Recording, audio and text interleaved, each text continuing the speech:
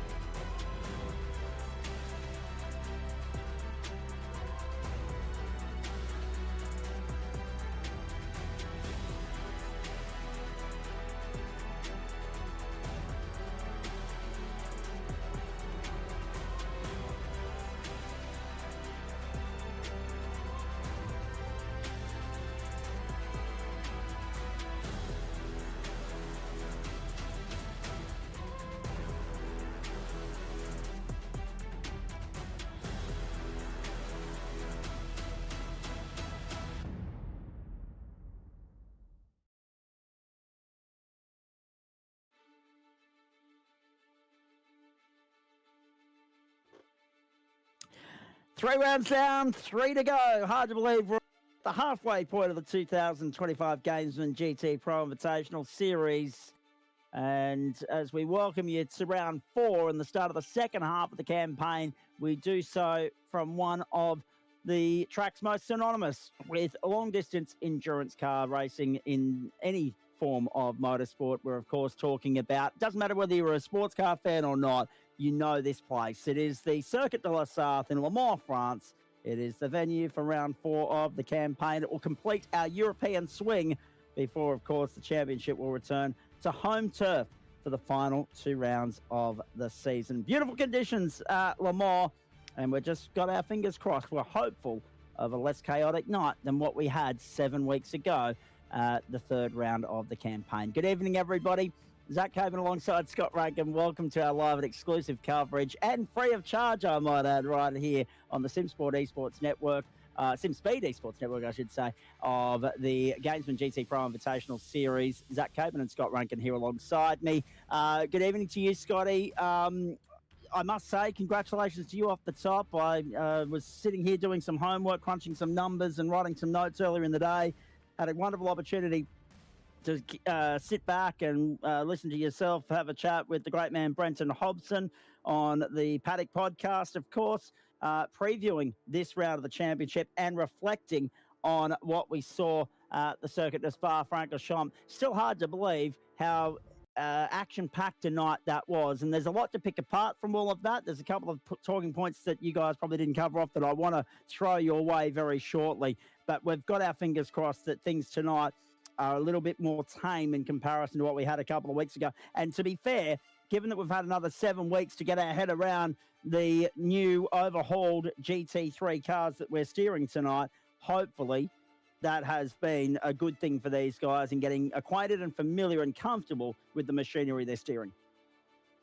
Yeah, I think this is going to be an interesting one because, you know, now we've gotten accustomed to the new tire model. We've been on it for a significant length of time, and this track's a little bit less punishing, whereas Spa was quite long, quite loaded. You know, we're going to get breaks in that. I was talking to a few of the drivers midweek, and the information I was getting is there was a little bit of tire wear that was going on back at Spa, but we're not going to get that here. But what that does mean is the tire's get an opportunity to cool down. So we've walked through all of those tricky intricacies of learning a new tire model and bringing ourselves and adjusting to it. And now we're walking into that new era where everyone's got a lot more confidence. I said to Brenton the other day, we're never going to have a round like Spa ever again. That is just such a unique set of circumstances. It's just not ever going to happen ever. I'm holding you to that, by the way. So, you know, that's unique, but we were also due to have that first round on a wet tire at some point, whenever that may happen. So, will we see similar? Maybe. You know, that's the only question we've got to sort of try and resolve. Let's have a look at where we're at. Of course, we've got about 6 minutes before the cars will be out there on the circuit for a 20-minute qualifying session.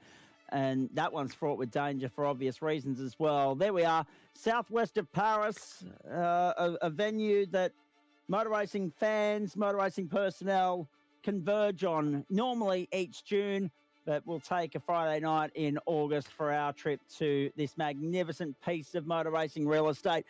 13.6 kilometres in length. This is the layout that has been in use since the year 2000. And, of course, 8.469 miles on the old scale. Now, it's interesting how two people can have vast different numbers on their list there, because we've got 33 turns on that map there. Wikipedia has 38. I'm not sure who's right. 13.626 versus 13.629. There's not much in that, but I can tell you one thing remains the same. It's a clockwise direction, and it is a 3-hour race, the journey ahead of us here this evening. Probably a good opportunity for us to have a look at the championship standings as we venture into this round.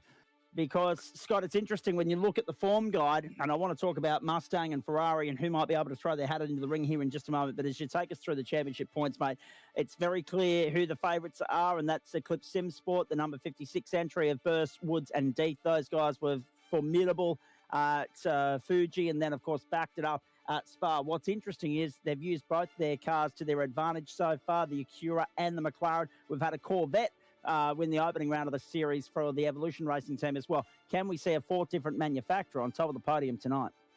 Yeah, I think that'll be a unique opportunity to see if that's potentially possible. There is Acuras that are out there and going very, very quickly in qualifying trim at the moment, so expect them to be up and at the pointy end of the show. Manufacturers are going sort of everywhere. There's a few McLarens in the mix. You know, it's a little bit all over the place in terms of who's quick right now, but I think the Acuras are going to be fast yet again. This points graph, though, is really, really interesting. If you have a look at the number 17 car, think about the drive-through penalty and all the chaos that happened at the back end of Spa last time out. So they could be a touch further forward. They could be a little bit more in this championship fight. It could be maybe a two-way fight. They cost themselves quite a significant amount of points. But further down, it is quite tight. Remember, we've already been through 3 rounds. To see, you know, sort of a big drop-off from 5th place as we get further into that table is quite dramatic. But how about Team Max Boost? 10th spot in the points. I don't think they would have put themselves there at the start of the season, and that's significant. Want to come back and analyse a bit more of that when we get a chance as the evening goes on. What's interesting in all of that, ladies and gentlemen, is the top 9 are covered by less than 200 points. And, of course, 200 being the maximum that any driver can walk away with later this evening after 3 hours of racing around here. 20-minute qualifying session. Now, that's interesting, Scott, because it's a near 4-minute lap around here. So you're not going to get too much in the way of flying laps, which is going to bring about a point of discussion within the teams, no doubt, prior to us going on air tonight, who qualifies and why. And the pressure is going to be on them to hit their markers from the outset and not miss a beat, because if you so much as botch a corner or a lap, it's a rod for your own back, because you're not going to get too many opportunities here. It's about build that momentum, you know, make sure that you're picking your path through the traffic. It's going to be about drafting and draft manipulation, but also fuel saving. You can save a significant amount of fuel. At the end of the day, why do we see such aggressive fuel saving in GT3s? Well, if you're at the pointy end, you actually don't want to be leading. You don't want to qualify on pole and then lead away unless you can break away. And it is so difficult at this level. The cars are so close together. There's absolutely no way to break away. So you have so much of a pace offset that you pull away. So you can do it in fuel, you can do it in tires. That's why we see drafting games being played, because it's so much easier to do that. Middle and back of the pack, you've got to be a little bit more aggressive than that. Fuel saving and being patient doesn't necessarily always play out. So a little bit of a smarter game coming from the rear of the field about passive aggression. We're going to be talking about this passive aggression. It's aggression, but played out at all the right points in time. And the other thing in qualifying, you're going to need dance partners tonight. And dance partners Correct. that will work with you, because down all of those straights, if you can pick off a car each individual straight and then still be behind another one catching a draft, you'll be quicker and you won't be impeded in the braking zone by those cars as well with a lack of downforce. So there's a lot to play with and to think about there. To get the perfect lap around here with draft takes just the right set of circumstances. You could see somebody that didn't expect themselves to be on pole. It's a huge night of sport right around the country. Of course, we've got the Australians playing South Africa in the cricket. We've got 2 AFL matches, 2 NRL matches. But we hope that you'll stay with us until just after midnight Eastern Standard Time and give us your attention and your focus and join in the fun of the fair that is going to be 3 hours of horsepower heaven around the Circuit de la Sarthe. Practice about a minute away from conclusion. We'll launch then straight into qualifying. We're riding on board with John Peasnick at the moment, the Evolution Racing team. You just saw on the bottom right-hand side of your screen the track and weather conditions. They will vary throughout the course of the day, but we're not expecting any rain there. 24 degrees the ambient, 36 on track, partly cloudy conditions, 14 km/h winds in an easterly direction and 43% humidity at 12:59 in the afternoon. Now, one thing we can guarantee is because the race server clock is set for a 2 p.m. race start, gone is that incredible spectacle that is associated with Le Mans, and that is the nighttime component. But, I mean, when you've only got 3 hours and all the rounds are running to the same regulations of local circuit server start time of 2 p.m., it's just part of the natural course of progression there that you can't please everybody. But one thing I want to have a look at here and get your thoughts on this, Scott. In fact, hold that thought, because the drivers are about to hit the circuit for qualifying. The clock has just expired on practice, and we're about to launch into a very important qualifying session, remembering that there will be 4 minutes burnt just on the outlap alone, then the first flying lap. Then the gamble will be, do you come to pit lane and burn your second flying lap, chuck somebody else in, put a set of tyres on, go out and do another form and go lap. At most, you're only getting 5 laps out there, Scott, 4 of which will count. The warm-up lap will not. But this track is about to get very busy. Yeah, I think getting off sequence as well. They talk about getting off sequence in the V8 supercars, and you don't want to do that. Here tonight, I think you do. The other thing is fuel. I think you want to fuel the car for the entire session. And the reason I say that is I want to run all 5 laps. I want to be out there and give myself the opportunity to run 5 hard laps at this thing. And the reason I say that is the tires are reasonably good for that whole time period, provided you don't cook them. So what happens is if you get out there, you run an okay first lap, then they're up to temperature on the second lap. then you take a cool down lap on lap number 3, then you go again on lap number 4. So provided you give yourself the opportunity to do so. So I reckon everyone's going to fill themselves for 5 flyers here. All right. Who's your money on and why? I think it's really tough to go past the 56 car. They've just been that consistent, that quick. Correct. This season. Look, to be honest with you, though, the 17 car did nick pole last time out, so they were quick right at the back end of the session, stuck the lap together. Could it be Arik? Could it be Van der Waal who finds some speed? They weren't quick in practice. Well, they were quick, but they were just a touch off sort of things in terms of practice. So whether or not that was draft assisted, I don't know. I'm just taking a quick look at the 69 car. Byron Phillips has actually got massive damage to the rear end of that car on the outlap. That's going to be a car that will have to come back to pit lane for some repairs. Yeah, there it goes on the curbs. Oh, no. Byron The left rear Phillips. tyres off it. And that's a huge blow to those guys.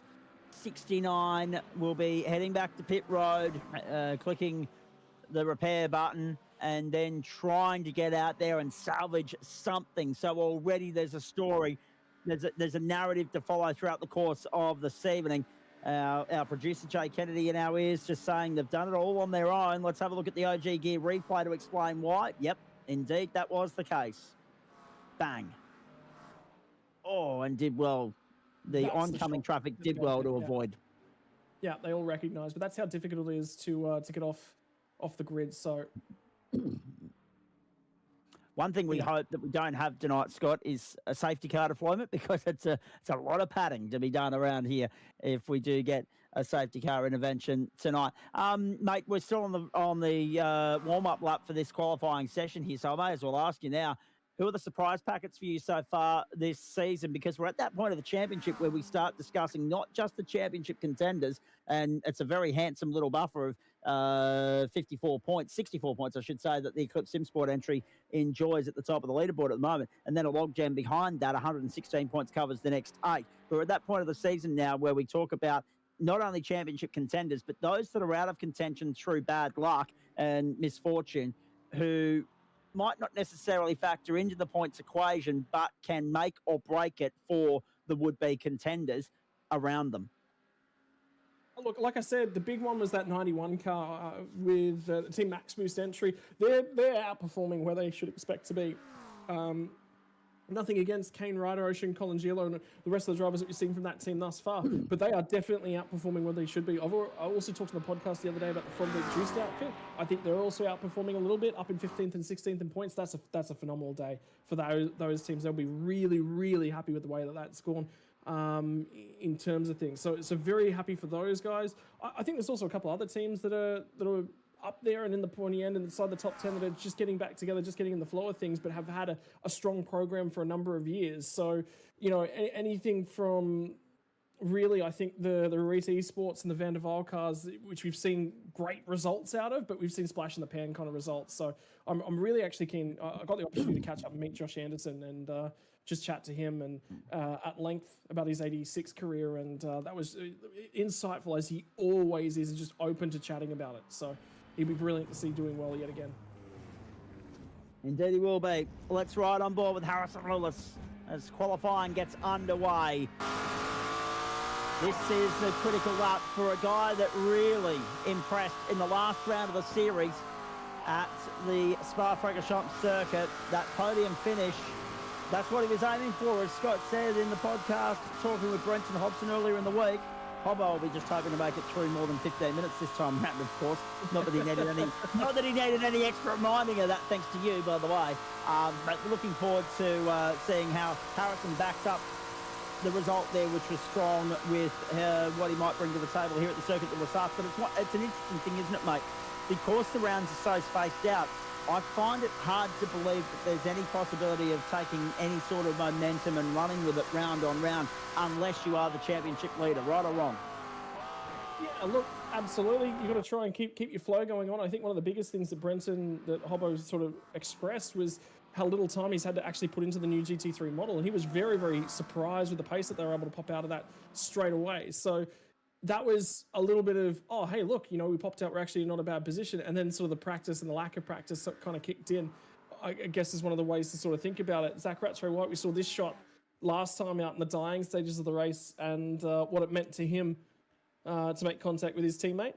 under yellow flag conditions, get a drive-through penalty for that. But yeah, I think consider this year really as a really interesting piece. We've just had the Gen 3 car, and you've just spent 6 months trying to really invest in that, and then a new GT3 tire model comes out.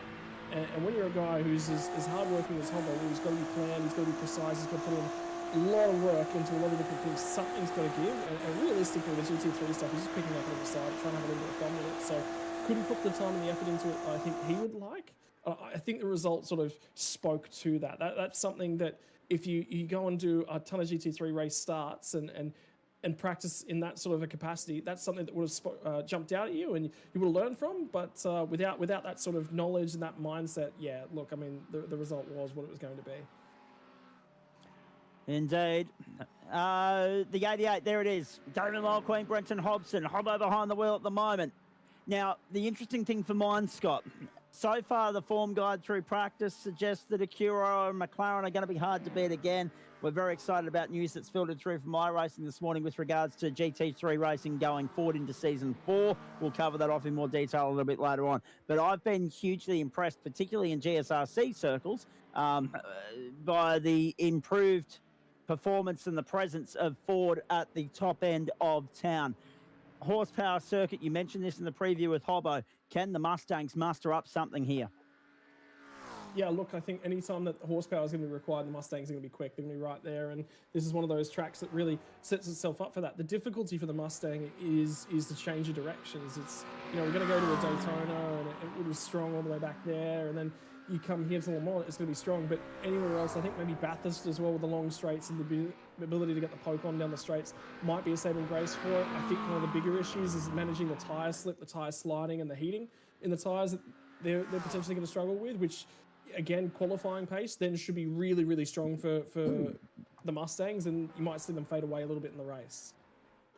12 minutes to go in this qualifying session. The first flying laps are about to be recorded here at the Circuit de la Sarre. 13.6 kilometres down. Harrison Lewis will set the benchmark. 3:54, 4:63, immediately eclipsed by the Vermilion Esports entry of Lewis Greathead and Byron Pierce and Zach Ratway-White. Times are tumbling here at the Circuit de la Sarre. Damon Woods, the benchmark of the championship so far, 3:53, 4:02. The question is, once these tyres come up to temperature, is there a 52 in this circuit in qualifying? I'm fairly certain I saw a couple of 52s being recorded in practice as we make our way round. There is the One Performance Racing entry. They're coming through to complete their flying lap, the first of the session. Now, as I look down the leaderboard, there's still a heap of teams that haven't yet recorded their first lap. Now, whether that's slowdowns or other factors, or the fact that they're so far spread out on this racetrack, we're riding with Adam Hughes at the moment. Let's wait and see what the Mustang can do. We've got a particular interest here because we know what they bring to the table in straight line speed. But as Scott said, their compromise will be they've got no dance partners at the moment. They've got no one to work with. It takes 2 to tango around here, sometimes 3. Yeah, but sometimes that's 6. also the best thing that you possibly can. Yeah, it's a reasonable lap from them. They'll be very, very happy with that lap that they've managed to put together. 77 machine, by the way. Happy birthday, Madison Down. Absolutely. There he is on screen across the line. 3:57.618 for the 77. They go 19th for the moment. But Damon Woods, Byron Pierce. Geez, Byron was impressive in the Mustang at Spa. Great to see them again improving leaps and bounds and holding the big heavyweights of this series, the Eclipse and Vermilions of the fold, to account. We've got a replay coming through here now on your screen. This is the 3-2-4 through the back section. The final sequence of corners, 2 cars in the wall on the outlap, and that's coming back around towards pit lane. So we know exactly where they're heading, Scott. Yeah, so they'll just dive straight back into pit lane. So this was the outlap. So this was over 4 minutes ago now. But they dive back into pit lane. And fresh set of tyres. Well, that's tricky. Do you take a fresh set of tyres? You leave those tyres on and just get the car repaired, I think would probably be the thing they'd be thinking about. But that's the trouble. So what's interesting for mine, mate, sorry to jump in. What's interesting for mine, only 21 cars have successfully recorded a time there through that first lap. So there's either cars that have run into trouble or cars that have been pinged for, let's say, track limits. Yep. and slow down penalties that sometimes don't even ping those track limits as well. So that's also a worthwhile just thinking about. That'll be a big thing when we get across to the race, by the way. But yeah, look, it's about setting yourself up and driving the car. And the other thing was traffic management as well. I did see, I thought it was the Josh Anderson car. And he's actually going to abort lap number 2 as well. So I did see Josh Anderson abort lap number 1, and I'm already seeing him aborting lap 2. So, and there is a beautiful shot of the main straight here on a gorgeous day at the Circuit de la Sarthe. We ride with the number 3 Vermilion Esports entry now. Zach Kerr, relatively new name to both Vermilion Esports, and therefore, of course, the ASRG Gamesman GT Pro Invitational Series. It'll be interesting to see what he brings to the table tonight, noting that Vermilion have been the team that's really kept Eclipse honest at the top end of the leaderboard. Areti there in 5th spot on the points table at the moment. 582 and 500 for the 2 Eclipse entries, 1st and 3rd. The Vermilions 518 and 496 are 2nd and 4th. And Areti there on 510 points. Actually should be, hang on, that can't be right. If they're on 510, I've been stitched up on the leaderboard there, I'd say, gentlemen. So don't worry about that. I'm reading off the website. So when the website's not right, how can the commentator be? 518, so 510 for Areti, 500 for Eclipse, and 496 for Vermilion. So if that's right, then the Areti boys should be 3rd. Vendaval have been also impressive throughout the course of this season so far. There is the 56, 353, 182, again improving on the previous lap time. Finding pace, 2/10 clear of Stefan McCartan for One Performance Racing. And that's the interesting thing for mine, Scott Rankin. There is a Mustang on the front row that yet again, with the exception of 13th place and, well, actually what was 13th, and has now vaulted up to 8th. The ERT boys are 8th in the Chev, but apart from them, it's McLaren, it's Acura, it's Ford dominating the top 15. And that's really no surprise. Yeah, they're have a look at the manufacturers there on the timing tower, and yeah, not really all that surprised at all. McLarens, I know, were generally the car that was preferred here for Majors 24 Hours, which was just after the tyre update as well. So that was sort of one of the bigger facets moving in, but the rest of the pack's just sort of become quite unloved in the field at the moment. The way that things are working, it's just how it is. Currently stands. There's going to be 3 wide down the straight at the moment. That's the 17 Why car. not? Zach Let's do it in qualifying, boys. Let's get it out of the system before we cause carnage in the race over 3 hours. And to be fair, they're going to have to be sensible about it, Scott, because it is a long race over 3 hours around here. Strategy's going to become a big part of this too, mate. I wanted to pick your brain about that before we get going into the race itself, and probably a good opportunity to do it as we're halfway through yet another qualifying lap, and there's only 6 minutes to go in the session, ladies and gentlemen. Gamesman GT Pro Invitational Series across the platforms of the Australian Sim Racing Group and the Sim Speed Esports Network. That's always a mouthful that I managed to stumble across incorrectly, and I don't know why. I'm so used to it. However, let's straighten up here. Let's talk about the fact that we've got a big lap. It's 13.6 kilometres. How's that going to impact strategy tonight, and how would you play it? Because to go 1 lap later and have it bite you in the rear, that's a big mistake. It's a costly mistake. But same can be said for going a lap early. There's going to be a lot of pressure on and a lot of focus on the boys that are calling the strategy tonight. Yeah, that'll be a big thing. The 525 car, this was a Mercedes last time out at Spa, and the rear end of the Acura is going around and behind the Porsche car as well. So out of the way, that's forced the other car to abandon their lap as well. So unfortunately, that's just how that one plays out. Your thoughts on the strategy?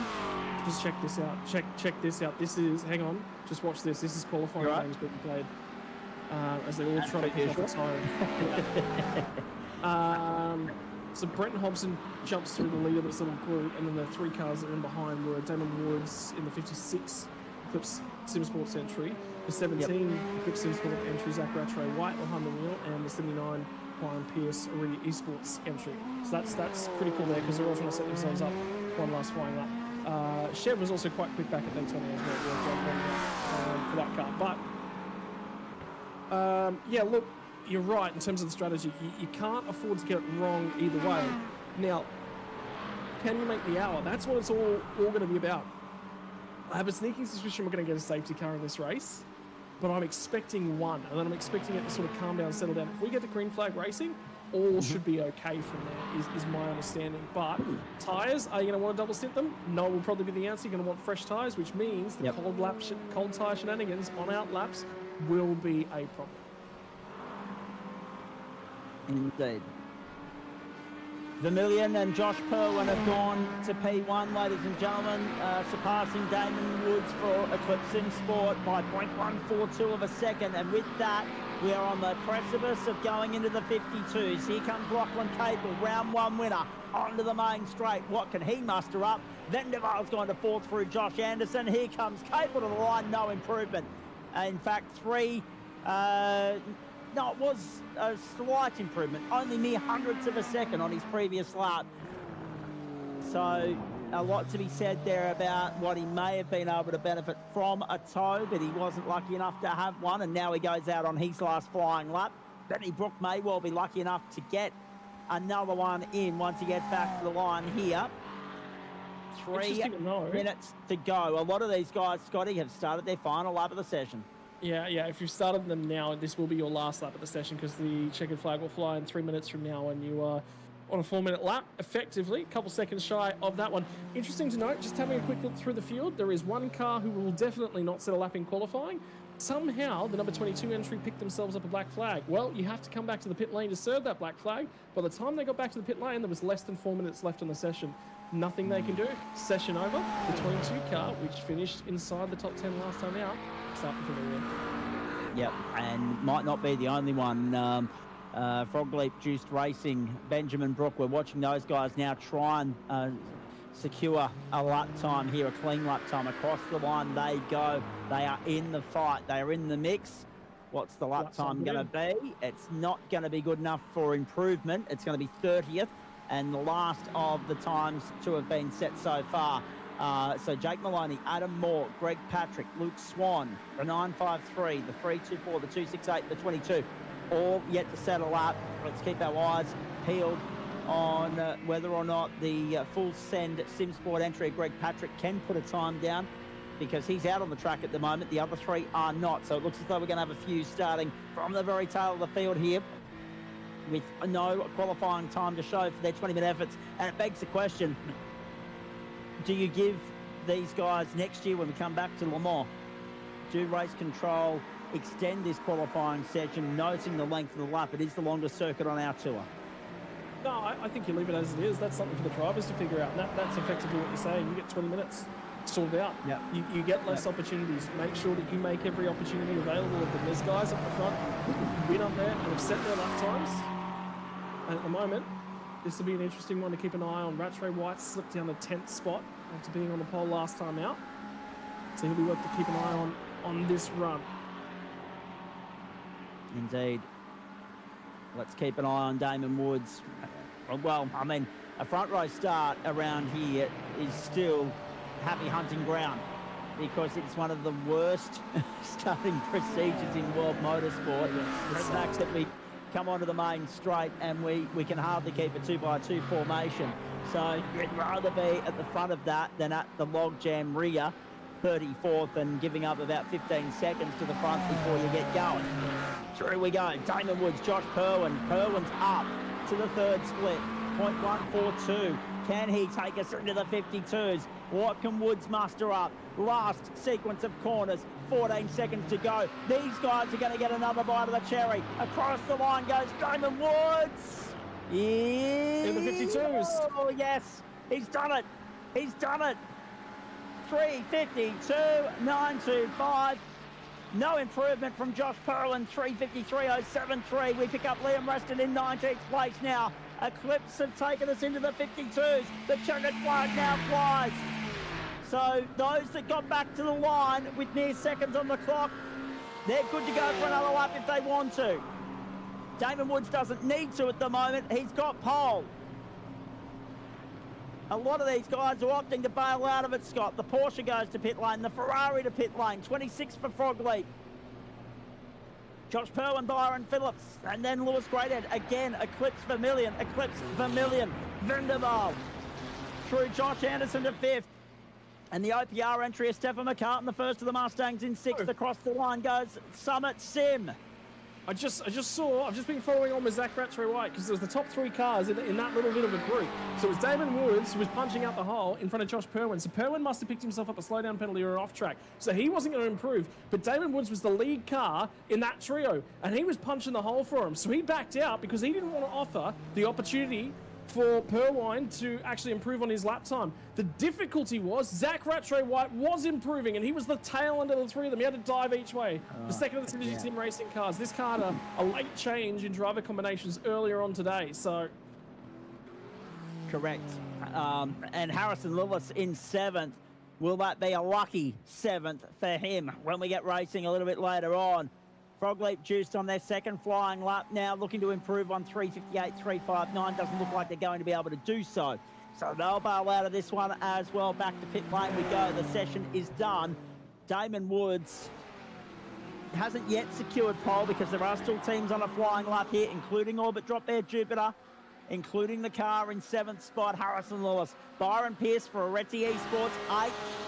So they were able to push their way forward at Spa. They'll be hoping to do the same again here. That's a great run, however, from the Stefan McCartan entry, the first of the Mustangs in 6th spot. There's 2 of them in the top 15, and Hobbo's just outside in 16th. There is a Ferrari and a Chev in the top 15 as well. So watch that Ferrari tonight.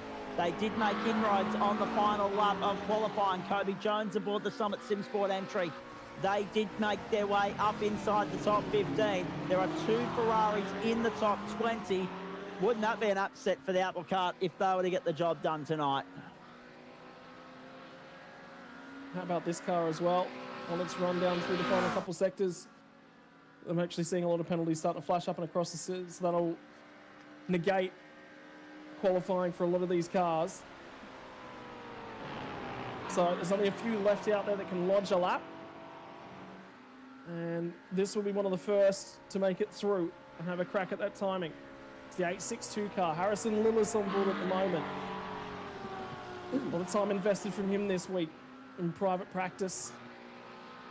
Trying to get it all dialed in, see what they could find on board this car after their season best performance last time out at Spa. Last sequence of corners, using all the track and a little bit more.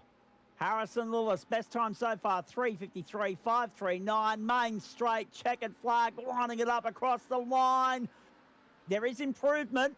It's a 3:53, 3:88. It moves him up to 6th. It displaces the Mustang right at the death of the session. Acura, McLaren, Acura, 3 McLarens, then a Ford, and 3 McLarens make up the top 10. McLaren, the dominant presence in the top 10 with 7. But there are 2 Acuras, 1 and 3 on the grid, and then that beautiful Mustang in 7th. Not a bad qualifying session. Here's McCartan. He's still on a flyer by the looks of this. Now, is he bringing it? No, he is done. He's bringing it back to pit lane. So that's his session run and won, and that will just about round us out, ladies and gentlemen. What's been a full-on qualifying session. It took a while to warm up because of a 4-minute formation lap. Roll and form and go. But once we hit the gas and got going, it was scintillating stuff. 34 starters tonight. However, there will be 3 of them starting from the tail of the field, having not set a qualifying time. Now, the good thing about Le Mans, Scott Rankin, before we'll have a look at the results in the grid, the good thing about Le Mans, it's not a death sentence to start that far down the order. But you are going to have to hit every marker. You're going to have to be aggressive. You're going to have to use up both fuel and tyres in order to be right there when the whips are cracking at the business end of the night. Yeah, that you will. So it is absolutely vital that you keep yourself alive on lap number 1. And we saw that back at Spa. Think about it. You've got to get your way through and get cracking on this one. And but at the same time, how much risk do you take on a cold tire? And that's the biggest thing about all of this is that's massively changed is risk versus reward, because you've certainly got to try to extract the pace. You've got to fight. You've got to have the elbows up, but there is a line should you cross it. Indeed, there is. There it is. The Bugatti circuit, 4.185 kilometres compared to the Circuit de la Sarthe, which is 13.629. What's interesting for mine in all of that is iRacing have scanned the outer, but not the Bugatti circuit. And by gee, if they add that to the server at any point, it's a cracking little racetrack, as anyone that watches MotoGP's French Grand Prix will know.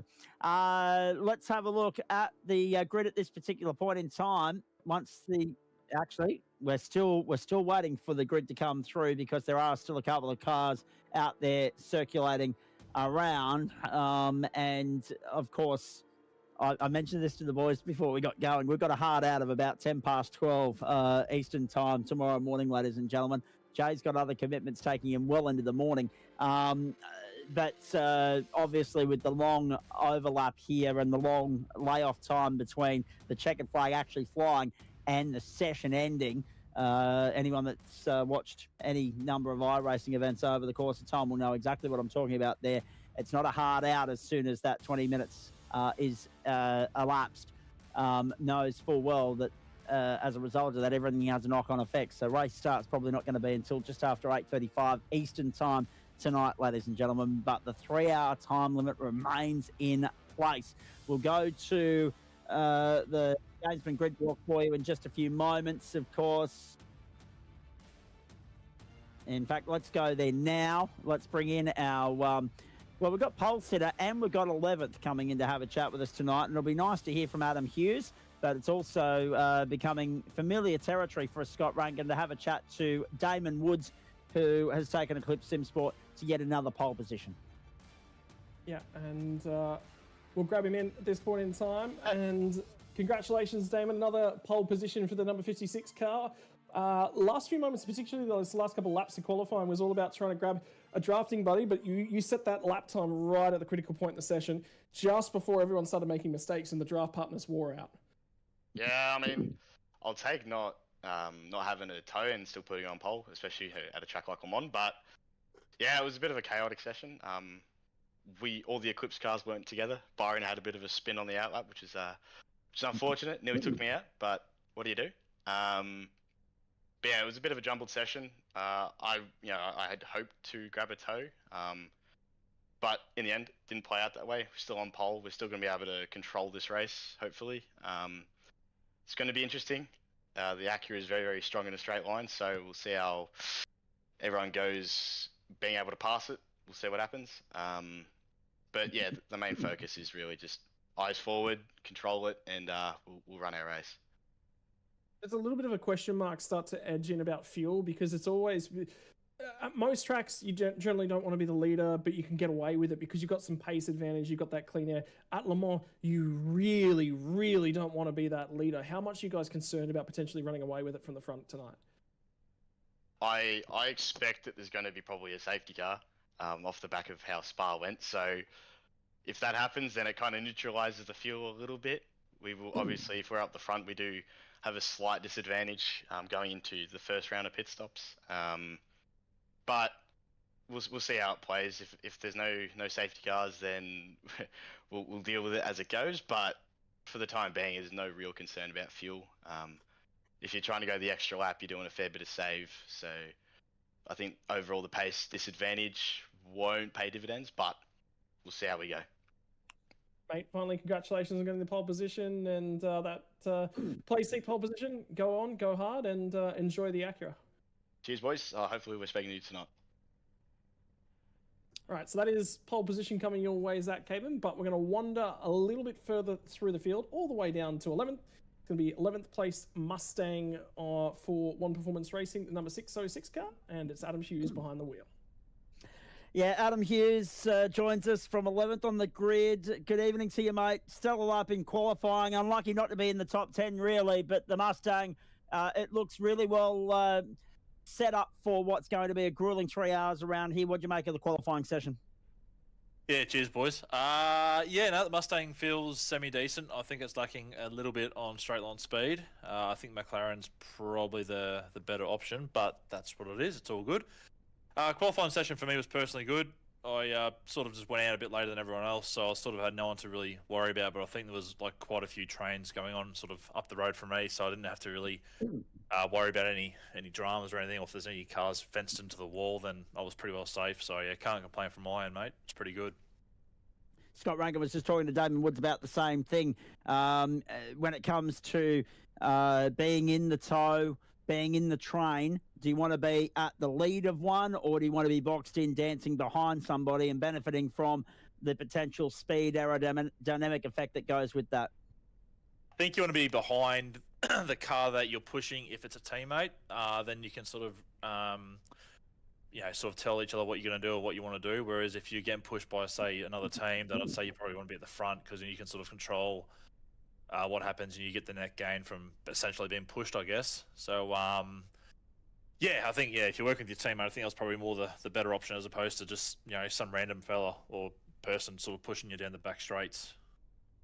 Indeed, and I guess when we have a look at the lineup here, Stephen McCartan up there, position number 7 as well. So it won't take too long, no doubt, for you guys to join forces throughout the course of this race. How are they faring for the night ahead? Have you had a chance to chat with them? Yeah, Stefan and obviously the rest of his team, being Jakey, have been sort of relaying information in terms of setup and what we're going to try and do during the race. And of course, if we can get there, so we're both running the Mustang, so we're pretty well even across the field. But yeah, Stefan did a fantastic job in qualifying, and obviously shout out to him for setting his car up, and big shout out to Stewie for helping myself and Thomas Freeman out with us, because we'll sort of scratch our heads for most of the week trying to get it sort of sorted and together, not making it a complete other shambles. And as long as we get through the first lap unscathed, unlike Dylan Shepherd's entry at Spa, mate, you guys will hopefully put in a very nice performance. The pace is there. It's now about executing it over 3 hours. Yeah, that's all it is, mate. Yeah, and obviously all the cars now together, and it's race time. So yeah, we'll all be in I assume, a massive train, and I suppose there won't be much passing until sort of the last 20, 15 minutes of the race, I reckon. So yeah, it should be pretty good and pretty safe, pending nothing happens first lap. Well, that's exactly right. Get through the first lap cleanly and then go about it from there, formulate the plan after that. You've just highlighted a very interesting point, and we don't have enough time left to chat to you about it. It's with regards to how different a race this is in terms of how you play it out from a racecraft standpoint perspective compared to what we had at Spa, because that was a lot more elbows out, a lot more racy than what we're expecting this one to be. Go get 'em, mate. Good luck. Go well. Hopefully we're having a chat to you again in 3 hours' time. Yeah, likewise. I appreciate it. Hopefully I'm back here for another Chimwag. Cheers. And although that being said, by the time we get this thing underway, it'll be Saturday morning before we're chatting to these blokes next. Thank you, Kiersey. Good luck. Well, mate, thank you.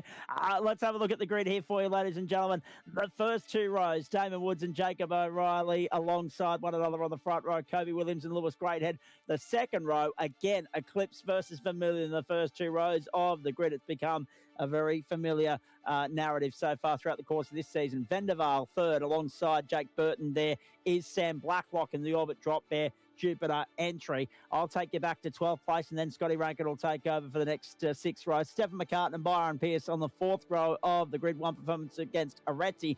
Then the Vermilion Esports third entry is Zach Kerr there. 5th row alongside Reese Wakefield for Antic Motorsport, and the 6th row is where you're going to find the bloke that we just spoke to, Adam Hughes, alongside another Eclipse entry of Jamie Christensen and By G. Those Eclipse entries, Scotty Rankin, they're everywhere throughout this field. Yeah, they are more up towards the pointy end of the field as well. Blake Neck is 13th spot in a McLaren from Reese Goosel in the Summit Simsports 25 entry. He'll be on board, a McLaren. Reese Goosel, sorry, I've messed that up majorly. I don't know how I've got that one wrong. Sorry. Blake Neck is going to be out of 13th spot from 14th spot. Kobe Jones in the number 25 entry in the Ferrari. Alongside of the 15th and 16th, Hayden Veld from Reese Goosel and the ELTE all row number 8. For number 9, Damon Mulqueen alongside Connor Nixon from 17th and 18th. 19th and 20th is going to get us all the way back down to Liam Reston, O'Shea and Colin Gilo. 21st, 22nd, Brewster Carvalho from the Momentum Motorsports machine. Jordan Ross will be lining up alongside him making his debut. Daniel Yeaman will start the orbit drop there. Mars car alongside of Tommy Wallace to get us back to 24th spot. 13th row of the grid is going to be Logan Howard for Iridium Sim Sport alongside Hamish Clellan for Frog Leap Juiced Racing Blue. Aaron Borg on the grid for Trans Tasman Racing. Good to see Borgie out there, former Carter, who I've known since before he was famous through Super Utes and other things. Robbie Bradbury's alongside him on the 14th row. Adam Jepson and Benjamin Brook from row 15. The only difference between Borgie and I is that I gave up the racing and stuck to the commentary. He continued on with the racing. 16th row, Greg Patrick and Jack Maloney. And then we go back to, well, let's hope we don't see the safety cars throughout the course of the evening. But Luke Swan and Adam Moore are there, hopefully starting from the back of the grid tonight in positions 36 and 37, but that will become 33rd and 34th. Cars moving off on the formation lap now. It's not a full formation lap, thank goodness.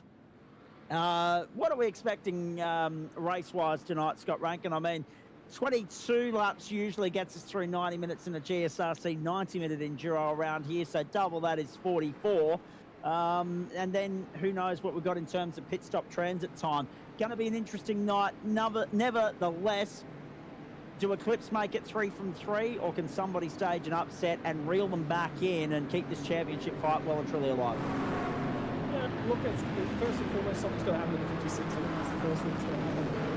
If something does happen to that car, well, the guys that are going to chase him down are right alongside him at the moment, so there's every opportunity for that to happen. 17 car is deep in the field. They did not qualify where they wanted to, so they're going to start with Jenny Christensen on board that car and see if they can make some progress and then flip back over and put Rattray White on board to potentially punch out and go quick later on. So, look, I've got to be honest with you, it's going to come down to survival first and foremost. And from there on out, we'll see how it goes.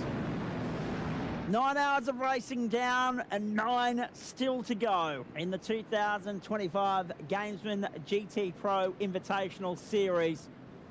Strap in, buckle up and enjoy the ride with us, ladies and gentlemen, over the course of the next 3 hours. Live, exclusive, free, and as always, loud right here across the SimSpeed Esports Network and, of course, the platforms of the Australian Racing Group. The flyover synonymous with the start for the 24 Hours of Le Mans gets us underway here for round 4 on a balmy Friday night in August.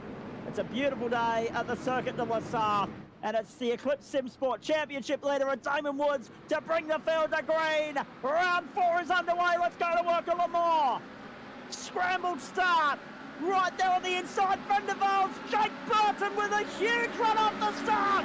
Side by side on the run up to the first corner. He's hoping to go third. He'll have to settle for 4th. He might even lose out to Lewis Greathead on the run to the first corner. Huge moment though on the way through turn 1 for the 2-2 to take him over. Just as he crossed the threshold, the midpoint of the chicane, there was a moment. There's a car through the gravel in the background of this one as well. But it looks like the bulk of the field is one car. We're going to lose one car on lap 1. Unfortunately, it's the Van der Waals Sim Racing number 78 machine. Bruce Carvalho behind the wheel ended up in the gravel. Down to 34th position in all of that. Huge crowd on hand as they hit the box arm for the first time. Now the drag racing begins.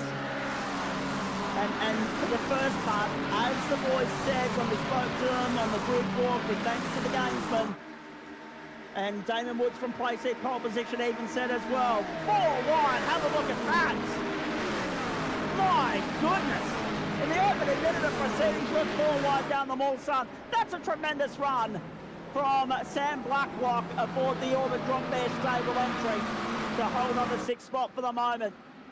Stephen McCartan and Adam Hughes up 3 spots early on. The Mustangs on a charge early. But we expect it to be a lot of pack racing, a lot of single file formation train racing here, Scott Rankin, in the early stages of the first 2 stints at least. You say that, but there's massive. So this is the moment. You just got some gas on cold tyres and around the rear end goes. You say that, but there's already damage on the number 79 Elite Esports car. It is diabolically slow on a straight line because the damage on the front end of that McLaren. You see it just a little bit. It's just a little bit of a push in the front end of this car, but it is so fast for so long around here. That's going to be worth 1.5, 2 seconds a lap. That's death to them. You can just see, look at the car that's going to build up and attack it from behind just immediately. It's just sitting down. Yeah, long night ahead for those guys as a result. And Adam Hughes has just been displaced by Zach Kerr. The Vermilion Esports entry, the McLaren up to 9th spot as they head down to the end of the Mulsanne Straight for the first time.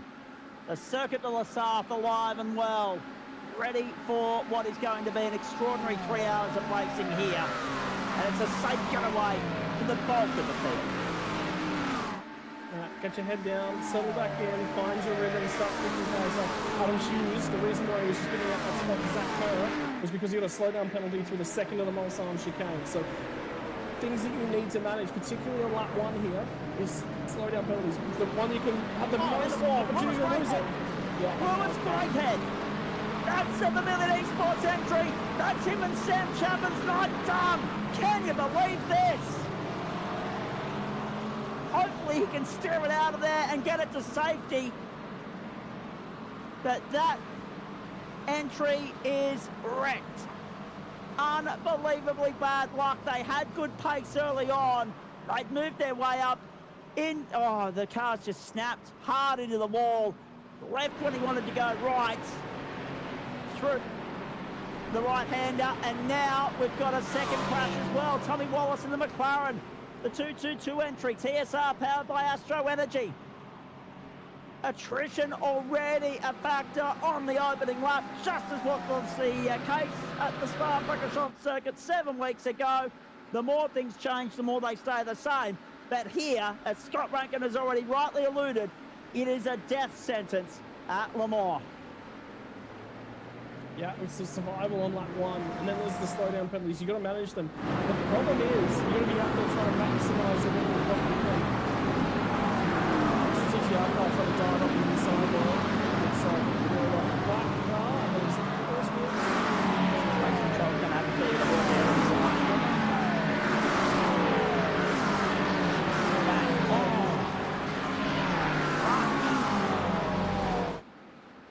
That looked like I feel aggrieved about that one, and I don't know what the correct response to that is, I've got to be honest. Now, Byron Pierce already on pit road as well. So let's have a look, actually, because pit lane's going to be a hub of activity. Byron Pierce is there. We suspect that Lewis Greathead will have to go to pit lane as well. Yep, there he is, still limping his way back through to the completion of the lap. Tommy Wallace too. So 3 cars already heading to pit road at the end of the opening lap of proceedings. And now still 4, wow, it was 3 wide down the Mulsanne. There's Adam Hughes getting a tow with Zach Kerr and Stephen McCartney immediately in front of him. It looked to push McCartney's teammate along. Side by side down the Mulsanne. What performance versus Vermilion. Vermilion wins the fight for now. And that was all caused because Sam Blacklock had a slowdown penalty to come off the crest of the Mulsanne. So it is just going off in the opening stages of this one. Isn't what it feels though. Forget that. That's all changed. There'll be none of that, thank you. Not now Burton's starting to creep up. So this is the Jacob O'Reilly entry. So they've dropped off. Something happened to the 228. They've picked up a slowdown penalty, I would say, on this lap, and just dropped them off the top 2. Through the second of the chicanes, down the Mulsanne. Marino Morella to pit lane. Lewis Greathead, Tommy Wallace. We knew about those two. Marino Morella has taken over the Already Esports entry if they can get back out on the racetrack. Looks as though they have been able to do so, but it's a long road back from there because it is such a long lap around here, and any extra invoices, any extra transit to the line gift the opposition a huge leg up. I've already seen evidence of would-be contenders biting the dust, particularly Greathead and Chapman. That's a huge story. What's the approach now? Also, don't forget, look at this one come over. Spun all the way back. It's turn 2 on lap 1. That was already 6 minutes ago. Yeah. He's already trying to cut his way back through the field. Indeed.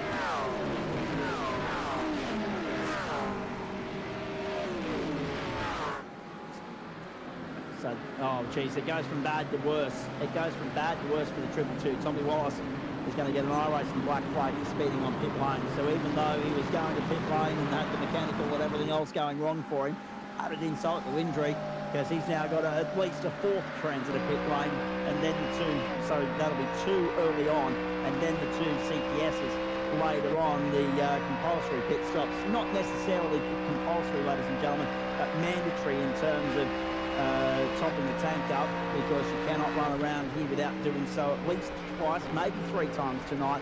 We suspect it'll be a two-stopper. It's important for these guys to not vary too much with regards to the strategy play of their main opponents around them.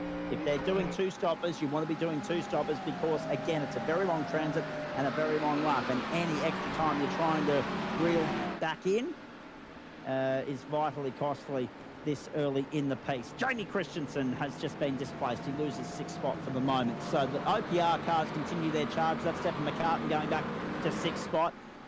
Even with the disappointment of Lewis Greathead and Sam Chapman, the Vermilion Esports entries are fourth and fifth still. The Eclipse Sim Sport entries are 1 and 2. We've got 2 laps in the books here at the Circuit de la Sarthe. There's a bit of a break at the head of the field, so I'll start there. Remember, we're talking about draft trains, well, that's not going to settle in. So now they get the opportunity to sort of press clear, which will be, that changes their strategy positions just a little bit, because the harder they can go, the rest, more everyone else behind them's fighting, the better actually that works in their favour. So they're actually very, very happy to see that. They didn't want draft trains getting up behind them. That hasn't eventually, so it works out really, really nicely. Obvious disappointment too, Scott, for those that would be championship contenders, in the sense that if things had fallen their way, in the sense that they are no longer in the fight. But is it a good position to be in, to still be on the grid and be in that position where you can throw caution to the wind, you can afford to run the gauntlet and go for it, and maybe still snag, you know, a podium result or a race win as a, you know, momentum psychological boost going into, well, not necessarily the end of this year, because again, championship hopes are up, but certainly putting people on notice with regards to next year, should we be doing this again. It's just freeing as a driver. I think the biggest thing is when you come to the back end of the season, you start to think about all the points implications. That takes time away from practice. Normally, when you come to the back end of a championship, you just jump in the car and drive. You know, that's the biggest thing that a driver wants to do at the end of the day. But when you start looking at spreadsheets, when you start doing mathematics, you're not necessarily thinking about your driving. All of a sudden, you drive a little bit different. I was actually having a chat to Mark Gilly early today, and was talking to him about the way that he was driving coming up to the championship finale. The biggest thing I said to him was, first and foremost, drive. Secondly, worry about points. If all that's in front of you is a bad result because of something that happened, but you drove normally, that would have happened anyway. There's nothing you could have done to prevent that. So yes, you do want to be a little bit circumspect in perhaps those circumstances, but at the same time, if you're going out there and you're just hitting your marks the same as you always would, and you're not thinking about them, you are far, far less likely to make a mistake. And I can tell you, there have been a few times when I've led motocross races in my life, and just thinking about, oh, I've got a 5-second lead here, I'm pretty comfortable, I'll just cruise for this final lap, and immediately on a sandy surface, just lay the thing straight on. So just having a look through the field here, McLaren's and Acura's dominating the back half of the field as well as the front half of the field, but nice to see at least one BMW out there. There are some manufacturers that don't get a Guernsey tonight. I haven't seen a Mercedes on the grid. I haven't seen an Audi on the grid. We know there's no Lambos in this field either. No Lambos were selected at the start of the season. So it looks as though we've got at least 6 different manufacturers out there tonight. And I have we got a Porsche in this field? I don't think so either. Yeah, we've got a few. We do have one? Okay. Acura, McLaren. Yeah, actually, no, you're right. I'm looking for the Porsche emblem, not the Porsche sign writing. You're right. So 20th and 30th at the moment. So Porsche, Acura, McLaren, Ford, Ferrari, Chevrolet, and BMW, the manufacturers out there tonight. So, yeah, good to see a good, varied spread of manufacturers in this GTPRO Invitational Series presented by the Gamesman. As soon as we get a chance to draw breath too, ladies and gentlemen, some exciting news from our friends at the Gamesman and also from Logitech as well, so stay tuned for that. Here's Jamie Christensen in the meantime, 6th place, fending off Stephen McCartan that run through to the end of the 3rd lap of the motor race. Caution free so far, which is good news for all and sundry. We do not need to be padding for a 25-minute safety car, and like Scott Rankin as they make their way back onto the main straight. And race control will be aware of that as well. They wouldn't want to be deploying a safety car unless they absolutely have to. And we did see at least one instance at Spa where, because a wounded car was able to get itself to a safety barrier to the other side of the playing surface, if you like, they let the race stay green. It didn't last long because there was another crash that was not avoidable. There was no other option but to throw the safety car. But no doubt that common sense logic will be at play again tonight. If there is a car that's stranded on the racetrack, if it can get itself to safety, they'll let it go. Yeah. So head down, bum up, see what they can do for now.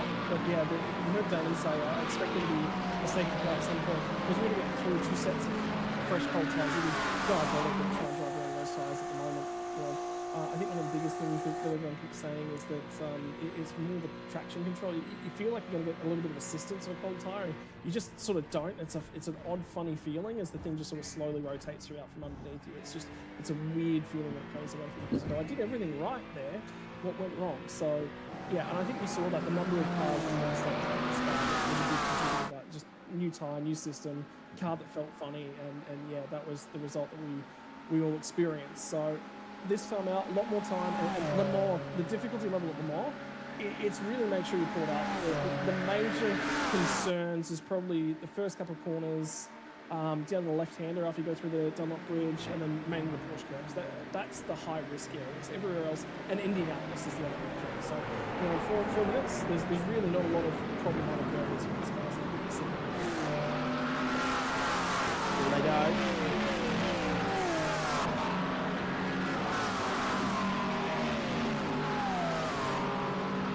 Okay, Marino Morella's on pit road for the second time tonight, ladies and gentlemen. Already had a penalty next to their name. Unfortunately, tried to serve said penalty, did so incorrectly. Now slugged with a second penalty as a result. And you're just about pulling the line through them for the night as a consequence. Unfortunately, so disappointing for them, considering that Areti were one of the impressive storylines to come out of the previous round of the Spa-Francorchamps circuit in Belgium. 2 Acuras, 3 McLaren, 2 Fords make up the top 7 at the moment. Acura and 2 McLarens the top 10. The first of the Ferraris, Kobe Jones having a good run, Liam Reston having a good run. They're 12th and 16th.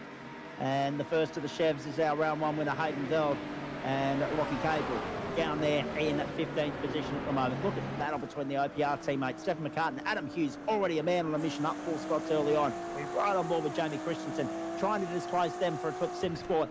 And of course, that makes it 3 Eclipse Sim Sport entries in the top 10. Orbit drop there's Sam Blacklock, has dropped back to 10th in the early stages, but still plenty of time to try and push their way forward.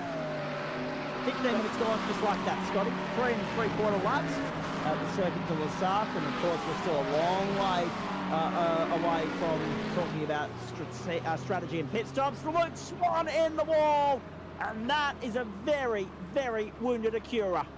That might be the safety car we're all thinking we're going to expect, particularly just the main problem is the left rear tyre being off that one. Well, there's debris on the racetrack, among other things. Oh dear. Let's have a look at this. Coming down the Mulsanne. Was there contact? This is a run to Indy, actually. Oh, yes, correct. No, you are right. So we're not on the Mulsanne. We're on the straight coming off the Mulsanne on the run to Indy. Same as what we saw earlier. We've seen that happen to 2 cars now. They want to go right, and the car snaps them left. The car says, no, you don't want to do that. Not today. He's still trying to pull that car back to the pits after that spin, even around an arch. So, continuing on with it. All credit to him if he can get it back to pit lane, but there's another would-be potential, car to talk about already on the back foot. Oh dear, 4 laps gone, and already so much to pick apart. Bad luck stories up and down the lane. Damon Woods, however, has not yet put a foot wrong. Cody Williams following him through. Look at the lead. Look at the advantage that Damon Woods already has. 5.3 seconds. There's one entry, not hoping for a safety car. Well, I reckon Kobe Williams has had a multitude of slowdown penalties, is what we're seeing here. Now, and he's actually going to get a little bit of hope from Jake Burton, because he's not set a couple of lap times back to back at the moment. He's actually missing quite a few lap times, so that says to me slowdown penalties are a cause of that, which means he's been pushing the margins trying to maintain pace and power. And all he's probably just settle in, run his lap times. He's lost at least 3.5 seconds back to this group. 100%. And look at this. You got Vandervaal, Jake Burton, you got Vermillions, Jacob O'Reilly, you got Vermillions, Kerr, all hovering over him like a cheap suit. Or is this intentional gamesmanship that he's going to hold the pack up and protect Damon Woods, the championship leader? You couldn't imagine any sandbagging or tanking going on this early in the piece, could you? It's interesting that you mentioned slowdowns though, Scott, because I want to alert everybody to the supplementary regulations of the series. Incident warning points. 30 incidents triggers a drive-through, a black flag, and then every 30 thereafter. So if he's already burned a couple, there's another talking point that we've got to keep an eye on. Well, slowdown penalties is, oh no way that car's going to make pit lane. Luke Swan, well done, well done. That is brilliant. I mean, in the worst possible way, it's horrible that he's the one on the back foot there limping at the pit road. It's brilliant that he's made pit road because this thing stays green. Well played. Oh,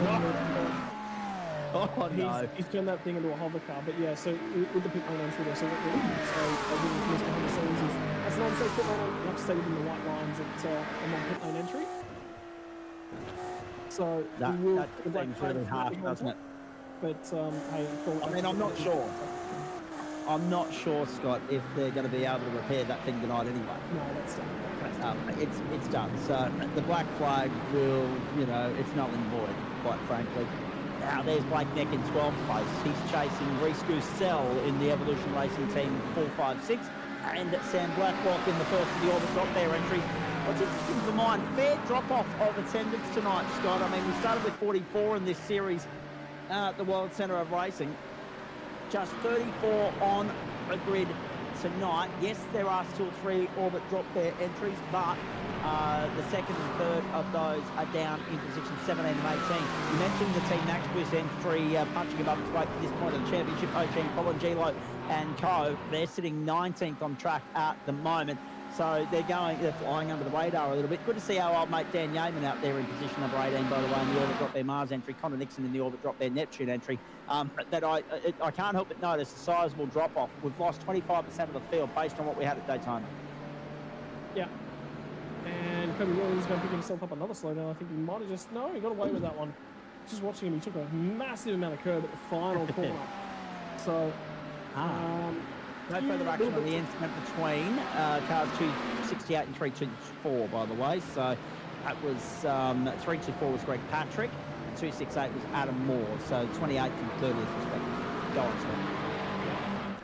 So it's all about how much you want to attack the curbs. And one of the big things I've actually seen from these Eclipse cars is they're taking just odd lines in a couple of spots where you wouldn't think you'd actually necessarily be able to, but they're able to just fit into a little better than some of the compatriots. But I don't necessarily think that Kobe Williams was backing off or anything, trying to do anything malicious in the way of the pack. I think he legitimately just got a couple of slowdown penalties. And the other thing is, would he be backing down the pace to protect the teammate up ahead?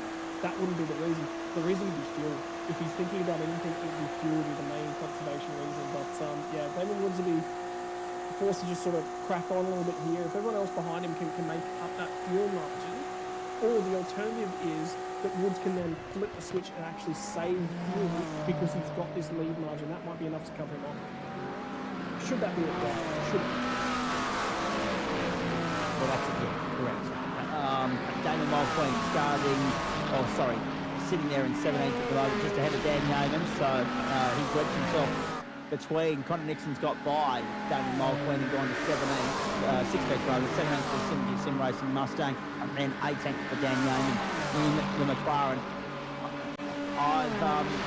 Have a look at there they are. Dan Yeaman on the right, Damon Mulqueen on the left, eyes forward, full focus. Good evening, gentlemen. Nice to have you on board. good to see Dan Yeaman out there, actually. Of course, doubles on both sides of the fence, like you, Scott. Does a little bit of the commentary and production side of things, you know, so of course commentary, and then gets out there and steers when time permits. Of course, winner of the GSRC Indy 500K earlier in the year at a dramatic conclusion at the IMS. So good to see him out there. Very versatile performer is Dan Yeaman. That he is. So he's always out there trying to do everything he possibly can. He takes on every hat in the sim racing world and takes it on with his own bit of flair and attack it. But Brendan Mulqueen is also a funny character to hang out with. Good for them to the banter late night after they get some events to his. Always find myself bantering away with him. And it's so very easy to kill a couple of hours. The time gets away from you when the banter kicks into full flight. I know that all too well. Through Indianapolis, they'll go. This is, of course, lap number 6, ladies and gentlemen. 2 hours and 37 minutes still to run. Tommy Wallace back on pit road, second time tonight.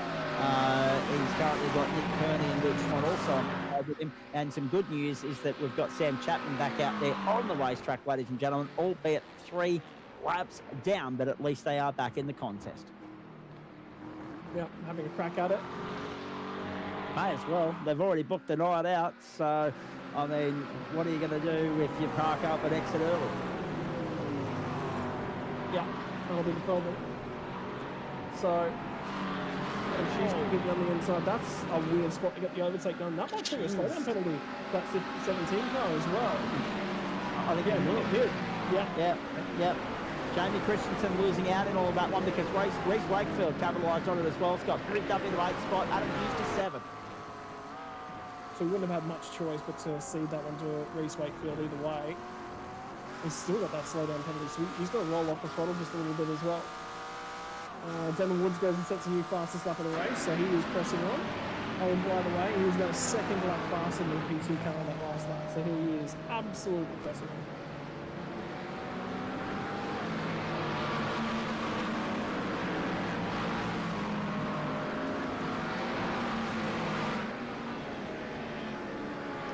Blake Neck sitting there in 12th spot at the moment, by the way, ladies and gentlemen. But keep an eye on what's going on there on screen. Whilst we tick a very important box tonight and let you know about our good friends at the Gamesman at this point in time. Head to their website, gamesman.com.au. Use the promo code GMPROAUG5, all capital letters, for 5% off at the checkout. You may have seen them on the 9 Networks Today show this morning. Trevor Long spruiking a bit of the Gamesman's memorabilia, if you like, range, stock. And it was good to see that they were able to share that on their socials this afternoon. The Gamesman running a special. Our good friends from Logitech, there's some of their gear in there as well, ladies and gentlemen. And there was also some gear of Logitech's on Trevor Long's segment this morning too. But thegamesman.com.au, GMPRO AUG5 for 5% off sim gear during the month of August. And for Logitech G Play Days, play more, save more. Exclusive deals September 8th through to October 6th. And more on Logitech a little bit later on in the broadcast as well. So support the people that support us. Of course, Logitech, the naming rights sponsor of the GTPRO Invitational Series. The Gamesman, the naming rights sponsor of the GTPRO Invitational Series here on the Australian Sim Racing Group platforms. Have a look at this. Vermilion. Jacob O'Reilly giving Jake Burton a big hurry up, and still they are staying with Kobe Williams. Damon Woods has taken off, 6.373 to the good, but then 3 different teams make up the next 3 positions. The OPR boys aren't too far off this fight either. In fact, Adam Hughes has lost a little bit of ground to Stefan McCartan. McCartan's closing in on Kerr on O'Reilly. Game on in the battle for 2nd, 3rd, 4th, 5th and 6th at the moment. Scott, the question is, how aggressive do you want to be? How quickly do you want to make your move? Or is it a case of play the long game, play the patient game? It will definitely be patient with it. Keep yourself in contention though. That's the big thing. And this is where racecraft really comes into it. You're gonna have a fuel number in mind, a number that you're gonna have to try and target. But if there's a position out there to go and grab, you kind of want to grab that spot. The critical thing is you've got to hit that fuel number if it's relevant to your car. If it's not relevant to the car, then it's all about the aggression. That sort of changes things. But the thing is at Le Mans, when are the opportunities going to come? And is it better to perhaps just force a guy to cover you at perhaps the second Mulsanne chicane, make him get a poor exit off of that chicane, and you can have a run all the way down to Mulsanne corner as well. So it's about where do you set yourself up, and it's about setting that run up as well and being tactical with where you get on the aggression. This is on a racetrack where you just go, yeah, I've got pace, I show up, I arrive, I pass. It's where you've got to use the draft, you've got to play those games, you've got to set yourself up and be smart about it. I think Stefan McCartney, when you have a look at this crew, he's quicker on the back end at the moment. He's getting held up just a touch by some crew ahead of him. Oh, mistake from Jake Burton. Yep. Could cost him, compromise his run onto the main straight. Jacob O'Reilly will look to pounce on that as they head up towards the left-right flip-flop at the end of the main straight. Another lap in the books, ladies and gentlemen. We're on to lap 8 at the Circuit de la Sarthe. O'Reilly tucked back in and opts not to attack for the moment on the Vendaval entry of Jake Burton. Woods' lead out to 7.3 seconds, so don't worry about him not being in the train, not having the tow. He is pulling away regardless. Going hard, going early. Cody Williams has started to bridge the gap to the chasing pack of Jake Burton, Jacob O'Reilly and Zach Kerr. That was triggered by Burton's mistake. Now it's a case of whether or not they can regain contact, reel the Cody Williams entry back in, or whether he is going to break clear and relieve some of the pressure that's on him at the moment. Here's the Vermilion attack. Here's Jacob O'Reilly to the inside of Jake Burton. Down the Mulsanne we go. Vermilion to third. Jacob O'Reilly moves through. Now will begin the chase of Kobe Williams himself. Yeah, so now it's about that aggression. So Burton made that mistake, slipped off the back end of him, and now they're all trying to stay with him. And I reckon Burton looked at that and went, "Ooh, we've got to be a little bit more aggressive."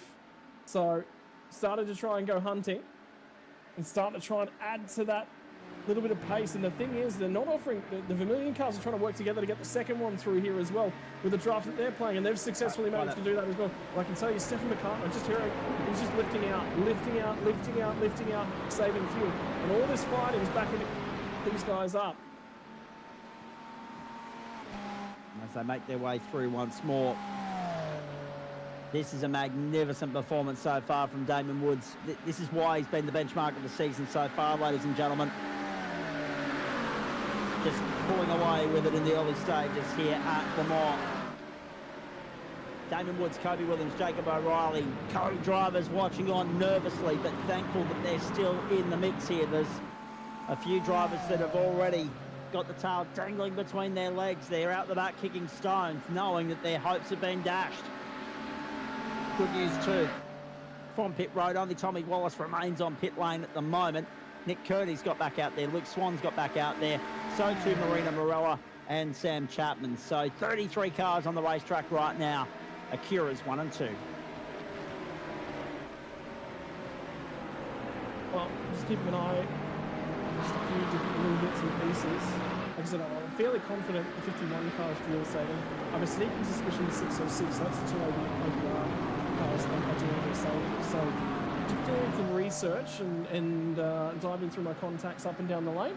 It's actually only 51 minutes on fuel without fuel saving. And you can get the extra lap, it's only 55. So it's a guaranteed 3-stopper. Okay. But what does that 3-stopper look like in terms of time? And that's why that safety car is so crucial. Well, that's exactly right. And where that safety car falls as well, Scott. Because, well, if it falls in right on the cusp at the end of the first stint, you're probably out of juice anyway. But it extends the life of the second stint, doesn't it? So we'll wait and see how all that plays out. If it is, well, it could be a 10-minute lap around here behind the safety car. If we should only be getting one safety car lap per period, 2 at most, And that's a long time, a huge chunk of time. You get that 20 minutes, you're in the fight. You're in the hunt with the chance to do it on 2 stops. But again, a bit like Daytona, we're teetering on the edge. We don't know. Some were able to do it on 2. Some had to make it 3. The World Centre of Racing. The strategy play at Fuji and Spa, a little bit different, particularly Fuji, because that race played out so very differently to Spa. We went green all the way through, but different fuel mileage, different burn rates, etc. and so forth. Spa, it was just, you know, a series of short and sharp sprint races and a little bit of a longer run towards the back end. So all 3 rounds have played out so differently thus far. This has got a bit more of a round 1 feel to it as we make our way onto the Mulsanne with Reece Wakefield. Let's just ride with Reece Wakefield and leave that radar graph down at the bottom of the screen there, Jay, because I want to see exactly what the top speed is for Reece Wakefield aboard the Antic Motorsport McLaren. Up pushing 275 at the moment, and that's without too much help of the slipstream and draft. 279 to 279 is about the top speed down there as he gets onto the anchors now.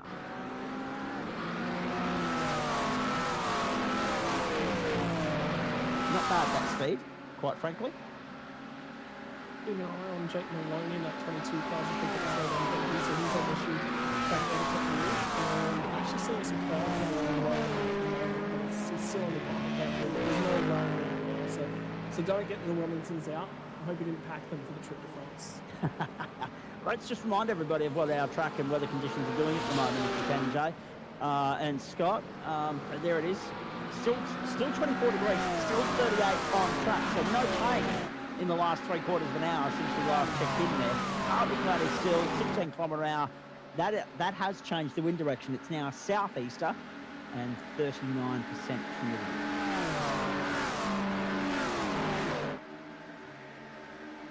The lap times, though, is just so different between the front car and this second group.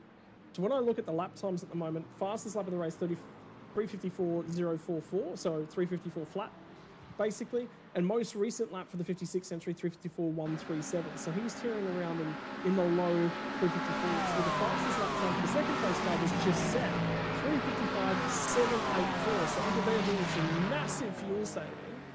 And that was a clean lap, so that says massive fuel saving on the 69 entry. And I just don't know. Yeah, I'm just watching Jacob O'Reilly. I just saw him lift out just before they got to the braking zone for Indianapolis. And then down here to Arnage. But he might, yeah, I was about to say he might have a dive, but that's the plan here. And again, Cody Williams just says, yep, okay. That cuts me some slack, and that means I can go back to fuel saving without losing lap time. You mentioned actually, no, sorry. I'm losing train of thought here because I'm seeing that our social media posts are being updated as we go, ladies and gentlemen. I just want to make sure that we do cover off again. Well done to David Woods for the playset pole position. One of many great supporters. We've obviously mentioned our friends at the Gamesman and Logitech, but also OG Gear, Motorsport Australia, the SimSpeed Esports Network, and MPI, Max Pappas Innovations. And on the subject of OG Gear, we'll obviously, throughout the course of this race, go back and acknowledge our hard charger, our driver of the day from the last round of the series as well, ladies and gentlemen. So do Huge mistake for the 69 car, the final chicane. And that was Kobe Williams. It's going to cost him. So Williams has dropped to 4th in all of that. He's managed to cover off the would-be attack of Van der Waals, Jake Burton, only just. And it's invited Stefan McCartan into the fight up the inside of Burton. Brilliant from McCartan to pounce on that and swoop at the right time. Bided his time, waited for his moment, pounces on it to reward his 5th place in the motor race. Brilliant stuff. Damon Woods leads at Jacob O'Reilly 2nd, Zach Kerr up to 3rd for Vermilion Esports, and Kobe Williams back to 4th as a result of an uncharacteristic mistake. So it's now Vermilion, a double stack of Vermilion in an Eclipse sandwich at the top of the leaderboard, Scotty Rankin. Yeah, and now he's got some work to do because that 69 car, that was a big bounce over those curves as well. 3 wide, just about these guys are starting to press on the ball race. Simon Mesmo just popping up in pit lane as well, ladies and gentlemen. So Mesmo's taken over from Swanee, and good to see those guys going to be able to get themselves back out in the car race.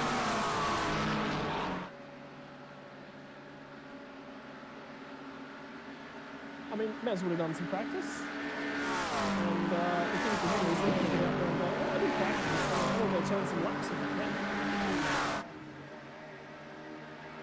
Indeed.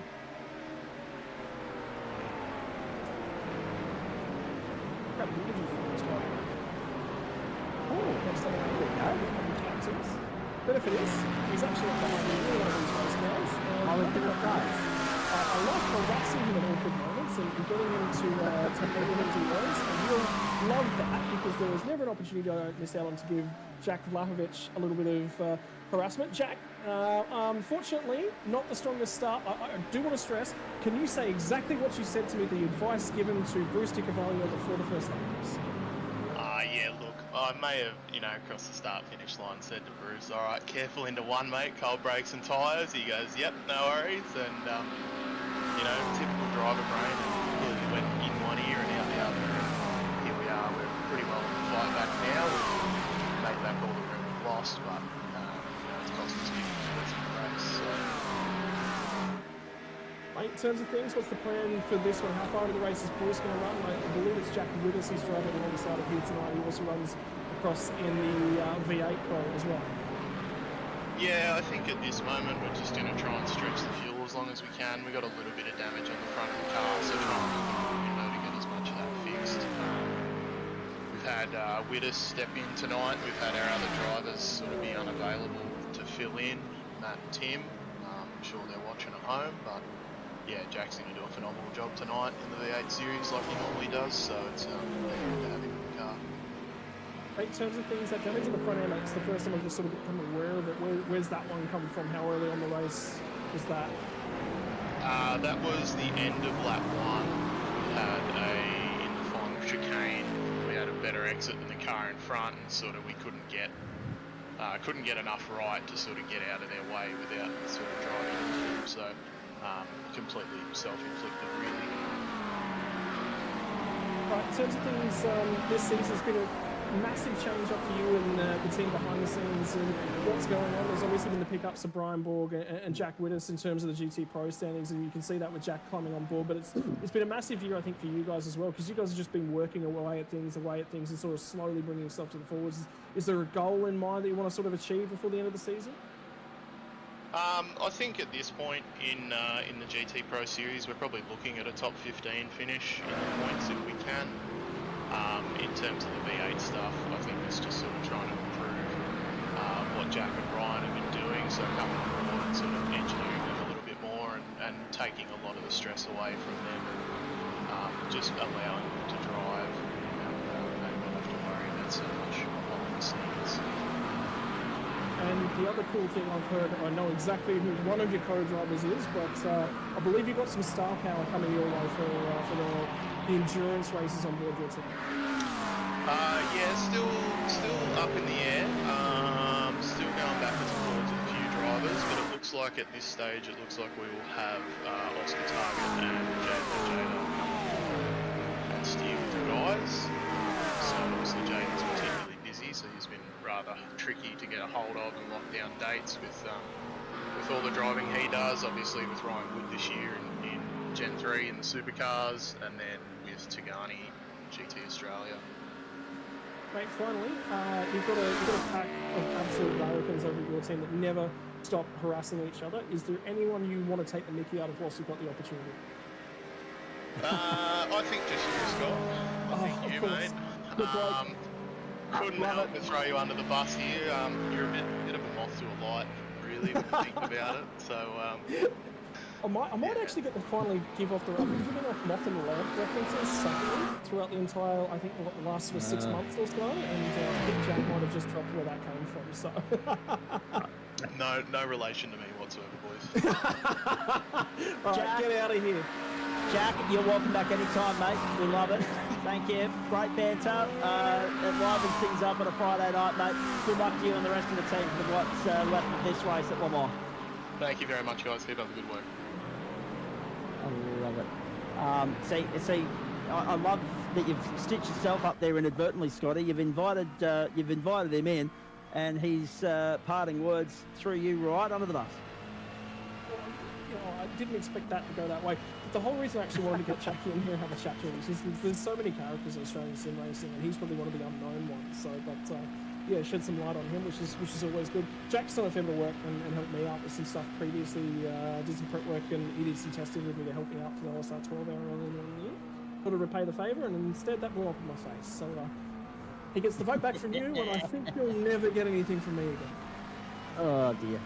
Fantastic. We're reaching a crucial point of the race, gentlemen. We're at the quarter race distance mark in about 2.5 minutes' time. We're riding on board with Sam Blacklock for Orbit Drop Dead Jupiter. Last time out, of course, and that entry there with Harrison Lewis at the wheel was awarded the driver of the day, and they'll be looking to repeat the heroics of Le Mans. Of Spa here at Le Mans. We're riding on board with him now through the Michelin curves on his way through the back end of this lap, trying to break his way into the top 10. And Reese Gusell for Evolution Racing just ahead of him, the 4.56. We go back to Benjamin Brook, Frog Leap Juiced Racing Red. That was the OG Gear Hard Charger last time out at the circuit at Spa-Francorchamps. And well done to both Jake Kennedy and Brenton Hobson for getting to the bottom of that one for us, because I had the information with regards to the driver today, but not the hard charger in front of me here. It didn't even make an appearance on our socials. Plus 19 spots for those guys at Spa on a night where it was easy to make the way forward, because the field kept getting brought back together through safety car intervention after interruption caused by crashes, etc. and so forth. So it was a night of survival, and they punched really well on that particular occasion. We go back to the Astro 999. That's Blake next behind the wheel at the moment, sitting 12. Yeah, good run from this car as well. They're also punching a little bit above their weight. Blake's been putting a lot of hours in this year, sort of coming of age. So, you know, that car is starting to push its way forwards in terms of its potential and its offerings in the future. I think you're sort of seeing a little bit of that. I've got a car, slow, the Iridium Sim Sports Porsche, in the gravel at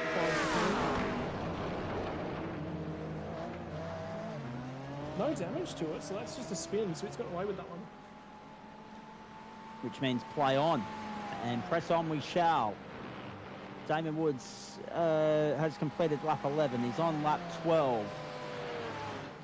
Here's the spin again, coming up to the third last corner of the lap and spinning all the way to the second last corner of the lap, and then, oh gee, reversing out of there. Did you see the left rear tyre on that though? Wasn't turning when he hit reverse. The right one was going, the left one wasn't.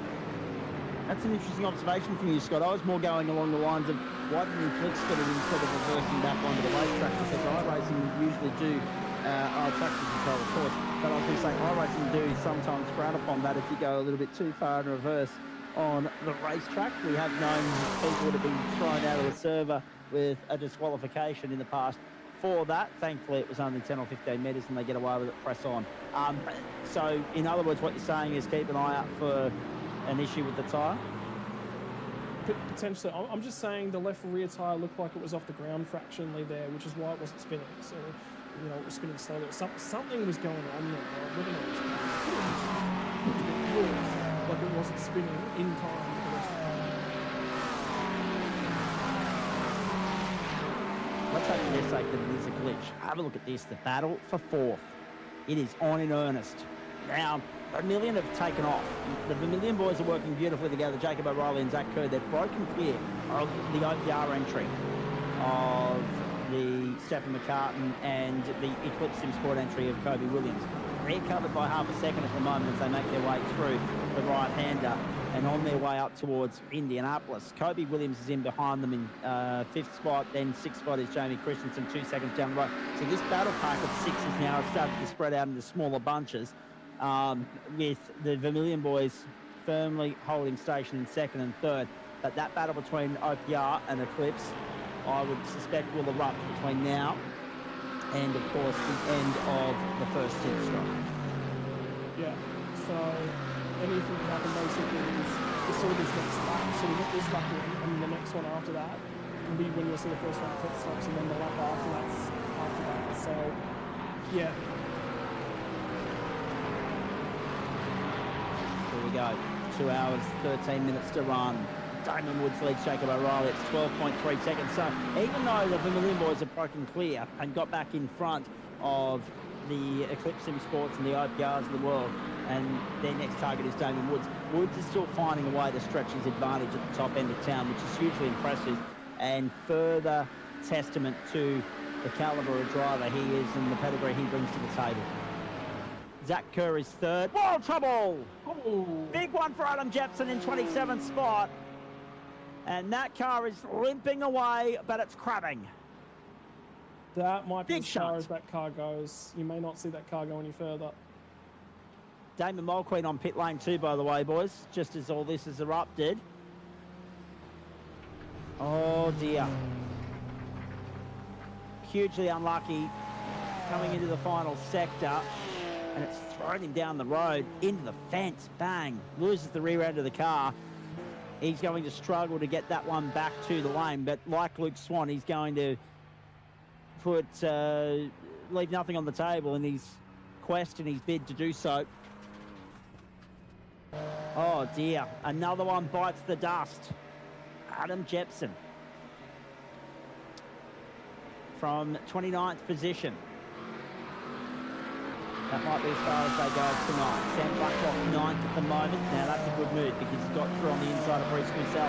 Reese Wakefield as well. And the orbit drop there, Jupiter entry finds itself back into the top 10 now. So working hard is this one. That's that car still on the local pits. So big benefit of the mod is it's 4 minutes before traffic comes around, and with war, all these incidents are happening in the last sector as well. There it goes. Oh, jeez. There's not a massive amount of time and space to cut through. I reckon this was an attempt at getting an early driver swap out of the way, but also this is you have to do 3 stops regardless, right? So at the end of the day, there's an opportunity for them to undercut just a little bit, get out, get cool air, get fresh tyres on. The tricky part for them will be that Brenton Hobson's going to be out here on fresh tyres right now, so he'll lose a bunch of time right now. And then he'll get it back over the next couple laps when everyone else is in the fresh tyres. But the biggest benefit is he's going to be on warm tyres and everyone else is going to be trying to fight and struggle with each other on cold tyres. And that sometimes is the advantage. I love the insight that Hobbo offered in the podcast earlier in the week saying, we're running the Mustang because it's the one that I've got my head around, essentially. But what's more interesting is they're the first one to pull the trigger because they've done their homework. And you were alluding to it a few moments ago. They're already aware that this is going to be a 3-stopper.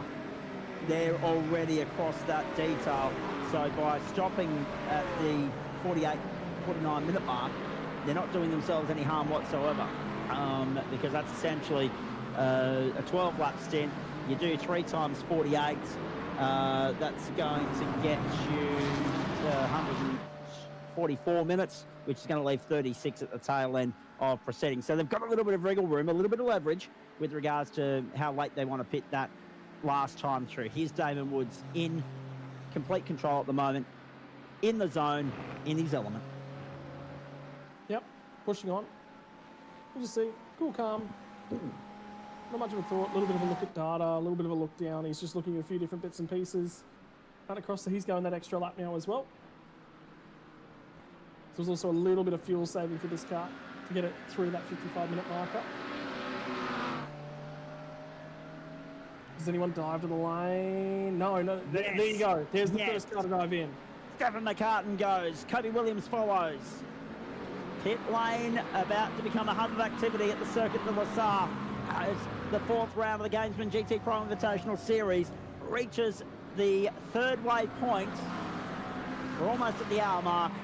A 3-hour race, the 4th one of the campaign. You're watching it live, exclusive and free across Facebook and YouTube, the platforms of the Australian Sim Racing Group, and also, of course, the SimSpeed Esports Network.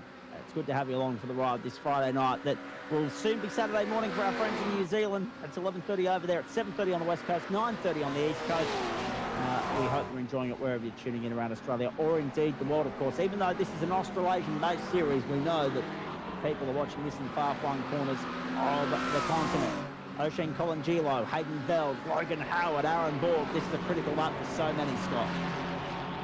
Yeah, it is. Can you go that one extra lap longer? Can you go longer than that? So it's these next couple laps. I'm just wondering, just with the pace that second Eclipse car was running, the 69 machine, although they pitted, so that sort of puts a line through them, but they were backing the pace way off. So I was expecting them to go quite long in this fuel stint, but they've actually come in very, very early. So that sort of puzzles me and leaves me with a little bit of a head scratcher right there, that they didn't go the extra lap, which says, based upon what we're looking at from their first stint, for Kobe Williams, he basically had 3 laps in the middle where times were deleted due to slowdown penalties being applied to that car. So that's kind of why they had to come in a little bit early, because they had to press on. They had to sort of try and turn the wick up a little bit, because the car just got themselves outside the track and got themselves penalised by the stewards. They lost so much time. One slowdown penalty in a stint is disastrous. When you get that second one, you're just sitting there and you're just going, man, I've done it again. Yeah, can't touch the brake. And then you get cranky, the red mist descends, and then the likelihood of mistakes, etc., and it all unravels and falls apart. There's the battle pack for 5th at the moment in GTPRO, appropriately enough. Sam Blackwell, Reese Gusell, Reese Wakefield, Blake Neck, Kobe Jones at the moment. Now, interestingly, you saw Jackson Ray Harner on screen there a few moments ago. He's taken over the 55 Summit SimSport entry for the moment as well, having got back out onto the racetrack in 19th position. There are 4 drivers ahead of him that have completed a pit stop at this point, they being Thomas Freeman, Josh Anderson, Byron Phillips and Jake Edwards.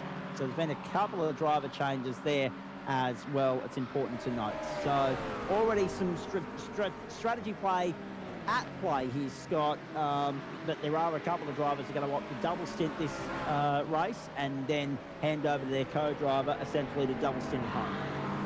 Yeah, it'd be interesting. I'm just sort of keeping half an eye on when does Brenton Hobson make his gains in that car, because remember, he popped out of the group early with Damon Mulqueen putting the hand on over to him. They were on longer tyres. Now they've done one more lap on these tyres already. What does that look like in terms of a benefit? Is there some gain for them? 2 hours and 5 minutes to run. We're strapped in and we're in for the long haul, ladies and gentlemen. Into pit lane comes the race leader. Eclipse SimSport entry of Damon Woods with a lead of 14.5 seconds. Makes his way to pit road. Job done, I think. There is just no catching him at this point, is there, Yeah. Scott, really, to be fair? He's going to need safety car to be pegged back even the slightest. So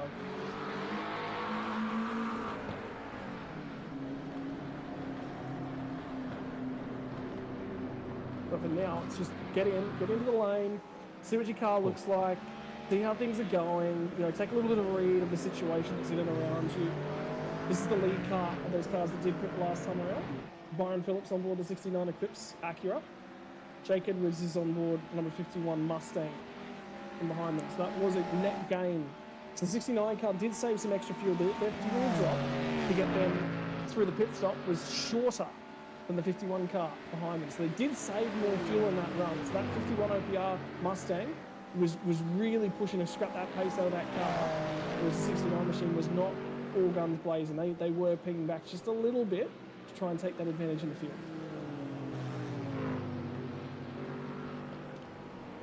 So Damon Woods, Zach Kerr, Reese Wakefield, Blake Neck. You can see it's a long pit lane transit here, especially with the stop being 42.4 seconds for Damon Woods. That's a full fill for him. 1:14 on the lane and back out into the race in the race lead. Perwin, Lillis, Kerr, Wakefield, Neck, Kelly, Pisnik, Ratu, And then Jack Widders has taken over the Momentum Motorsport 78 entry. Lockhart Brownlee's aboard the 692 for orbit drop there now. Byron Phillips, Bradley Rudder, they're all making their way back out of the racetrack. It's a race off pit lane. The field is cleansed. First time through at the Circuit de la Sarre after 14 laps. And already the moves are being made. That's Thomas Freeman down there on the inside, the 606, getting by Reese Wakefield, and now trying to get by Peasick as well. Big move early on from Freeman. Making his mark on this race. Next target for him, his teammate Jake Edwards, but the problem is they've lost 4 seconds. 4 seconds up the road to the OPR second entry there of Jake Edwards. Harrison Lewis has rejoined the race in 5th place, best place to the Orbit Drop Bear Motorsport stable. They're the big gain out of that first round of pit stops, to be fair, Scott. A very good stop for them, 36.885. So already we're seeing some varying strategies here, because it looks as though Harrison Lewis has gone for 1 lap less of maybe fuel to go a shorter second stint here to try and gain some track position, and it's worked for him so far.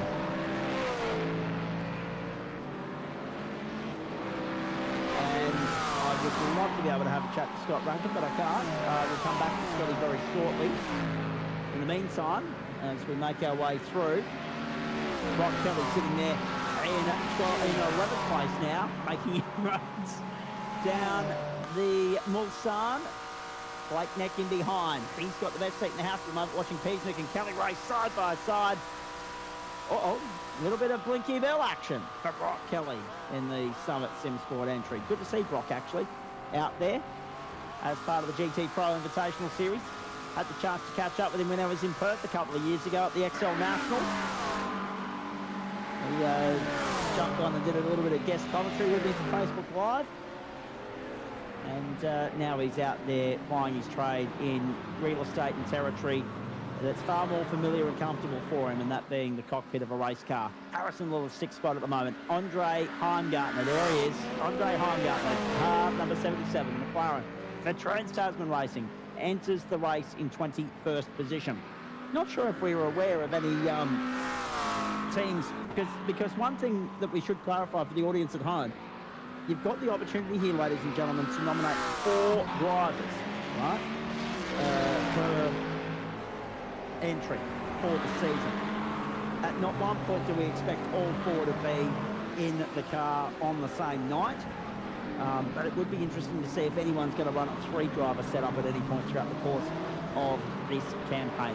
For the most part, they've gone with 2-driver setups so far through the first 3 rounds. I would expect that trend to continue through rounds 4, 5 and 6. Scott Rankin will be back with us momentarily. In the meantime, we ride on board with Brock Kelly, who's got John Peasnick in sight.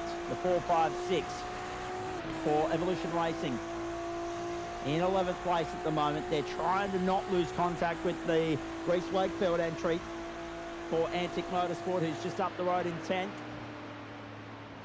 Towards the back section of the lap we go. I'll go back to Scott Rankin in just a moment. He's just re-entered the commentary box. Let's have a look at a couple of different things here, right? Firstly, Damon Woods has extended the lead out to 13.3. It was 14.5 coming into the stop, so theoretically he's lost a second somewhere along the way there. But when it's this long a track, this long a lap, and you've got 13 seconds up your sleeve, you're not too worried just yet. You're not getting any anxious or nervous feeling about you. Josh Perwin's rejoined in 3rd place. Zach Ratway-White, no doubt, with the red mist still hovering from the last round, Scott, where he got that late race penalty after the unfortunate incident on the safety car. He has a point to prove tonight. He's sitting in 5th place at the moment. Let's wait and see what he brings to the table over the course of the next hour and a half. Yeah, I think that's a big thing. There'll be a chip on his shoulder. There's been a chip on his shoulder for such a long period of time. He has really, really wanted to show his... I think the case has been proved. I reckon the results haven't necessarily come his way, but I think the case has been proved. You know, you don't have to go back very, very far. And he was someone that was crawling around. He'd be at the back end of this field. 2 years ago, he'd be making this field just... you know, would be where he would have started out. And for him to have come through in that time period and now be at the Sorry, I do him a disservice. It's probably about 3 years ago now when I think about it. But yeah, that's how much progress he's made in that time. To not only jump through as much as he has in that period of time is worthwhile. So he'll have the chip on his shoulder because he'll want the results and he will be a driving force for him. But the work's done. It's just, you don't have the results to prove it for you at the moment. Whereas, very, very interesting to keep an eye on this number 14 car as well. I'm desperately curious to see how Adam Briggs does as Hamish Collin tries to hang on around the outside. Still there. Still there, all right. That's not good for pace down the Mulsanne. Nope.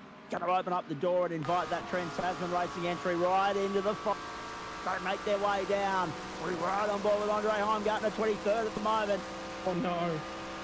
The road's been blocked in front of him. He's got nowhere to go. Roadblock to the left, roadblock to the right. He tucks in behind. He follows Hamish Crowland down the Mulsanne. Good by Adam Briggs. Nicely done. Now, speaking of Adam Briggs, it's important that we mention this because we got some intel from Brenton Hodgson earlier in the day. Their best GT3 driver, Hobo's words, not mine, Ewan Baker, a late withdrawal. So the great Jordan Ross will be alongside Adam Briggs in our primary car with absolutely no practice. Looks alert from Hobo. But Rossi to get through the opening stint and hand it over to Briggsy in one piece. I think those guys will be happy so far. Yeah. And that'll be Jordan Ross's day done. He'll hand it over and he'll rest up. He might grab a brew, sit down and enjoy watching Adam Briggs go to work. Will be about what he's thinking.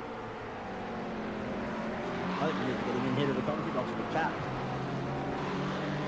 Harrison Lewis up in the 5th spot, having got past Zach Ratway White, and Josh Kerwin has gained 2nd place back from Zach Kerr, and Damon Woods' lead has ballooned out now beyond 14 seconds once more. And have a look at this. A mistake for Zach Kerr has opened up the door beautifully for Josh Kerwin to make his way through. He kicked up the kitty lid up, but kept it straight, kept the boot into it, drops in behind.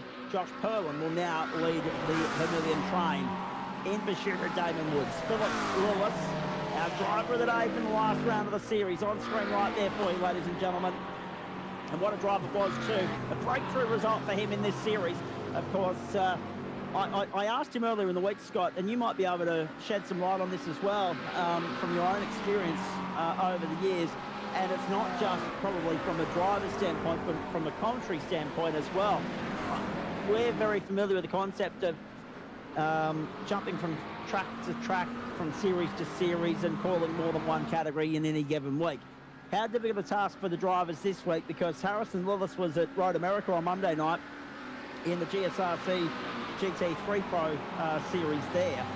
Then he's had to turn it around very quickly and get ready for Spa. He's in the Mustang there. He's in the McLaren here. Different race cars, different race tracks, but skilled drivers like Harrison Lewis. I mean, time is of the essence these days. It's been a very busy week for him, no doubt. As a race car driver, as a commentator, how do you handle that juggle when you know you've got a big week ahead of you and you've got to attribute a certain amount or allocate a certain amount of time to each task ahead of you to try and make sure that you justify the job and do it justice in the process? To be honest with you, jumping between different manufacturers and GT3 is not all that difficult. They definitely certainly have their quirks. One of the biggest things that I mentally do as a driver is when I'm jumping through the categories, and I say the categories, generally I'm not going to move around too much within a GT3 stable. One of the things is I'll mentally, as a preparation tool, these are the notes, these are the attributes of the car, and I'll list them off mentally, walk through them and go, this is what I'm going to do. If I'm jumping through, say, from a Formula Ford to a Porsche Cup car, which was something I used to do for fun quite a lot, was going against a very quick official in the Formula Ford, and then jump into it, and then I'd jump across to a Porsche Cup car. The difference is there, a lot more trail braking, don't overcarry the speed in the Formula Ford car. You can a little bit the Porsche Cup car, but you really want to trail brake. So it's just that conversation mentally about jumping between those quirks. Don't forget as well, because Zach Ratway White is on screen, also races in dirt sprint cars every Thursday, every second Thursday, most of the time throughout the year as well. So he's going to get prepped up for that. Does that to a reasonable level as well. 14 sprint cars at USA Speedway last night. So he's done prep work and to jump into that and then jump straight back to this. He would definitely feel a lot more comfortable here, but he's competed and got a top 10 last night. And look where he is here again tonight. Again, there are some drivers that are just capable of it, actually racing down to the Mulsanne corner. Rattray White's tried to shove the nose in as he got the run, but he just wasn't able, he wasn't given the room. Lillis just disincentivized it enough for him to back out. Indeed.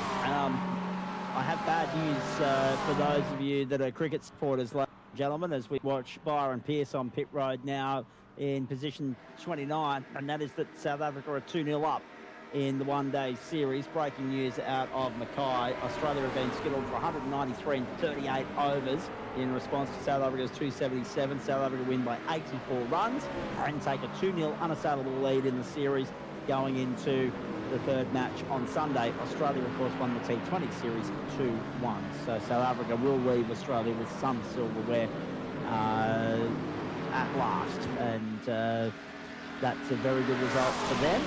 And nonetheless, Australia will go back to the drawing board because their next limited overs assignment will be the Indians in October. And then, of course, red ball, pink ball cricket against the Poms in November, December and January with the Ashes. As well? 193 they're all out for. Yeah. How about a stat for you? That's the first time in history coming into tonight's game that they've been held out for less than 200 in most recent 3 games in a row in Australia. No DIs.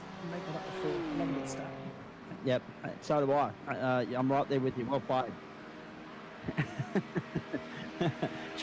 Jay's in our ear saying, let's not go there. Let's not go down that avenue this early in the evening.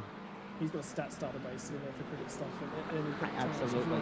So if you ever want to know a weird off-brand statistic about cricket, bother Jay Kennedy. He will be able to pull it out.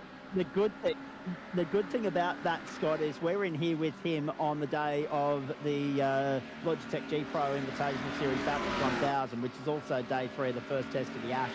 So I think we're all going to have eyes going in all different directions, keeping an eye on race screen, timing, all of our homework and data in front of us, plus one eye on the cricket. It's going to be a bloody fantastic day. Have a look at this battle. Speaking of bloody fantastic, if I'm allowed to say that at this time of the night, I think I am. Through we go. It is, of course, the battle down outside the top 20 now. Andre Heimgartner in the middle of it. Hamish Cleland just ahead of him. And Adam Briggs in behind him, 21st, 22nd, 23rd. Yes, there is a motor race going on out there. Ladies and gentlemen, I've mentioned the cricket. I'll come back. Whoa! Andre Heimgartner using all the road and a little bit more. Trying to get down on the inside of Hamish Cleland. Have a look at this for a fight as we make our way through back to the main straight. They're 1:20 off the pace, but it's going so well for the Damon Woods and Josh Perwins of the world that these guys are not aiming as high as that at the moment. They're just focused on their own inner positional squabble here, and it's captivating. It's holding our attention for the moment, and why wouldn't it be? 3 different teams involved in this contest at the moment, and 3 different manufacturers as well, Ferrari, McLaren and Ford, as they head off on yet another lap here at the Circuit de Lausanne. Lap 18 of what we think will be 45, 46, maybe 47 laps if we can go full distance here at the Circuit de Lausanne without safety car intervention this evening. Yeah, got a fun stat for you as well. Go for it. Here's one, and this will be our question to everyone. Who is the player to have played the most Big Bash League games without scoring a run? And it's definitely a bowler. Yeah, you won't believe who it is because they've scored a Test match 99. Oh, Starkey. No. He has a Test match 99. That's the only reason I went for him straight away. I was like, hang on, scored one for the Bash. Okay, Test match 99. All right, come back to that one. You stumped me. That's the worst clue I could have given you. True. There's no other one that I can really give away. We'll come back to that later on. I might do some digging here at my end and can't work that one out. Test match 99s, and they are universally, of course, remembered for all the wrong reasons for the batsmen involved, but it's a nice stat for those of us that follow the game closely. So yes, the Ashes coming up November 21, folks, so don't be surprised if you're getting rolling score updates from Optus Stadium whilst we're here calling the tail end of the 1000 on the 23rd. Harrison Lewis all over the back of Zach White. like a cheap suit at the moment. Blake Neck dropped a couple of positions there and was off the road momentarily, limping away from the scene of the crime. John Peasnick has gone through, so too has Brock Kelly. Of course, the car just ahead of him at the moment is traffic at this point. Lewis Greathead back out there in 30th place, by the way. Now, was there contact here between these two cars? No, there was not. He's done that all on his own, has Blake Neck. Get that out of the barrier too, because as soon as the rear end come out of that car, I thought it was going straight in. And Adam Rees about to have a go to try and go around the outside of Andre Heimgartner on the one to Indy. This will be bravery. You can get a shot of it and back out. So now, by the way, ladies and gentlemen, I mentioned the cricket already.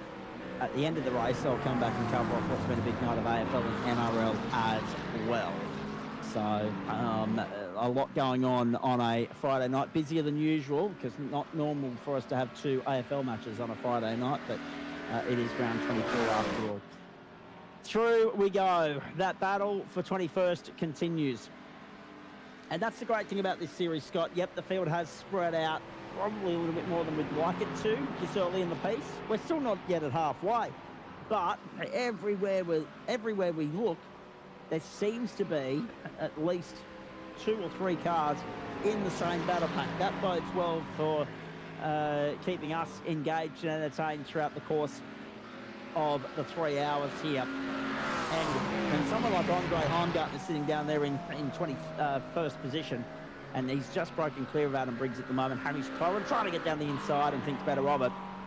Then you know just how slick a series this is, just how extreme the talent pool is here. We're very fortunate. I mean, we could have opened this up to the world, but we said no. This is for the best races in Australasia, sim and real world combined, obviously, Australia and New Zealand. And Andre Heimgartner is certainly up there in the upper echelons of the talent pool, but even he hasn't been able to match it with these guys just yet, but he's loving the experience all the same. yeah, I think the big thing for Andre is there was a quote that sort of came to me, I think, at the benefit of Jake Burton, I want to say. It was a long time ago on my own podcast. It said that basically the engineering the people around Andre was, they were looking at data and they were sort of doing some comparing. And the biggest thing when the engineering staff started having a look at these data was they said there was an immediate accuracy and skill improvement when he was doing sim racing stuff. So they said to him, get on the sim racing, do more of it, because you can see a benefit whenever you're doing sim racing. So there was a big push from his engineering group to get him behind the wheel a lot more often, as Lockhart Brownlee's going to go toe-to-toe. This is Sim Racing 88. So this is Hobbo under a bit of assault. Actually, I think this is Hobbo on the attack. Yeah, it is. He's up into 18th. And Lockie Cable, the next target for him as well. So this is, again, another 3-way battle pack. Again, another 3 different teams involved here. Been right on board with Lockhart Brownlee. The good thing about the Mulsanne, a couple of spare seconds to, as you see all there, scratch the old head. Maybe reach for the drink bottle, whatever the case may be. It's a long lap around here, but you do get a bit of time to relax along the way, especially if you're in the slipstream. But, oh gee, that was a big tank slapper moment for him. Once you get to those corners and braking points, you have to be 100% switched on and engaged. And we mentioned, so Acura's Kane Ryder's jumped on board the Team Max Boost entry out of interest as well. Jackson Rayhana still aboard the Summit Simsport Ferrari in position number 15. So you got Chevrolet, McLaren and Ford in this 3-way battle pack at the moment as well. So again, like the battle for 21st, Scott, 3 different manufacturers, 3 different teams. That's what we like to see. Yeah, you want to see that balance and that spread. We spoke at length back at Spa about what you think the manufacturer decision rulings done to this series, but I think one of the biggest things as well is having a look at a lot of the data across the manufacturers as well, and how things have changed. We're starting to see a wider variety. Have a look at this. Is the Corvette gets out, picks up a little bit of the gravel, a little bit of a slide from all 4 of the cars as they make their way through Arnage. Out the other side. But one of the bigger things we're starting to see is a wider... Oh no! Oh, come on! Josh Perrin coming onto the main straight. The Vermilion Esports entry has had a moment and is going to drop down out of the top 5. He drops down to 9th. It's a defining moment in the contest. Was there contact between these two cars? Eclipse Sim Sport and Formula 1, yes there was! Wow, Was there a slowdown penalty? Because there's no reason for Josh Purwine to be over there. He doesn't need to cover that spot from that far back. So that says to me, he's a slowdown penalty. Let's have a Keep look. your eyes further back. There's a slowdown penalty for Purwine to be clear. Sorry, is it Purwine? It's the number 3 car. What's Josh Purwine? Does he cut a little bit too much? What's he? Yeah, he's trying to serve a slowdown penalty. So I don't know. But Byron's had a lot of opportunity to dodge out there. I reckon it might be further back than that. I think it might be Porsche Curves that he's trying to clear it from. Yeah, it's got to be the Porsche Curves. That's the only spot that's in range. Because Purwine comes off the edge of the Porsche Curves and he just drops a boatload of time. In fact, he actually gets ahead of number 3 car. He's got to be off the yellow curves. You've got to be at least two wheels back on the racing surface off that yellow marker. That is a slowdown penalty. Wowee. Can you believe this car race? And another sting in the tail for Vermilion. And that battle that they've been having all season with Eclipse. Oh no, Eclipse Sim Sport. Byron Phillips is dropping out of the server at the moment, would you believe it? This will be a packet loss slowdown issue. And Byron Phillips was in 19th at the time. So, there's a dagger in the heart of Vermilion, but there's also a dagger in the heart of Eclipse Sim Sports as well. So much action here at Le Mans. Damon Wood leads at 17 seconds to Zach Kerr. Harrison Lewis finds his way into third as a result of all that garbage, and Zach Ratway-White is fourth. Josh Anderson is fifth, and we have 4 different teams in the top 5. Acura 1 and 5, 1 and 4, McLaren 2, 3 and 5, and Ford's 6 and 7. Jake Edwards and Thomas Freeman, and look at Ratway-White giving Lewis the big hurry up. This is now a spot. This is now 2 spots further forward. So this is now for a podium between these two as they're trying to press each other on. Zach Kerr has now been accelerated into the podium. So there'll be a little bit of debate about whether the 69 car, which by the way has now dropped from the server, and both of them are gone from the server as well. So that car will be done for the day. So we won't see that car return to the racing surface. But there'll also be debate about whether or not there should be a penalty, because theoretically they were clearing a slowdown penalty on the racing line. But were they on the racing line, Scott? Because, I mean, he tried to move to the inside rather than... Because I get what you're saying, because at the end of the day, it's a one-line track through there. And it's very hard because he's on the outside of the right-hander but on the inside of the left-hander. So, yeah, I get where you're at. But I do feel as though You want to keep an eye on the Porsche Control have got a very difficult decision on their hands there if they decide to adjudicate on it. Meanwhile, text correspondence from Lewis Greathead and Sam Chapman, they're back on pit road as well. Time for a beer, I think, says Sam Chapman. Jeez. And Lewis is never living this down, is what Sam Chapman is saying to me at this particular point in time. So bad luck, Lewis Greathead. Bad luck, Sam Chapman. Chapo, if you want to jump into the interview waiting room, mate, we'll happily have an on-air chat with you. Same rules as GSRC, though, apply. We've got to keep it somewhat family-friendly. Feel free to rough up the teammates. It's generally the preferred method. Absolutely. I'm not sure we've got a 7-second delay bleeper on our hands here. However, Lewis Greathead gets back to pit lane. This battle continues, though, between the 4, 5, 6 of Evolution Racing, John Kipnick, and Brock Kelly now for 10th place. Reece Wakefield is 9th in all of that. They're 3.4 down the road from Josh Purwin, who is 8th now, having dropped all those spots after that earlier incident. And there is another angle of it from above. The incident involving the Vermilion E-Racing entry and the Eclipse Sim Sport entry as well. There will be more to come of that, I'm sure. There will be much discussion about it in the days ahead. But what it does, Scott, is it fuels that ongoing rivalry, the fire of that a little bit more between Eclipse and Vermilion. unfortunately. You don't like to see races defined by moments like that, but it gives us plenty to talk about. Where does the line get drawn? You know, Correct. on a sports field, you have a line drawn. It's very, very clear, and it's a unique opportunity as well, because you think about this: a slowdown penalty being so, you don't see a slowdown penalty in the real world, because stepping outside the track limits too often, you get yourself other forms of penalties. You straight up running out of road, or whether it be a safety reason that you're allowed to do it, or there'll be other stipulations there. They track that through sensors. You know, there's not a reason to make sense to the cars you've got to slow down. Well, why isn't it a safety question? Well, people aren't really at risk in a sim racing car. You can snap wrists, you can snap fingers, and those sorts of things get important, but generally from a big old shunt, and generally if you're tending to grip the wheel, that's not a problem. Normally it's your high impact stuff in racing, and then also marshals on the area, which is why we use track boundaries really, is to give us, you know, more of a defined racing surface, a little bit more in that stretch of things. But a slowdown penalty, effectively, you've breached the track regulations, and we have the ability to, through sim racing, award you a penalty that we think somewhat mimics the crime. Now, slowdown penalties, a lot of people argue are definitely heavy-handed, but they're heavy-handed to, you know, that's the disincentivizing factor to use that space.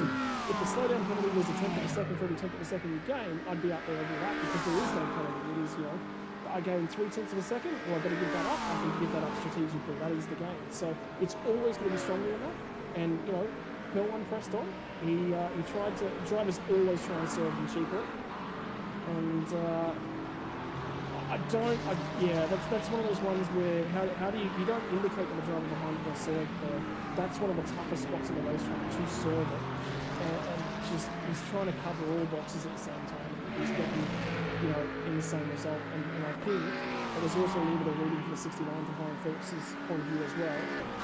He was sort of reading, there's a slowdown penalty to serve you. I've got a 5 or something in the same, because this is my opportunity. And well, that's where we park the car. Indeed. Almost at the halfway mark now, ladies and gentlemen. 1 hour, 24 minutes into the contest. Lap 22. So we're well on track actually to exceed my early predictions of 44 laps. But if we get a safety car, then forget about it. We'll probably lose 2 laps. In the process that it takes us to A, get control of the field, and then re-release them. Have a look at the abuse on the ripple strips being taken there by our leading car, Damien Woods, as they make their way back onto the main straight right now. 1 hour, 24 minutes gone, 21 laps in the books. You're watching it live across the SimSpeed Esports Network and, of course, the Australian Sim Racing Group. It's all made possible with the thanks to the great sponsors. Top right, bottom right, and bottom left of screen. Of course, we talk about Playseat, the Gamesman, OG Gear, and Logitech, among others. We also, of course, need to thank Motorsport Australia, Speed Cafe, the SimSpeed Esports Network, everybody that's great supporters of everything the Australian Sim Racing Group does in 2025.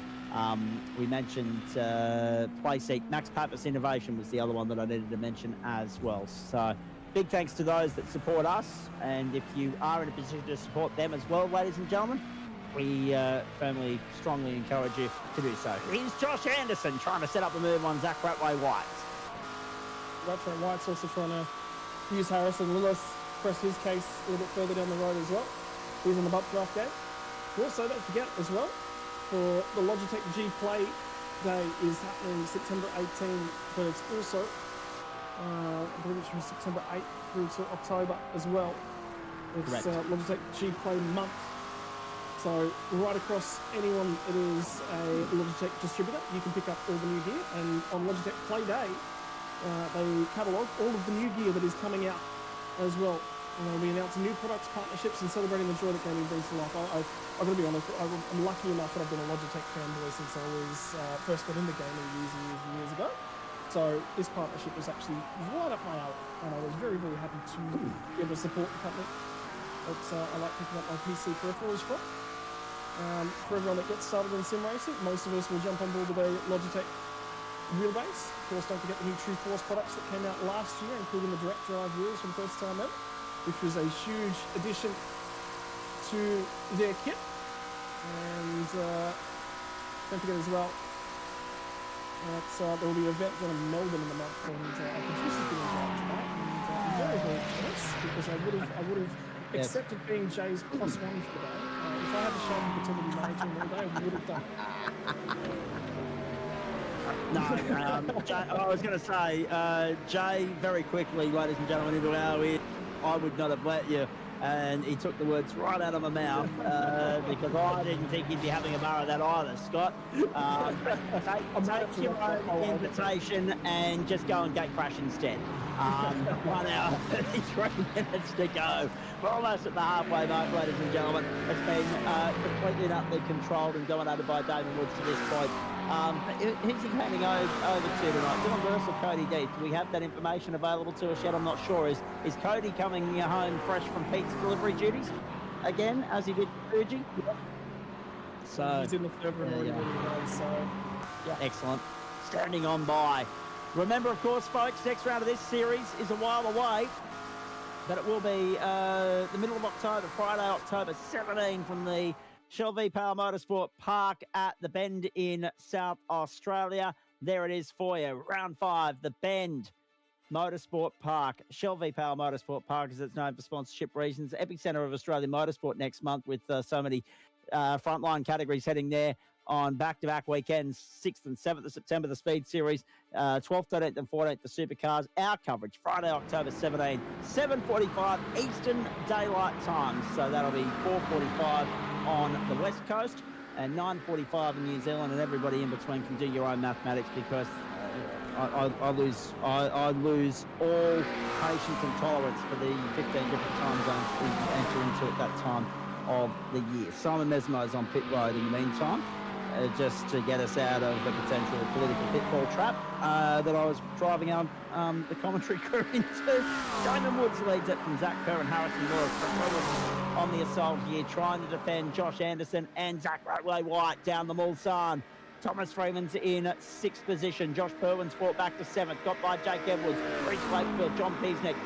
And then you go back to Brock Kelly, Blake Neck, Bradley Ratu. And making up the top 15 in 14th place is Jackson Rayhana, 15th, Lachlan Capel, round 1 winner at the moment. A little bit, I must say, I'm a little bit disappointed that the Mustang boys haven't yet, shown their full card and haven't been able to push for a top 3 position yet, Scott. Also disappointed that the Chevs haven't offered much either, because we know that straight line speed is, something that they would have loved to have brought to the table.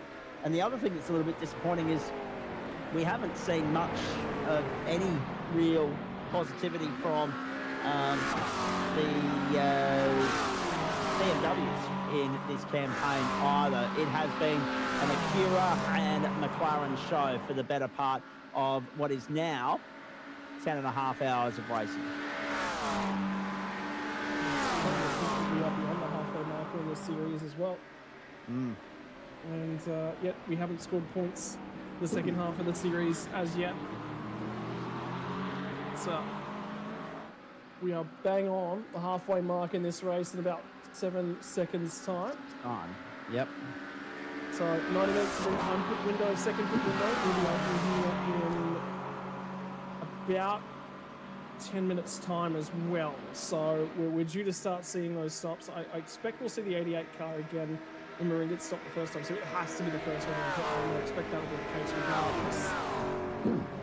But they've progressed on this lap. Actually just made up a spot past Kane Ryder and Tim Maxwell's entry. So they're continuing to progress themselves nicely. Damon Woods has driven a faultless race so far. Let's have a look down through the order and pick apart some of the bad luck stories here. Good to see Byron Pierce has got back out on the racetrack. Greg Patrick, Ben Jeffrey, Luke Swan, Lewis Greathead, they've all managed to get back out on the racetrack. Tommy Wallace is done for the night. Byron Phillips is done for the night. We're down to 32, ladies and gentlemen. Here's Greg Patrick, 30th at the moment. It was always going to be hard if you bit the dust early here. I mean, clawing one lap back is near impossible here, let alone 2, 3, and these guys 4 laps down, so too Jeffrey Swan and Greathead 5. But we pay points all the way down through the order, so there is something to be said for going on with it, soldiering on, chipping away, persevering, pocketing those points. Oh, trouble. Right as we're riding on board with him, Greg Patrick. You can see on the right-hand side of your screen there that he had lost complete control of it. He was trying to get it back, but he ended up being a passenger. And he'll limp away from the scene of the crime. Tough night for those guys. Also, we pick up the battle further up the field. This is Eclipse Simsport. This is Zach Ratlow-White. This is Harrison Lewis just ahead of him. Josh Anderson in behind. We'll go back and pick apart some of the good and bad luck stories down at the bottom of the order in just a moment. Interesting to note that Andre Heimgartner's still got Adam Briggs for company, but they've dropped Hamish Crowe, and he's lost 5.5 seconds to those guys as they head off on another lap. Lockhart Brownlee still has Kane Ryder for company. Brenton Hobson's trying to stay with Lachlan Capel, and Jackson Rayhana is keeping him at bay. Have a look at this. We were nearly 3 wide there momentarily. Down the Mulsanne once more. They can see the Vermilion entry of Zach Kerr just ahead of them. The margin's 1.9. They are working together to try and reel him in. Ratway White pushing Lillis along. We ride with Josh Anderson. 292, I reckon I saw there momentarily, kilometres an hour. So good straight line hope for these GT3s with 1 hour and 27 minutes to go. It's, I must say, Scott, to this point, the word I'd use is tame. Yes, there's been a fair bit of action, but nothing's going to top Spa on that front here at Le Mans tonight, unless we get a safety car in the last half hour, in which case all bets are off.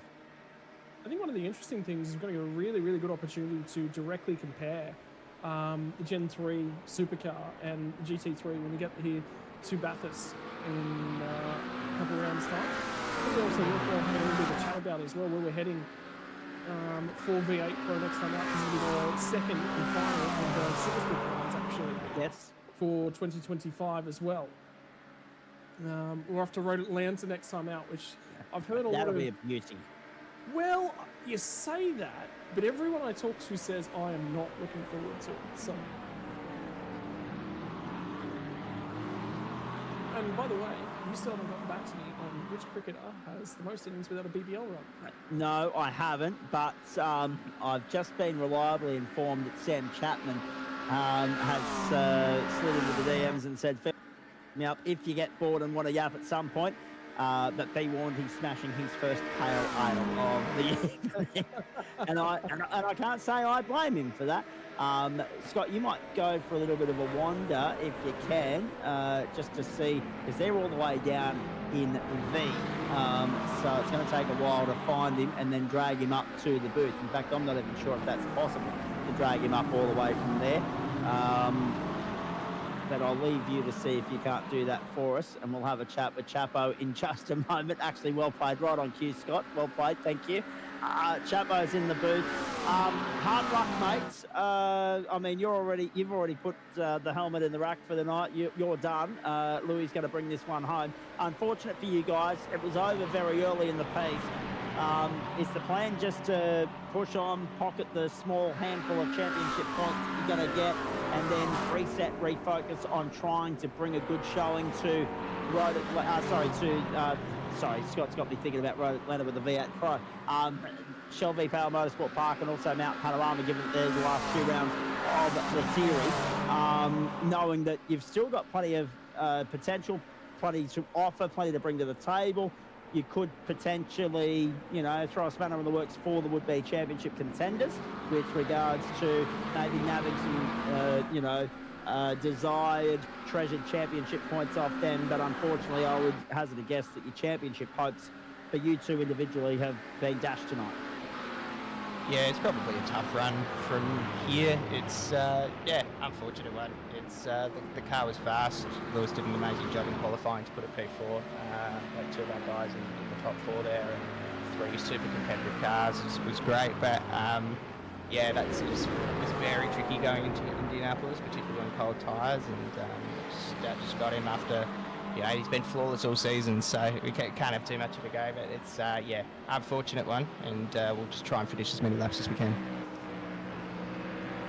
Indeed, and tough as well. I mean, considering the pace you brought to the table, I mean, there's something to be said about the way in which some of the elements that really played the Spa-Francorchamps round of the series carried over to here. Cold tyres, the new iRacing GT3 car model, etc., etc. What was it exactly that brought Louis undone? Has he spoken to you about it? Yeah, it was just, I think it was cold tyres there. It was probably a little slower in entry than was expected and holding a little bit more brake than could go on those tyres at that point. So it was really easy to get a swapper on. I did during my stint at 1.2, but was able to hold on to it and had slightly warmer tyres. So, yeah, it was unfortunate. So, we'll reset. It was good to put it there and, took a little bit of pressure off me at the end of the day. But yeah, we're just happy to see the other two cars up there at the moment still. Obviously, after Josh, was taken out there. I'm not quite sure what was going on with that one. He'll be super quick as the race goes on. And I mean, unlike last round though, we could have done with a bit of a safety car here and there, but it wasn't to be. I was going to say we were talking about the prospects of a safety car. We weren't too thrilled with the prospect of having to pad for 10 minutes whilst the safety car was lapping around Le Mans, mate. So we were happy not to see one, but at the same time, we can understand why you guys would have been cheering that on. It means, I guess, that you guys are in an undesirable position, really, in the sense that you can recalibrate and refocus your attention on how you go about your plan of attack for the last two rounds of the series now. Shelby Power Motorsport Park will be the next stop. Your backyard, essentially, these days, Chapo, without giving too much away. But what are your thoughts on that and what you guys might bring to the table? Because for all the stuff that we've been seeing over on the platforms of the GSRC this term, where the Mustangs have been, thriving and flying, unfortunately, it still looks to be Acura and McLaren pecking here in the GTPRO Invitational Series. Yeah, I think that the Mustangs have certainly become, a bit more competitive. I think they struggle a little bit more on fuel potentially as well. But as well, you've got some fast guys in those cars too. And the whole team has been super quick and pretty even all season. So, and obviously those Eclipse cars, those guys are super quick. I think they're driving a pretty twitchy setup tonight. But they've got a crew of guys that can control it and make pace out. Obviously, particularly Damo out front, who's just flying. He's in a different postcode. But the other guys too are relatively quick and. Just hoping that we can compete with them and hoping Josh can still stay in that P2 spot. Just stay with us here for a moment, mate, because your teammate Zach Kerr's been reeled in. It's only half a second back to Harrison Lillis now. Zach Ratway White is there third, and Josh Anderson fourth in that pack of four on screen there. Four different teams. And you've got two McLarens, an Acura, and then a third McLaren in that train at the moment. Remember that Acura lead this race through Eclipse Sim Sport and Damon Woods. Talk to us, tell us a little bit about what you know about Zach Kerr, because I couldn't help but notice it was a new name on my run sheet this time round, a new name in your stable, I believe, as early as this week. Yeah, so he's debuting for us tonight in this, and how good a job is he doing? He's been brilliant. So very impressive work, given they might have caught, but it is also Harrison Lewis and Zach Ratway White on his tail. So credit where it's due. That's an incredible effort from him.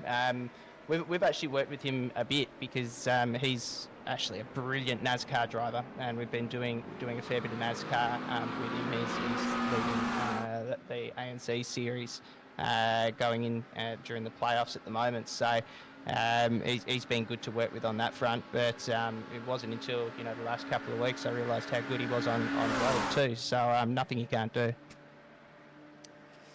Indeed.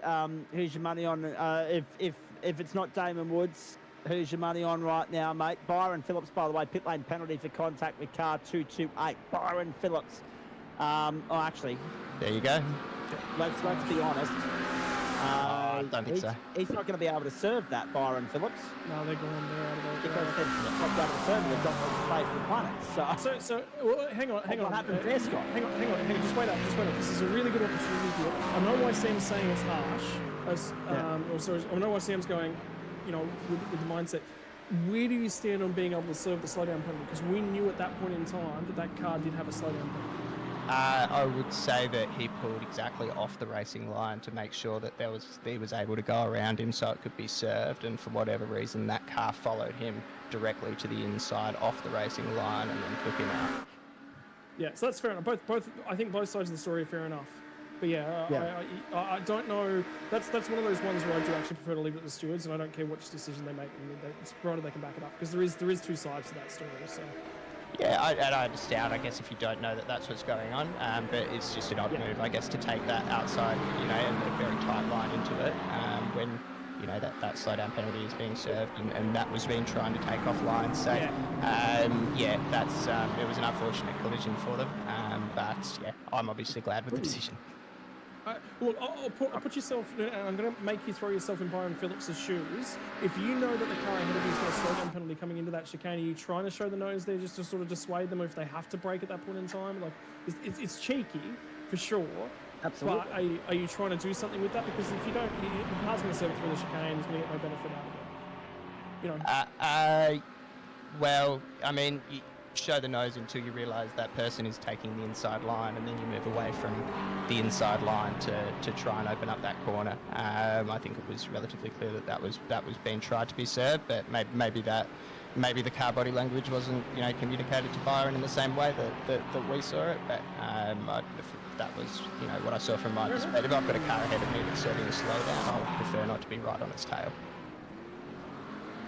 Fair enough. That's racing. That's like you said earlier. This slowdown penalty sim racing thing. Here comes the second round pit stops. We'll let you go because there's obviously some work to do here. Yep, fair enough. Chabo, thank you, mate. Bad luck. I'll catch up with you Monday night when you're back in the Mazda MX-5. Go well. Enjoy the weekend. Cheers, guys. Have a good one. Pit lane, hub of activity at the moment. You mentioned it, Scott Rankin, Harrison Lillis, Josh Anderson, Thomas Freeman, Jake Edwards, right on cue. An hour and 16 and a half minutes left on the clock. I thought it was a really good opportunity as well, because right or wrong, take the insight he's got, and my insight again, I'm not as much of a driver as he is, but at the same point in time, I look at it and go, I would be saying it's harsh from Byron's perspective. I would also be saying it's harsh from the other side. Like there's no outcome from that incident we saw earlier on in the race. It's a good outcome. I think that's why we've seen such a long period of time to debate that incident. Because look at the time period that's elapsed since that happened. Correct. And unfortunately, so talk us through the process now, right? Because that penalty's obviously been applied. It can't be served. What happens now? I believe it'll go on as a carry in the next race. Okay. I believe so. Interesting. So already an invoice looming for those guys when we get to the Bend. Shell v Power Motorsport Park, and actually I must say I tripped up on my own wording there. I shouldn't have gone the Shell v Power Motorsport Park, because Shell v Power Motorsport Park doesn't have a the before it. It's the Bend that has the as part of the title there, so apologies for that, ladies and gentlemen. But it is in South Australia. It's one of two South Australian circuits that'll be a part of the iRacing framework in the next short while, with the Adelaide Parklands on the way, of course. Hugely exciting earlier in the week. We're at the home of the Mexican Grand Prix. The Ocho Jeromo Hermanos Rodriguez being announced as part of the next content drop from iRacing. And also, Scott, as we see a brilliant bit of driving there from Reece Wakefield to hold off John Peasnick and Brock Kelly and Blake Neck down the Mulsanne, and then on the run down to the end of the long back straight here at Le Mans. They'll then, of course, begin the climb up through Indianapolis and back around to the end of another lap. Interesting to get your thoughts on the fact that next year in the GTPRO Invitational Series, We'll have the Aston Martin on the selection table as well, mate. It's coming in season 4. I know a lot of the GSRC boys will be very excited about that because we've got a new term of racing starting up the week before the October long weekend, so Monday, September 29. That was huge news. So to the Ford Mustang coming to GT4 as we have a look at John Peasnick up the outside of Reese Wakefield for position number 5, and then he had to back out of it. That was aggressive. That was forceful from Wakefield, but fair game. Peasnick will reset and go again. Brock Kelly wants a piece of this as well for Summit Simsport, and Blake next there in behind them in position number 8. Leaders making their way back through. Ratway White's got himself ahead of Zach Kerr. Damon Woods leads this thing by 27 seconds, ladies and gentlemen. We're at the Circuit de la Sarthe. It's round 3 of the Gamesman, round 4 of the Gamesman GTPRO Invitational Series. Scott, your thoughts on the latest content drop news from iRacing? Yeah, I'm a huge fan. I've been waiting for the Aston to be coming, and more importantly, I've been saying it won't be long. We'll have that Ford GT4. Rattray White's going to go the extra lap this time around. Everyone else is going to fire into the pit lane, and that will change up, running on it just a little bit. So, but yeah, I'm very, very keen for the Aston Martin, and because remember, the Aston Martin is one of the last few handmade cars internationally as well. It's not run off the production line. They hand build those. Yep, absolutely. Oh, geez, bit of gamesmanship going on there. Peasnick and Neck make their way in. Kelly and Wakefield play on. Ratway White and Woods did the same thing. 27 laps done. We're on lap 28. Gamesman GTPRO Invitational Series on the platforms of the Australian Sim Racing Group, the SimSpeed Esports Network. No, looking forward to the Aston arriving, so too the Mexican circuit. I reckon that's one of the great venues of world motorsport, and they've got 7 different configurations coming with that. So that'll be the NASCAR config, that'll be the Formula 1 config, that'll be the Formula E config, and then more. So looking forward to that immensely. Harrison Lewis making his way back through, having stopped the previous time around. Back onto the main straight, sitting 12th at the moment. This will vault him up the order potentially. This round of pit stops not yet complete. We're still cycling through for some of our competitors as Lewis makes his way back up towards turn 1. Once more, 1 hour, 11 minutes to run. Good to hear from Sam Chapman. Good to get some insight from race control as well, with regards to where they sat with that penalty. Unfortunately for Byron Phillips, and even more unfortunate that they can't serve it tonight. They're going to stew on it for potentially 7 weeks and have to serve it when we get to the bend. Maybe they might enter a plea deal with race control, say, can we take a rear grid penalty and call it even? I'm not sure if it worked that way for them though, Scott. Yeah, so for Josh Anderson though, cutting his way back through for Vanderbilt Sim Racing, so he's settling back in. But think about this from their perspective as well. They had to start way back in the field. They did get a qualifying lap together at the tail end of things. They were running out. I thought the Vanderbilt car. There was one car there that didn't get a qualifying lap together. I thought it was them, but clearly got my stats wrong. But yeah, we're into the final. We're going to be into the final hour here in about 10 minutes' time, which will be really, really interesting to keep an eye on. New fastest up of the race, by the way, 3:52.7. Just back in the 52s on the race pace, which that was the last time by for Damon Woods. It was indeed. Oh, Adam Moore off the road. Car 268, Iridium Sim Sports, and it looks as though he's going to be able to reverse it and get it back going out of there. But this is down at the Mulsanne chicane. And he wanted to go to the left. The car was drifting to the right. Backed up the tyre wall. He limps away from the scene of the crime. Bit of a sitting duck, unfortunately, not up to speed just yet. He's going to get gobbled up from the left end, potentially the right as well. Hamish Collins and Lachlan Cable are side by side at the moment, and battle for 16th in the motor race. That was the battle happening behind them. Oh, followed across to cover off Cable. Go to the second Mulsanne chicane. Yeah, Inside 70 minutes to play. Damon Woods on pit road, Scott. Damon Woods on pit road. Not surprised. That's right on cue for that car. So it's all about tinkering with the levels of aggression that you want to. Harrison Lewis at the moment trying to get racy. Sebastian Vandel in behind him. So Vandel's just come out of the pits. He's been handed the car for the last stint. I was actually keeping half an eye on this car. Vandel's only just gotten into the server in about the last 10 or 15 minutes or so. So he was also leaving it very, very late to get in. So he was out until very, very late on. But in the server, in the session now. And he's on cold tyres. So his next goal is to get it all together for this next lap and just sort of see what he can do. And then start to press on after that.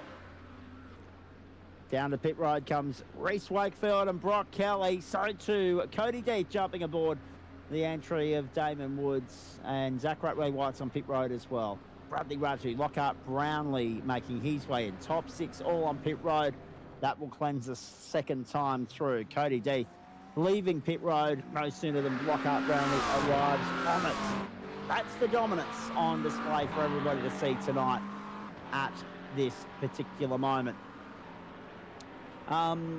One Performance Racing, we haven't touched in with those guys for a while. They're sitting 13th and 14th at the moment. Whether they'd be happy with their pace and their position at this point remains to be seen again. Would they be beneficiaries of a late race safety car here or not? 107.45, so 67 minutes and 45 seconds left in the car race, folks. Sebastian Vandel into third place now, climbing aboard the number 3 Eclipse Vermilion Sim Sports entry. Eclipse, Zach Ratway White still aboard the 17 at the moment. There is still a pit stop to come though. That was only the second of 3, ladies and gentlemen. We've got another splash and dash ahead of us here on the run to the checkered flag at the Circuit de la Sarthe tonight. And so far, green all the way. No safety cars yet, after 7 of them at Hang on. We might have an issue. 268's backwards and in the barrier. There might be that I might have just put the mic on it, mightn't I? Yeah. They're in it. There's absolutely going to be a safety car here for sure. 78 momentum. Oh yeah, absolutely. Where that's parked, there's no getting away with that. Oh, can you believe this? That critically, this is just the after Iridium another round of pit Sport stops. Adam Moore entry, and Adam Moore was in the wars only earlier in the previous lap, Scott. So this is a dangerous window. This is a really, really dangerous window. Yeah. Have a look at the timer. So the next time these guys are going to come through is going to be about 1:03 on the clock. It takes you about 13 minutes to do a lap here. Everyone's going to dive in the pits, and this will become a semi-fuel game race. There it is. There it is. The safety car has been deployed at the Circuit de la Sarthe. Oh boy, the game changes again. Bad luck, Cody Deeth. That 27-second advantage that you inherited to start your stint is about to evaporate. Big clout of the wall. Turn. He got the right, he got the left, he got the right again. He did the job on all 4 corners of the car. That thing's written off. The night is done for the Iridium Sim Sports entry with Adam Moore behind the wheel. We have our 3rd retirement of the night. And it's taken almost to the 2-hour mark to see the safety car that had been sitting. The safety car driver would have to be woken up, Scott. He didn't get a chance to sit there and have a kip at Spa. He would have been able to kick the feet up, put the feet back, kick the seat back, relax, etc. and so forth. And now, all of a sudden, he's been called to duty. So, interestingly, I think you need to pit this lap, take your big fuel dump Correct. on, and I reckon everyone's going to pit again. So what's going to happen is we're going to pick up the safety car at the end of this lap. So Damon Woods has got 30 seconds. You may as well use that to come down pit lane and top off. Sorry, it's Cody Deeth. My apologies. Cody Deeth behind the wheel. Yep. Top off. And the reason that I'm saying that is even though we've just done a pit stop, he's going to lose that lead anyway, that margin he's already got. So you may as well fill the fuel tank all the way back up. But I think what you want to do for the bulk of the cars that are actually in this field is actually pit twice. If you're close enough to the front that you can get it done twice, and the whole field should be able to do that. Pit now, come back in and pit again next time by, because we're going to be on the fuel window next lap. If this safety car goes for 10 minutes, we're right on the fuel window. Yep, 100%. I agree with you completely. There he is, Cody Deeth, straight on a pit road. They're aware, they're alert, they're awake to what's going on. But the question is, right? The question is, do you stop this time by? You stop both. Both. Okay, so because I was going to say, the safety car, if it picks up the leader, they might only go round once. We may see it go round twice, and if that does, then obviously everybody gets home safely, no worries. But we've got 20 minutes to sit here and film. We'll do that quite easily, ladies and gentlemen. Don't worry, we've got plenty to sink our teeth into on the information front. Gamesman GT Pro Invitational Series BMW safety car hits the road at turn 1, 2, 3, and we'll pick up the leaders out of there. But as Scott has quite rightly called it, everybody dives in that time through. There's just no point not to. And now the fuel save begins. Yeah, I'd be jumping off there now because it's just a splash. But I'd be doing it when everyone's going back green and trying to heat those tyres back up and everything at the same time. Get yourself ahead of fresh air. Yeah. Well, there'd be nothing worse than trying to stop on the last lap of the race. Yeah, yeah. And that's what we're coming down to, is we're right in the window of that last lap. This is so tight. It's extraordinarily tight. It's the most inconveniently timed safety car of the series, quite frankly, for all these drivers, because Scott's trying to do a very good job of analysing it all for you and has done so, ladies and gentlemen. But these guys in pit lane, the strategists of the caper, they're tearing their hair out right now, trying to crunch the numbers, trying to work it out, trying to keep their boys in this fight. We'll pick it all apart for you on the other side. We're going to take a break at this point. We'll go side by side. You'll see the safety car leading the field around. We'll come back. It's the Gamesman GT Pro Invitational Series. It's round 4. It's at Le Mans. We're at the 2-hour mark, and we're under caution for the first time tonight. We'll take you to the checkered flag, commercial free, when we come back. Stay with us.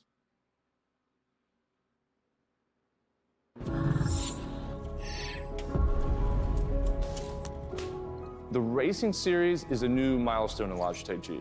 All the great old wheels, the G29, the G920, the G923, they all have their own unique way of connecting to each other, but there's no room for expansion with those products. So the question arose was, what if we were to give the opportunity for the racer to switch out from a drifting wheel to a GT rim?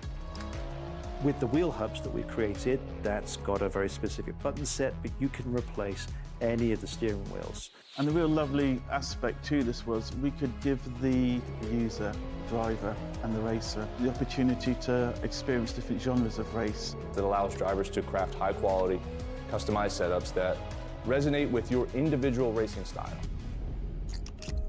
When we start with the design, we always start sketching. Very often, once we've got sketches, we start discussing with engineering. We had 3 rounds of engineering testing or user testing where we invited in users from sim racing, and every single round of feedback we refine, the product based on what they tell us.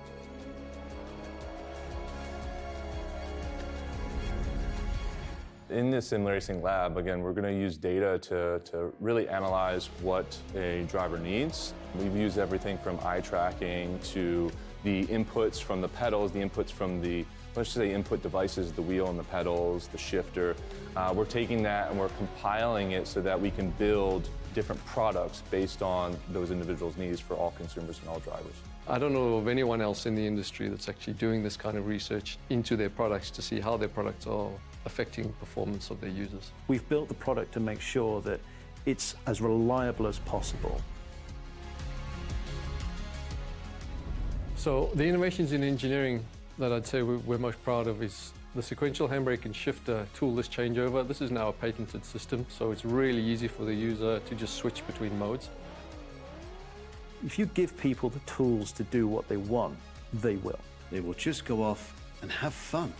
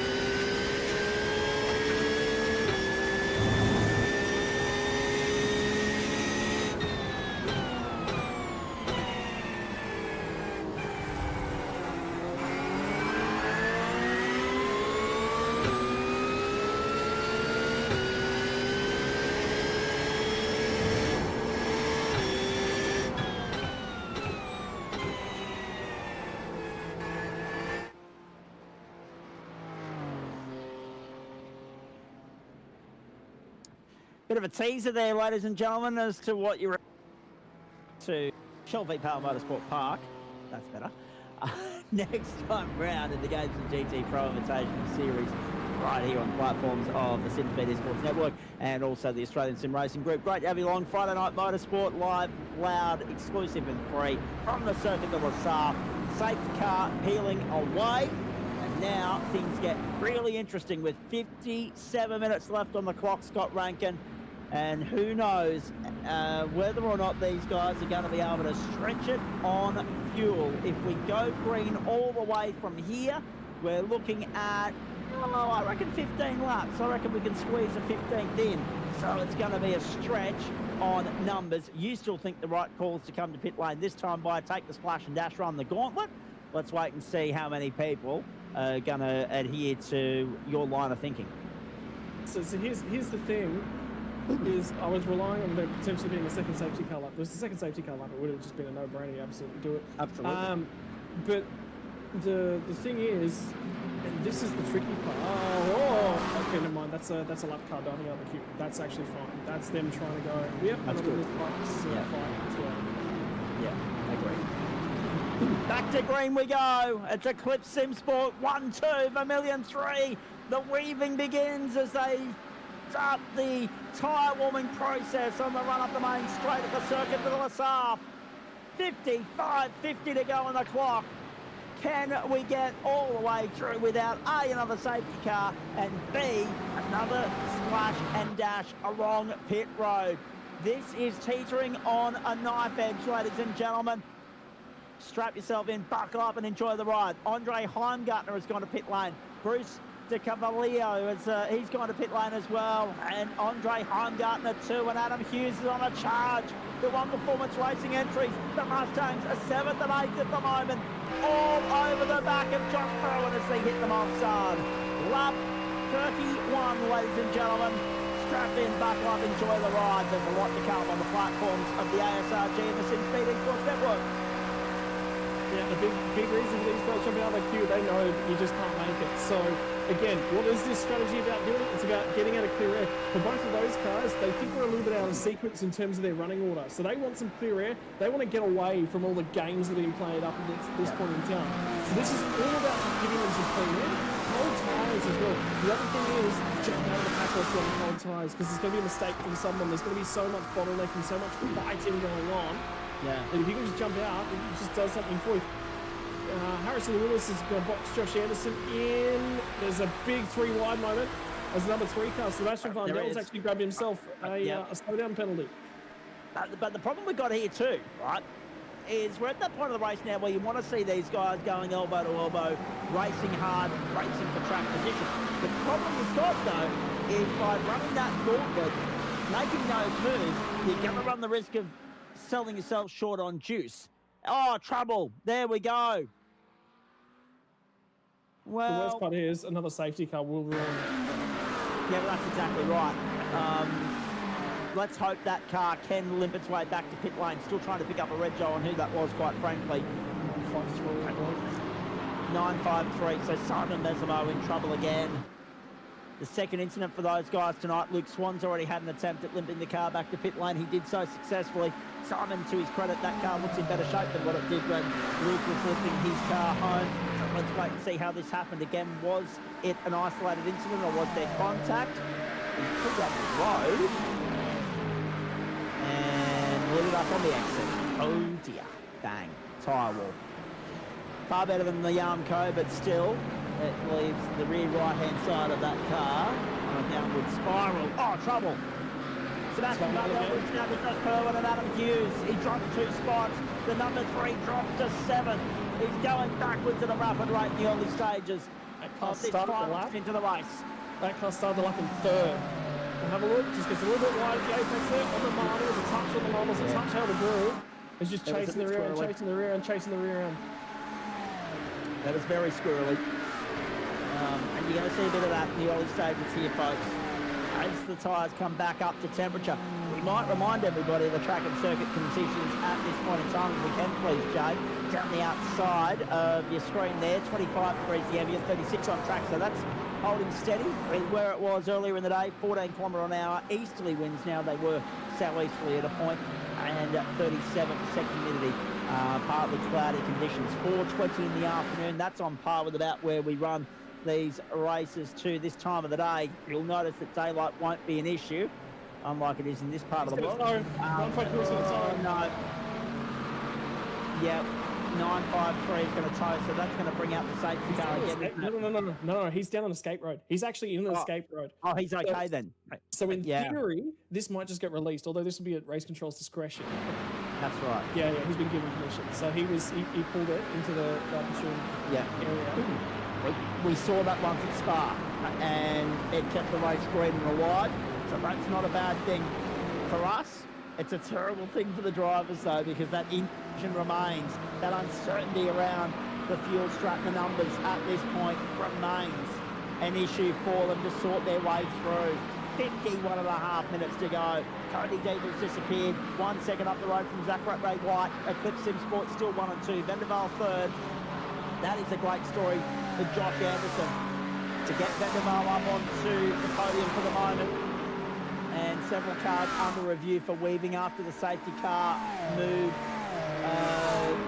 After the safety car lights went out, I think that should be saying. After that move, after the safety car moved away from the field and, of course, relinquished control of the field to the effective race leader, Cody Deck. So several cars under review. Scott, they didn't clamp down on that Selwyn Spa-Francorchamps, but they're not going to give anybody second chances here. Everyone was really off the spot, so that was absolutely something to thought about. There was notes made, and there was a lot of penalties. In fact, I didn't actually pull up the list of penalties that were thought about and looked at Spa. All cars after safety car moving away will be penalised as the next race with no leniency put out by the stewards. These cars were found to be moving after safety car disruption. Lap 20, cars 826, 268, 228, 41, 69. Lap 32, 397. Lap 61, 826, 197, 195. So there's a good 10 cars that will be penalised by the Spa already. Yep. So already. Oh dear. So the game changes again. And watch Bradley Rattu on the charge now in the top 10 for the first time tonight, the 025. He's all over the back of Daniel Poulton, I should say, on the run down to the end of the Mulsanne.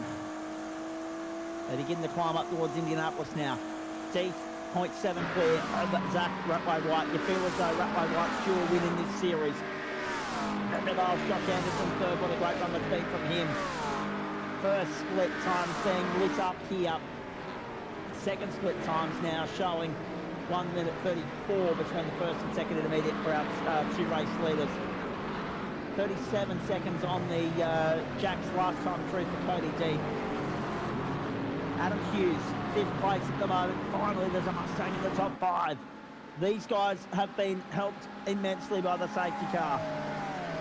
He's in the tow of Harrison Lewis. Both of them vying for an outright podium here. But Josh Anderson is going to be one difficult target to pass. Unbelievable night of sporting drama, and it's going to continue right up towards midnight, ladies and gentlemen. Still 48.5 minutes remain. That's going to take us up to about 11:38 Eastern Standard Time, and that's if we get back to the line on time. We may actually have 3 minutes of overtime, depending upon when we get back to the line to see the white flag. So don't rule out a finish beyond 11:40 Eastern, and we've got to rapid fire through the post-race show this evening as well. Adam Hughes, 5th place at the moment, chasing Harrison Lewis back to the main straight. GTPRO Invitational, presented by the Gamesman. Next 2 rounds are on Australian turf. Aren't until October and November. You get a little bit of a reprieve in September, but we do have V8 Pro Invitational Series action with Thanks to Logitech continuing in the meantime. And looking forward to the Enduros starting up at the business end of the year as well.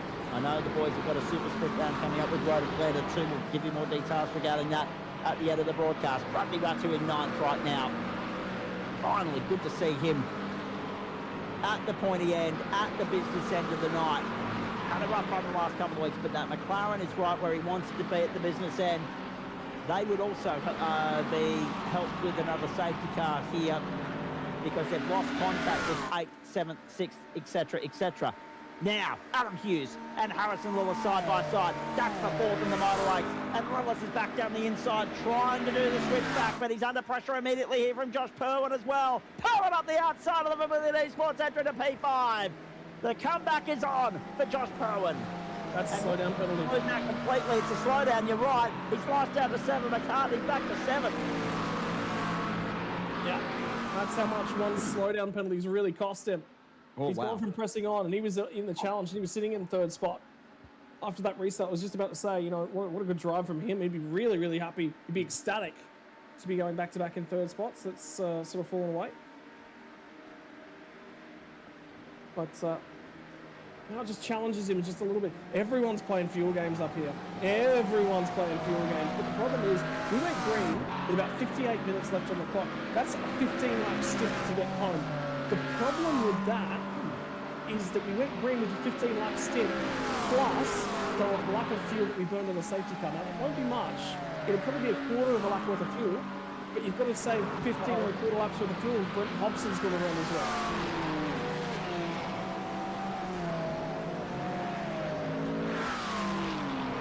Unlucky for Hobbo, that's going to drop him down to position number 24.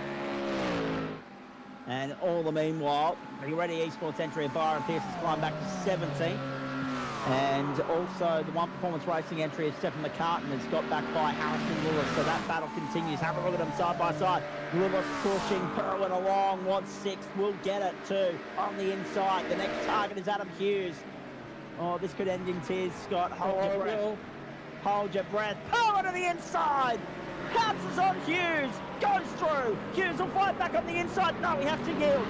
But that might put him under pressure immediately from Lewis as they make their way through.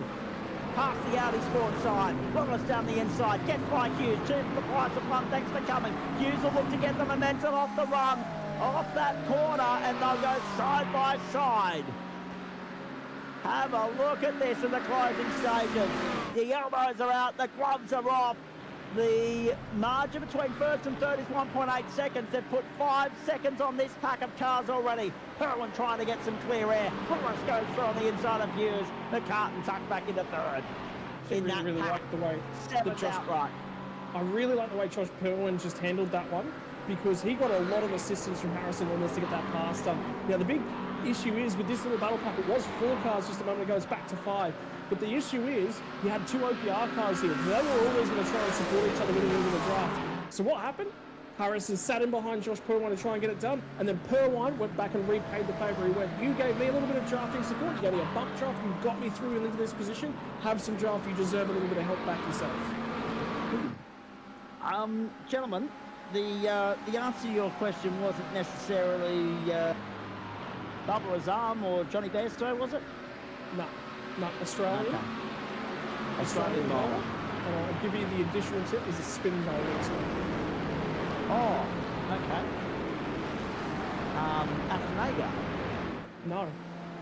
Okay. I'm going to have to think again. You said Test 99, didn't you? Test 99, yep. Yeah, okay. And hasn't scored a run in the Big Bash. Yep. Okay.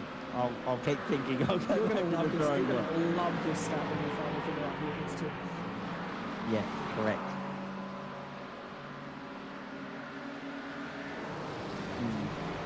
Anyway, let's focus on the car racing. Trouble! Brady Myers drops to 23rd.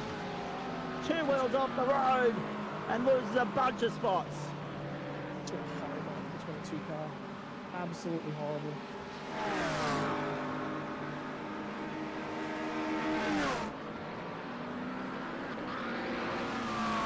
It's just a bump through the corner. It wasn't settled in the tip yet. And in the bump, just a lack of going wasn't moving the corner. And sealed it. Lachlan Capel's got massive damage to the front end of that Corvette. That is a Corvette. It looks like a McLaren the way it's looking. It's missing its front end at the moment. It's Warney, isn't it? Just what's going on? Anyway, let's go. Lachlan Cable in 7-8 spot. It took me a while to click to the fact that yes, he played the early days of the Big Bash. Anyway, going back to the moment. Rest in peace to great Nancy, by the way. God bless his soul. What a legend. Lachlan Cable, 7-8 at the moment. Boxed in here, gobbled up by Oisin Colangelo. He's got Alan Briggs and Scott Hazel for company too. Again, 4 different cars, 4 different teams. Arguing over the same piece of real estate. Cable sporting some damage on the front end of that car, it would seem. As they make their way down, or is it my eyes deceiving me? As they make their way down. Oh, there is damage, yeah, have a look at it. Ooh. Worse for wear front end of the Chevrolet.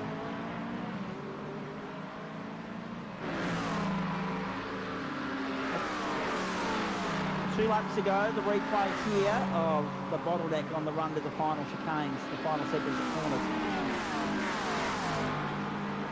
Okay. Yep. Oh, onto the main straight. And lost a little bit of so they were actually in tow with the next pack of cars and lost contact, getting caught up in their own squabble coming back onto the main straight. Yeah, but the downforce and speed of that 31 Chevy is just going to be so significant. It's just going to be just a huge one to drive. It was already considered a handful to drive. So. Oh no, there we go, more contact. Trouble in Morgan, the only BMW in the field tonight, apart from the safety car, of course, who actually could have scored championship points actually last time out. They got that many laps out on the circuit. Actually, no, it didn't quite finish 75% race distance, but it felt like it. Sebastian Vandel there in 8th spot at the moment. We're right on board with him. This is the number 3 Vermilion Esports entry. These guys have got 2 in the top 10. Orbit Drop Bear have got 2 in the top 10. One Performance Racing have got 2 in the top 10. Eclipse have got 2 in the top 10. Vendaval and Antic have got 1 each. 1 horse in the race. We've got a Ferrari in 11th. Can a Ferrari end up in the top 10 at the end of the night? 40 minutes to go on the Circuit de la Sarthe. And the good news for us, but the bad news for them, Scott, is because of the time in which they've got back to the line, there's 11 laps to go in this race if it goes full distance from here. So just having a quick chat. So we're expecting that 15-lap run to the checker flag. We're already 4 laps into that one. If you're illegal, you're on your 5th circuit since coming out of the pit stop. So 10 laps to go from here. The trouble is, what are you going to do on fuel? And everyone, my numbers suggest that everyone that did not pit after we dropped the green flag will have to come back to the pit lane. So realistically, Bruce Carvalho and Andre Heimgartner are about the only 2, but they're not home and hosed. They've got to save a little bit of fuel as well. So it's not just push on, you're good on fuel. No, they still have to keep saving. So it is relevant for those 2 cars to the overall race. Pit lane transit time here is somewhere around 30 seconds or so. So you're going to see these guys, if they make it on fuel, jump massively up the order. It's a huge slide push on. And the other big factor is we're talking about battling, how much time they're costing themselves. These guys just get there's no threat. So the big concern I did have for them was second safety car. The other concern is if they pick up and catch traffic, they've got to pick it off really, really quickly, or else their race plane goes out the window. Big weekend of motorsport in the real world. This is just the launch pad of a good weekend on the couch, ladies and gentlemen. A huge weekend of entertainment. I'll run you through all of that towards the back end of proceedings. 38.5 minutes to go here. We've got Adam Hughes keeping Harrison Lewis honest in the battle for 5th at the moment. So Lewis on track for back-to-back top 5 finishes here, but he's going to have to fend off the would-be challengers. And we're right on board with Sebastian Vandel on the back of that train at the moment in 8th. Next target's Devon McCartan, then Adam Hughes, then out of Harrison Lewis. They've lost contact with Josh Purwin. Purwin's gapped them and bolted. 1.7 to the good. He's 4.9 seconds away from Josh Anderson, who has lost contact with Zach Ratway White. Here goes Vandel to the inside. Did he get it done for 6th, 7th? Yes. Got it. Moves through. Up another spot. The second best place Vermilion entry in the field. The other 2, of course, outside having had a very disappointing ride at the office. Lewis Greathead, of course, down there in 30th position with Sam Chapman. They are still circulating. Liam Reston's dropped off, by the way, the number 55. Boys, not sure what's happening there. He's dropped out as well, so they've had a packet loss issue as well. So that's 2 of them tonight. Byron Phillips, the other one. Liam Reston, Jackson Ray Hart. Oh, you've got to feel for Jackson Ray Hart. He has not had a good luck run this year when it comes to his GT3 racing. There is no doubt about that. And I do apologise, there's only 3 Vermilion entries in the field tonight as well. So I for some reason I thought there was 4. I think there might have been 4 in the initial entry at the start of the season. And there are 2 Eclipse entries leading this field, 1 and 2, but they too have had their share of drama this evening, with the Byron Phillips entry dropping out of proceedings. Toby Jones fighting for a top 10 spot. It would be great to see Summit Simsport get into the top 10. It would be great to see them drag a Ferrari into the top 10 and shake things up amongst what is a plethora of McLarens, Mustangs and Acuras. 5 McLarens, 6 make it in the top 10 at the moment, 2 Fords, 2 Acuras. Toby Jones would love to make it 4 manufacturers in the top 10 tonight. Yeah, would absolutely love to grab one more spot further off, considering last time out at Spa, both of these cars out of this garage didn't finish. So this will be a huge game for them. Kobe was quietly confident we got an opportunity to sort of sit and listen to him talk about the race tonight earlier on. And he was just sort of quietly confident. He was feeling good about the car, was feeling good about the speed. But that has translated at the back end. A little bit of luck sometimes, that's all you need. After just running an average race on Jepson. At least he's back out there. But they'll not be happy with the result out of this car. No, not at all. And again, Lewis Greathead back on pit road.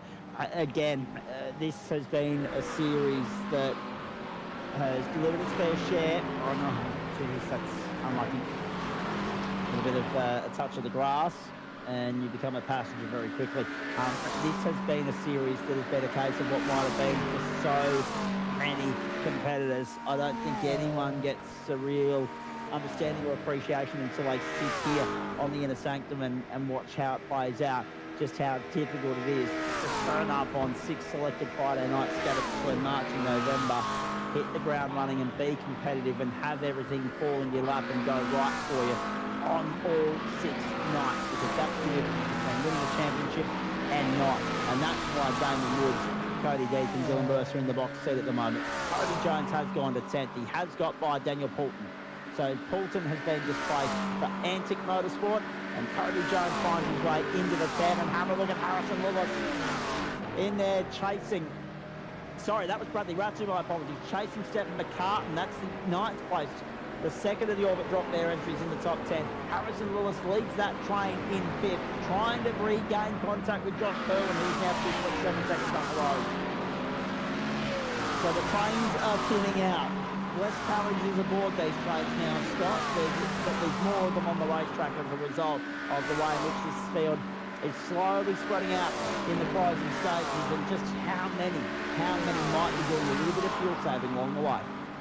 I don't think you can make it. You've got to press on. It's so much of a save, you just can't make it.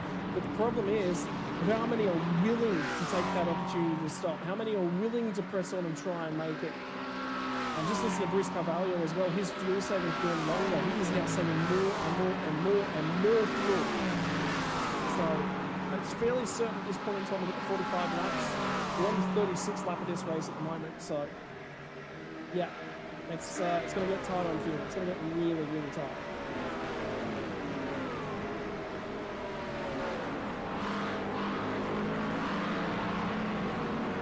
That is going to make it absolutely fascinating and compelling for all of us watching on. To the right-hander. You've got a magnificent clear-cut view there of this 5-car battle pack at the moment. Stephen McCartan at the forefront of it, trying to stay in contact with Bradley Ratcliffe, Kobe Jones, Dean Mackay. Daniel Poulton, the floodgates have opened, and he hasn't been able to contain them yet. He's dropped to Mackay and Jones now, back to 12. Down the inside went Mackay in the 999. Nice drive good fight from these guys all through tonight. Still in contention for a top 10. 32 and a half minutes to go. And as Cody Dees comes through to complete yet another lap,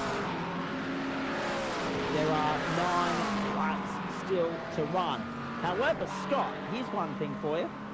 If we do have to transit the pit lane, that transit time alone would probably make it an 8-lap sprint from here. Damned if you, damned if you don't. Because if you go to pit lane, it's a gamble because not everybody might take the same plan of attack here. They might not follow along the same game plan. So, yeah, it's fascinating. No one really knows how this plays out. However, I will wager you this. If we get a safety car, nobody pits because everybody will be okay on fuel. And then it becomes an open slugger dogfight with a checkered flag. That'll be the good. It's going to jump the pit lane. So again, this will be cars that are looking to jump in early, get their stop out of the way. That was tyres though. Is that a driver swap on board for that car? Let's have a look. No, not at this stage. He's sitting 24th at the moment, out of the mix. That's a long stop. They've left tyres on that car. They have 5 retirements so far tonight. Reston, Mesimo, Moore, Phillips and Wallace. Has just gone into 25th position at the expense of Peasnick, who's on pit road, and that is a costly invoice. For those guys. In that car anymore. No, and that's really disappointing for them. Make that 6 retirements tonight. Again. Just when you think you know the script and the narrative and how it's all going to play out and piece together, another spanner thrown in the works. But yet again, the form guide reads true, Scott. I know you and Brenton were having a... but again, it's a glimpse, again, it's familiar. But with the added presence of Vendaval and all that's got there and one performance keeping them honest, which is good for the code, good for the series going forward, that these other teams are starting to make small incremental gains. It's taken a while, but it's no longer just a 2-team fight at the front of the field. Yeah, tricky one, I think, because we're still in that window where everyone's still trying to aggressively fuel save. The problem is you're talking about times. Well, when you go back racing at about 58 laps to go and sort of the furthest it can take is sort of 54, 55 minutes, we're still looking at, even if everyone has to transit pit lane, we're still getting that extra lap in. So I think we're still short-ish. It was just critical timing was the big factor. Yeah, you know what? I would not be surprised if we see a couple of stops at the start of the very last lap. See the white flag, take a pit stop. And that might be something to keep an eye on. There might be a couple of drivers who run this tank absolutely dry, and they'll end up finding out that they're, inevitably in good company because there'll be others on the same plan of attack, on the same course of progression. Still a long way to go. It could be 2 laps, but my best guess is that if you've got to bail out, do it at the last possible second. And if it is when the white flag flies, so be it. We'll go 4 minutes into overtime instead of 3. I'm okay. I'm here for it. Someone that's not here for it, though, is Jay Kennedy, because he's got a countdown clock running for me very shortly, telling me to STFU, if you can break that code. Good luck to you, and get out of here.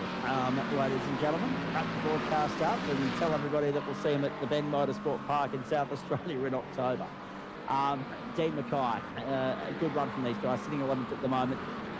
Definitely a chance of a top 10 because, we're talking about fuel and tyre wear and other things right now, Scott. A heavy emphasis on fuel. Let's not rule out potential late race incidents because there'll be people, pushing these cars to the limit, trying to fend for track position. Let's not rule out a potential late race, Peter Brock, Mount Panorama 1994 moment. Shunt at the top of the mountain. Let's not rule out something like that being the sting in the tail. of this dogfight as well. 27 minutes to go, 28 minutes to go. So it's 7 plus 1, that's 8 laps. I see no way in which we don't get to lap 45 tonight, this being 38, and 7 more beyond that. So it's going to be, a good 3 minutes of overtime ahead of us here, and that's even without the pit stop, ladies and gentlemen, as we head down the Mulsanne for the 38th time this evening. Logan Howard, Adam Jepson on pit road right now. Bradley Grattu is the one that's impressed me so far. That all but dropped their Neptune entry was outside the top 10 for much of the night. He's managed to get himself into the top 10. And they're there when the whips are cracking. They can see 7th and 6th in the offing. 5th is a little bit out of reach at the moment. That's his teammate Harrison Lewis, but they absolutely love the fact that they've got 2 horses in the fight in the top 10 at the moment. I think anyone that's out there at the moment is sniffing and poking around strong results should be happy with themselves, because we've talked about survival has been a big factor. Using cars inside the top 10 dropping out, making issues, making mistakes, slow down penalties have come quite a lot. So a couple different ways to go. We're happy, a little bit frustrated with the result. There's definitely cars on both sides of the equation. We've got Adam Hughes challenging for third at one spot, now he's at 7th on the road. So he's had, a rough night. Average night, great night, take the pick. We've been sitting there and going, we drive reasonably well. I think he has done, but could it have been a little bit better? Yeah, probably could have, but timing, opportunity, all those sorts of things really play into it. This battle pack just inside and around the top 10 has just been interesting with a whole bunch of guys trying to break in as well. Indeed. 26 minutes to play. So Cody Deep has already managed to put 3 seconds on, even with the safety car bringing him back to the field, he's managed to put 3 seconds on his teammate, Zach Ratway-White. You're watching Stephen McCartan holding onto a top 10 finishing position at the moment. Chasing Kobe Jones. That Summit Simsport entry isn't just in the top 10, it's 9th. Ferrari 9th at Le Mans. And the Ferrari has not necessarily been a prominent fixture throughout the course of this campaign, which is disappointing, because it's an exotic sports car. It's synonymous with this form of racing. We absolutely love the look, the style, the sound of the Ferrari, but it just hasn't had the poke of the likes of the Acuras and the McLarens and the Mustangs so far this season. Great to see those guys punching above their weight, really, with the car that they've got. It's a bit of an anchor for them, and they're sitting 9th at the moment. No reason why they might not be able to gain another spot or two as this race reaches its natural conclusion. 25 minutes to play as Zach Ratway-White brings us back to the start-finish line to complete yet another lap. And the margin is 2.8 now. He's closing. It's 2.8. It was 3.2. It's now 2.8. So Zach Ratway-White is on a little bit of a charge here. Let's keep an eye on this and see how it plays out. It'll be interesting for mine, because there might be some fuel saving going on. There might be some gamesmanship going on. There might also be well, hang on, we've got a championship lead even if we finish second. You guys are probably due one after the incident at Le Mans. We need you guys to get back into the fight so that we can run 1-2 in the championship. We'll gift you the 8 points that go with the race win, the difference between first and second. I'm not sure how that one's going to play out, Scott Rankin, but I'm interested to find out. Yeah, certainly for sure. Just having a quick look back, I actually found what happened with the 456 car. They picked because they had to, they didn't pick because they wanted to. There was an issue with contact with car number 79, and it was at Carnage, turn 20. On my track map, some dedicated to turn 22. On lap 36, that was what triggered that car to sort of bent the right rear corner.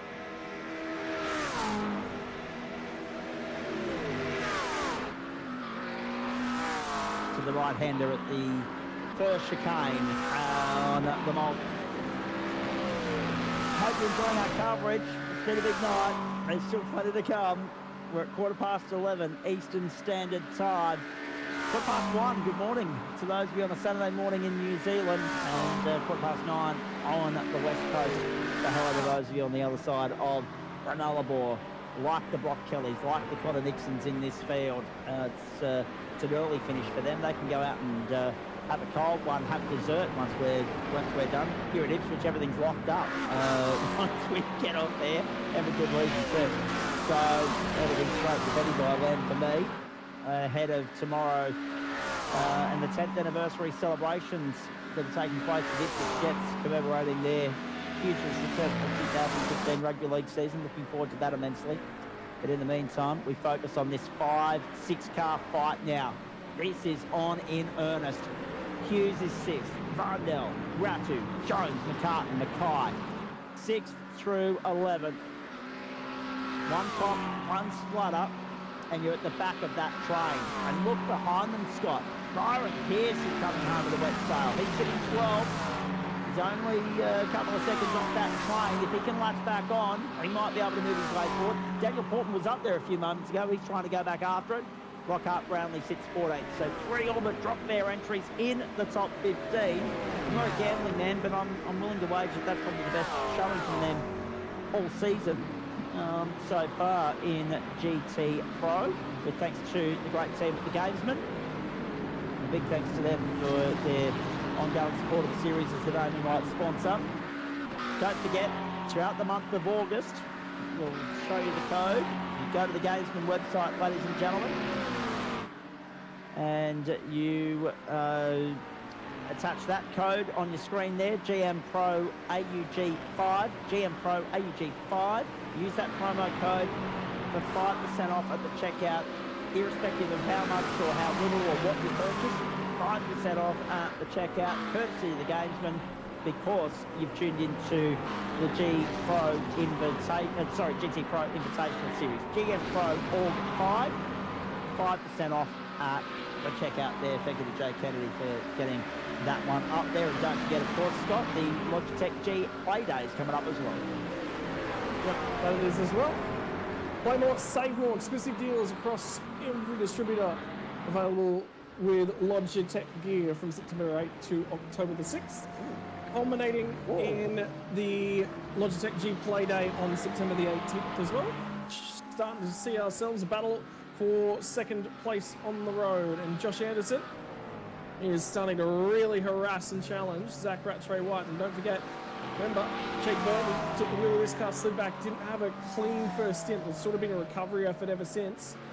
But Ando has put the blinkers on, got the head down and gone after him. There he has, right on board with him now. This would be a huge result for Van der Waal if they can wedge themselves between what has been a terrific scrap and what has been a terrific onslaught, really, from the Eclipse Sim Sports stable. Right, left, the lifting and coasting has begun. The fuel-saving games are on in earnest.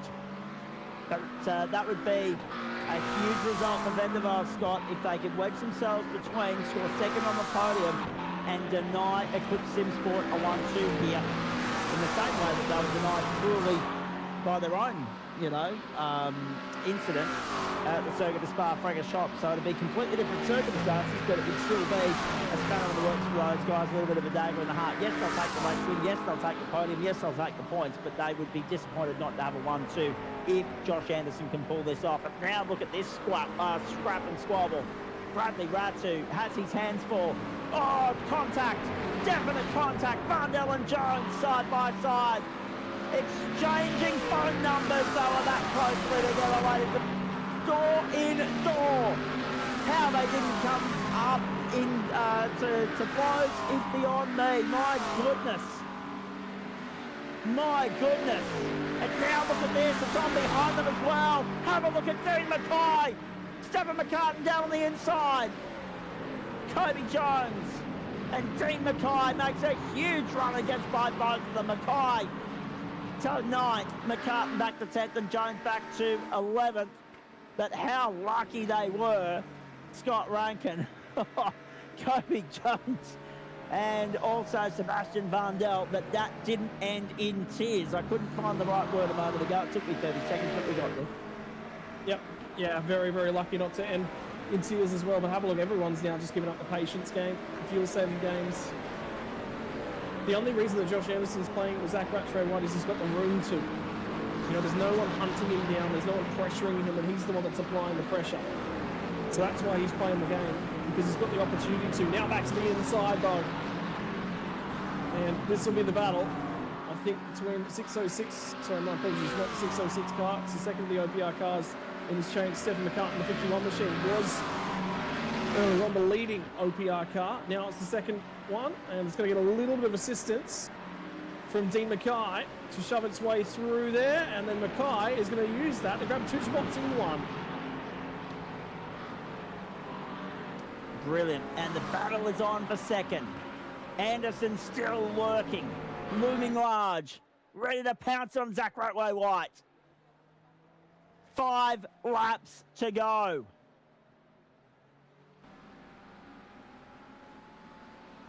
Oh boy.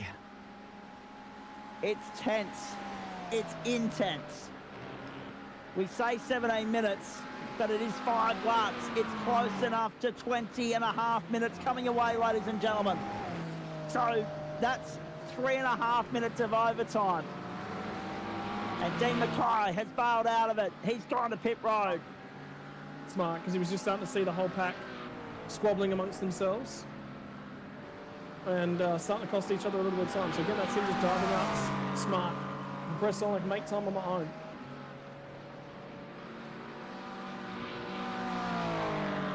Here we go again.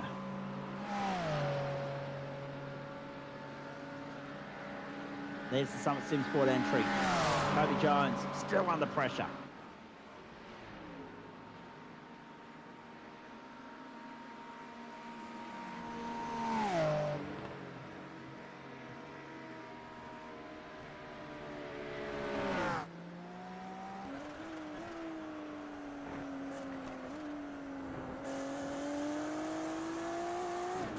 Phenomenal drive from Zach Rattray White so far, withstanding the pressure.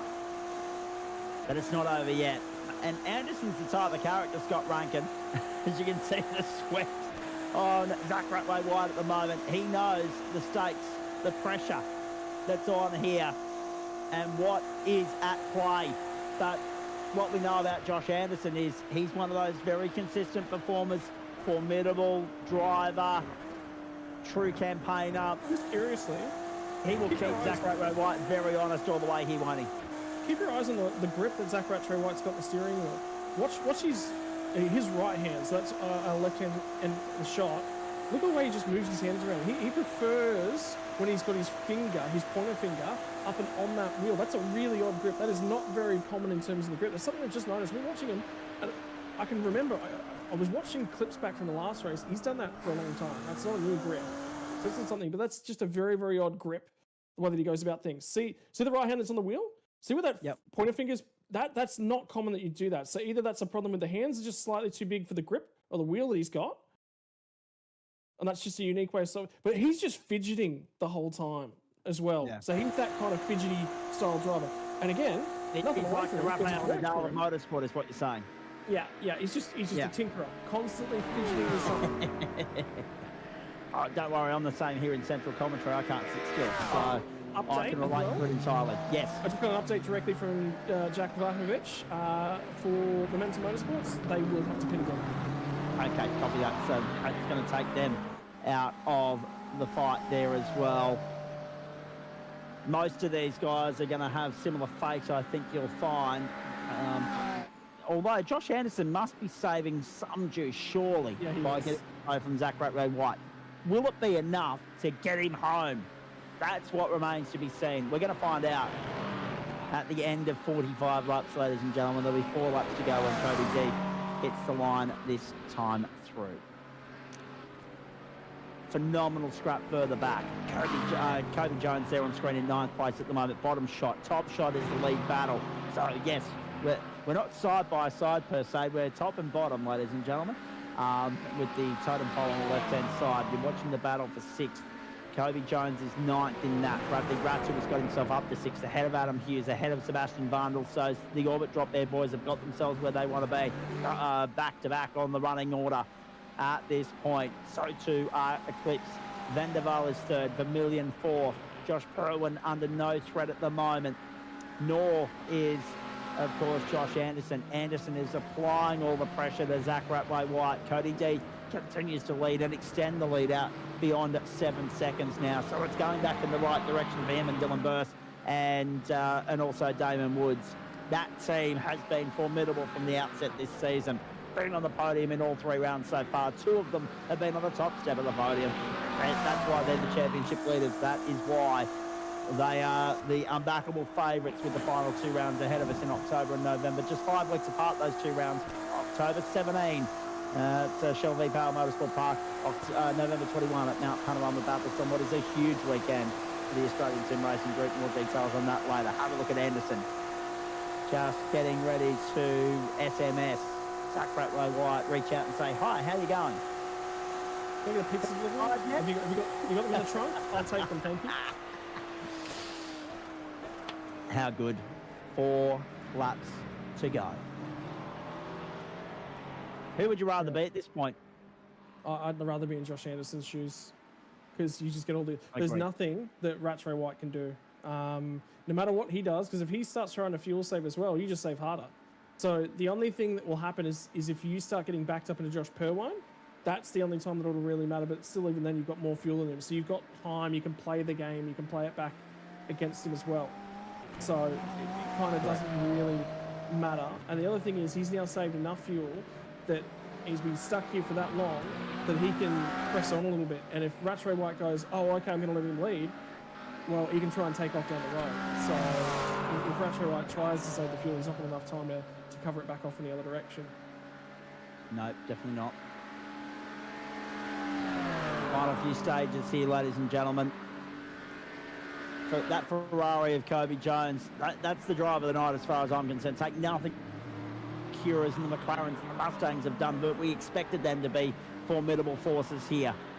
Kobe Jones is getting my nomination. The 25 is getting my nomination as a package for the driver of the night leaving here. And I don't just say that because I'm well connected through the GSRC with certain members of the Summit Sim Sport stable. I'm saying that because that is a Ferrari in the top 10, punching well above its weight here. And credit also, I guess, to the only other non-Acura McLaren Ford in the top 15, Lachlan Capel and Hayden Veld down in 14th in the Chev Corvette as well, Scott. But again, they started the season strong. It went up in smoke for them at Fuji. They started to crawl their way back into the fight at the Spa-Francorchamps circuit. But truly, once you record a 0 score in this series, it's a long road back. But they'll always go down in the record books as the first winners in the Game from GTPRO Invitational Series. That's something that no one can take away from them, ever.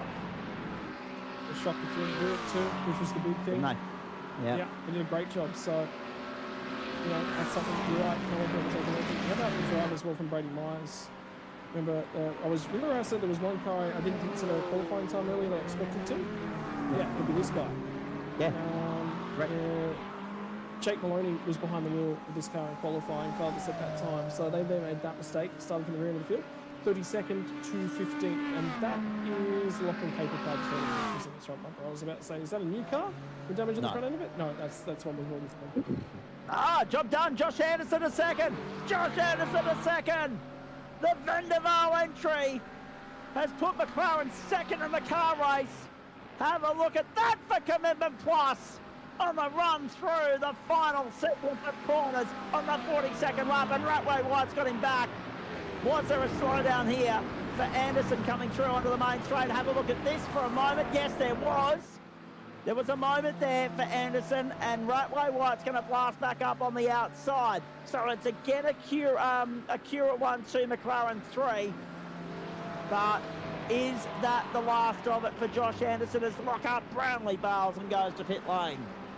Oh, it's all happening, Scott. Yep.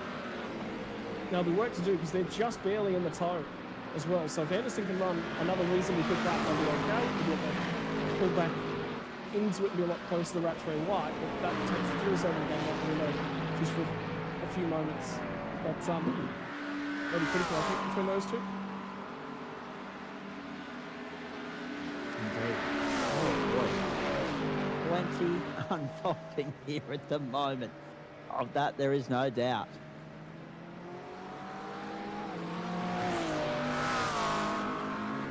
Adam Hughes sitting 7th. It's been a good showing for the Mustangs as well for PR.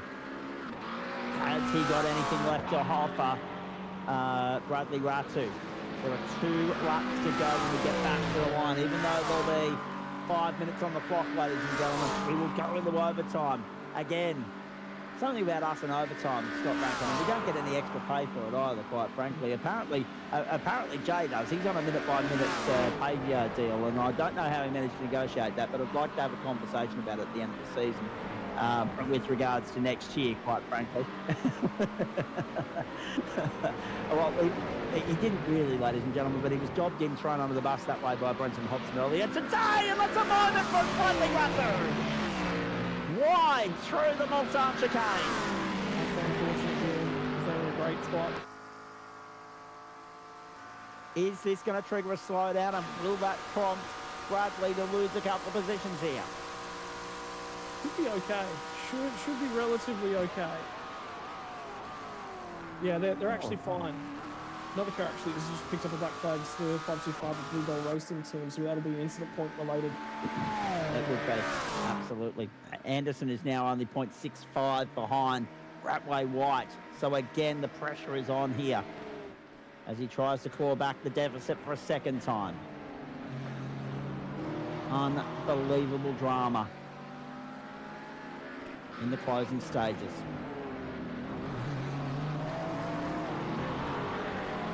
I don't think we're going to be able to... I'm going to go around the grounds between the race finish and the post-race show, ladies and gentlemen. I don't think we're going to be able to bring you the results from MotoGP's second practice session because that is still underway. It'll be finishing at midnight Eastern Standard Time, by which point I've been told we've got to be off air, or just after. So stick with us for that. But MotoGP making its debut at the Balaton Ring in Hungary this weekend, Sunday night. You'll be able to check it out on Fox Sports around Australia. Marc Marquez has just been in incredible form this season, not dissimilar to the form that Cody Death and Damon Woods and Dylan Burke find themselves in here in the games from the GTPRO Invitational Series. Down into the end of the Mulsanne Straight we go. We've picked up the 826 down the order. That's Logan Howard, who's actually chasing Robert Crisdale. This is the 21st position on the racetrack, believe it or not. The Momentum Motorsport entry, as Scott has already alluded to, need to stop again. And the leaders are all in. Here we go. The leaders are all in. Well, can you believe this? And they're going to cross the control line as well.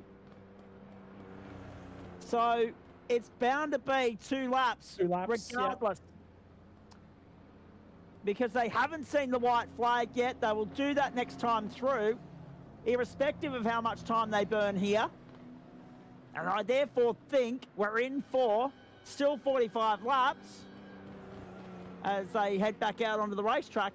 But the problem is we're going to go an extra probably half a minute into overtime in order to get the job done. They make their way back out onto the racetrack. They're well clear of time. Don't worry about that. Toby Jones has thrown barely any fuel at this car, so he must have been in fuel state conservation mode. He's gained a lot of spots, so he's probably got to save some. And I'm just a little bit concerned that Adam Hughes might cross the pit lane exit line because he had a tyre out there. Yeah, he's fine. He got away with it. Okay. We'll check it anyway. Kobe Jones in 7th, make it 6th now on the inside of Byron Pierce. But does Pierce have to stop, or is Pierce good to go to the end? Pierce already needs spots. In 7 spots, and McLaren's making a late surge here, just as they did in the Mustang at Spa. Harrison Lewis still holds on to 5th. Josh Perwin up in the 4th spot. In all of that, the game changes again. A quick 1-2, Vendaval 3rd. 1.7 now, Zach Ratway to Josh Anderson, so that's done. Cody Deek 8.4. Over Zach Ratway White. The closest battle on the track is that one for 6th, and the one behind it is the 2 teammates for 8th. And then Bradley Ratu's lost out and gone back to 10th completely. Dean Mackay sits 11th, and Sebastian Vandel back in 12th. And sometimes up in that timing car, this is critical. The amount of times that we've had stopped in this last stop. So remember, all different GT3s, they normally take a balance of performance on this. You don't in this series. There's no balance of performance has been applied as well. The McLaren has the largest fuel tank of a lot, but it also has the highest fuel burn per lap. I think the Acura is actually fairly gentle on its fuel burn. But if you have a look, the Acura is 7.1, 6.6, very short fuel burn. The Ferrari, though, have a look at Kobe Jones, 5.6 seconds stop. If he doesn't have the same juice, I would be very, very surprised.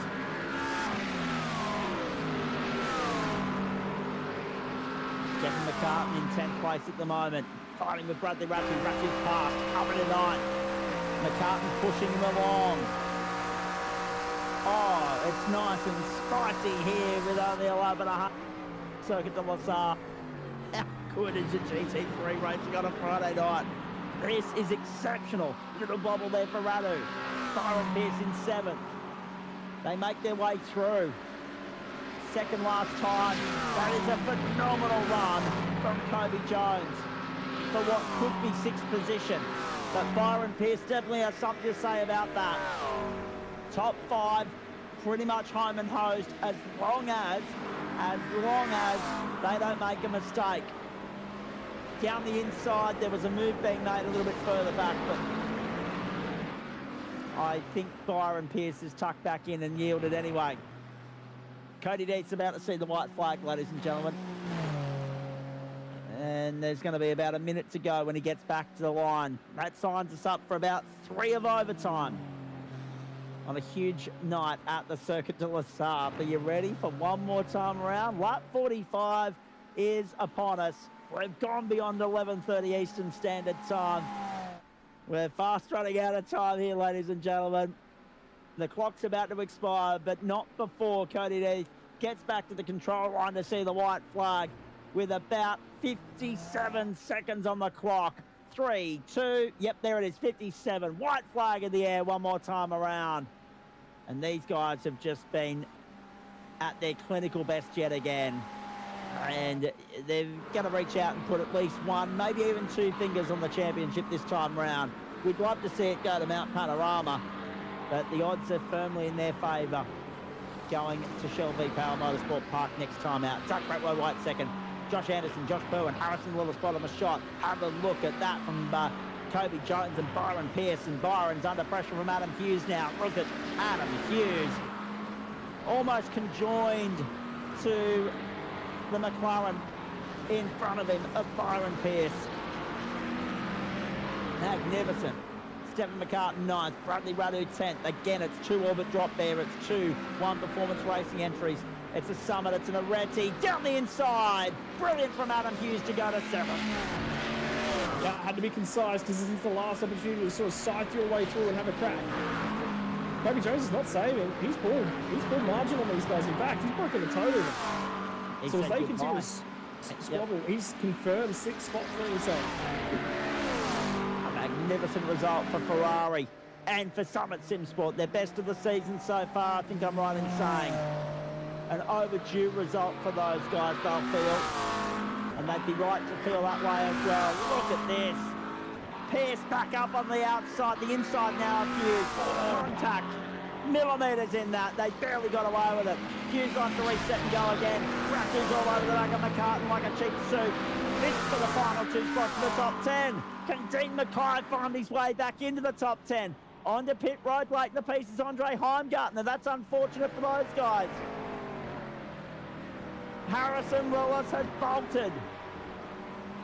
He's got 5th locked down. Here comes... The door just got firmly slammed in Adam Hughes.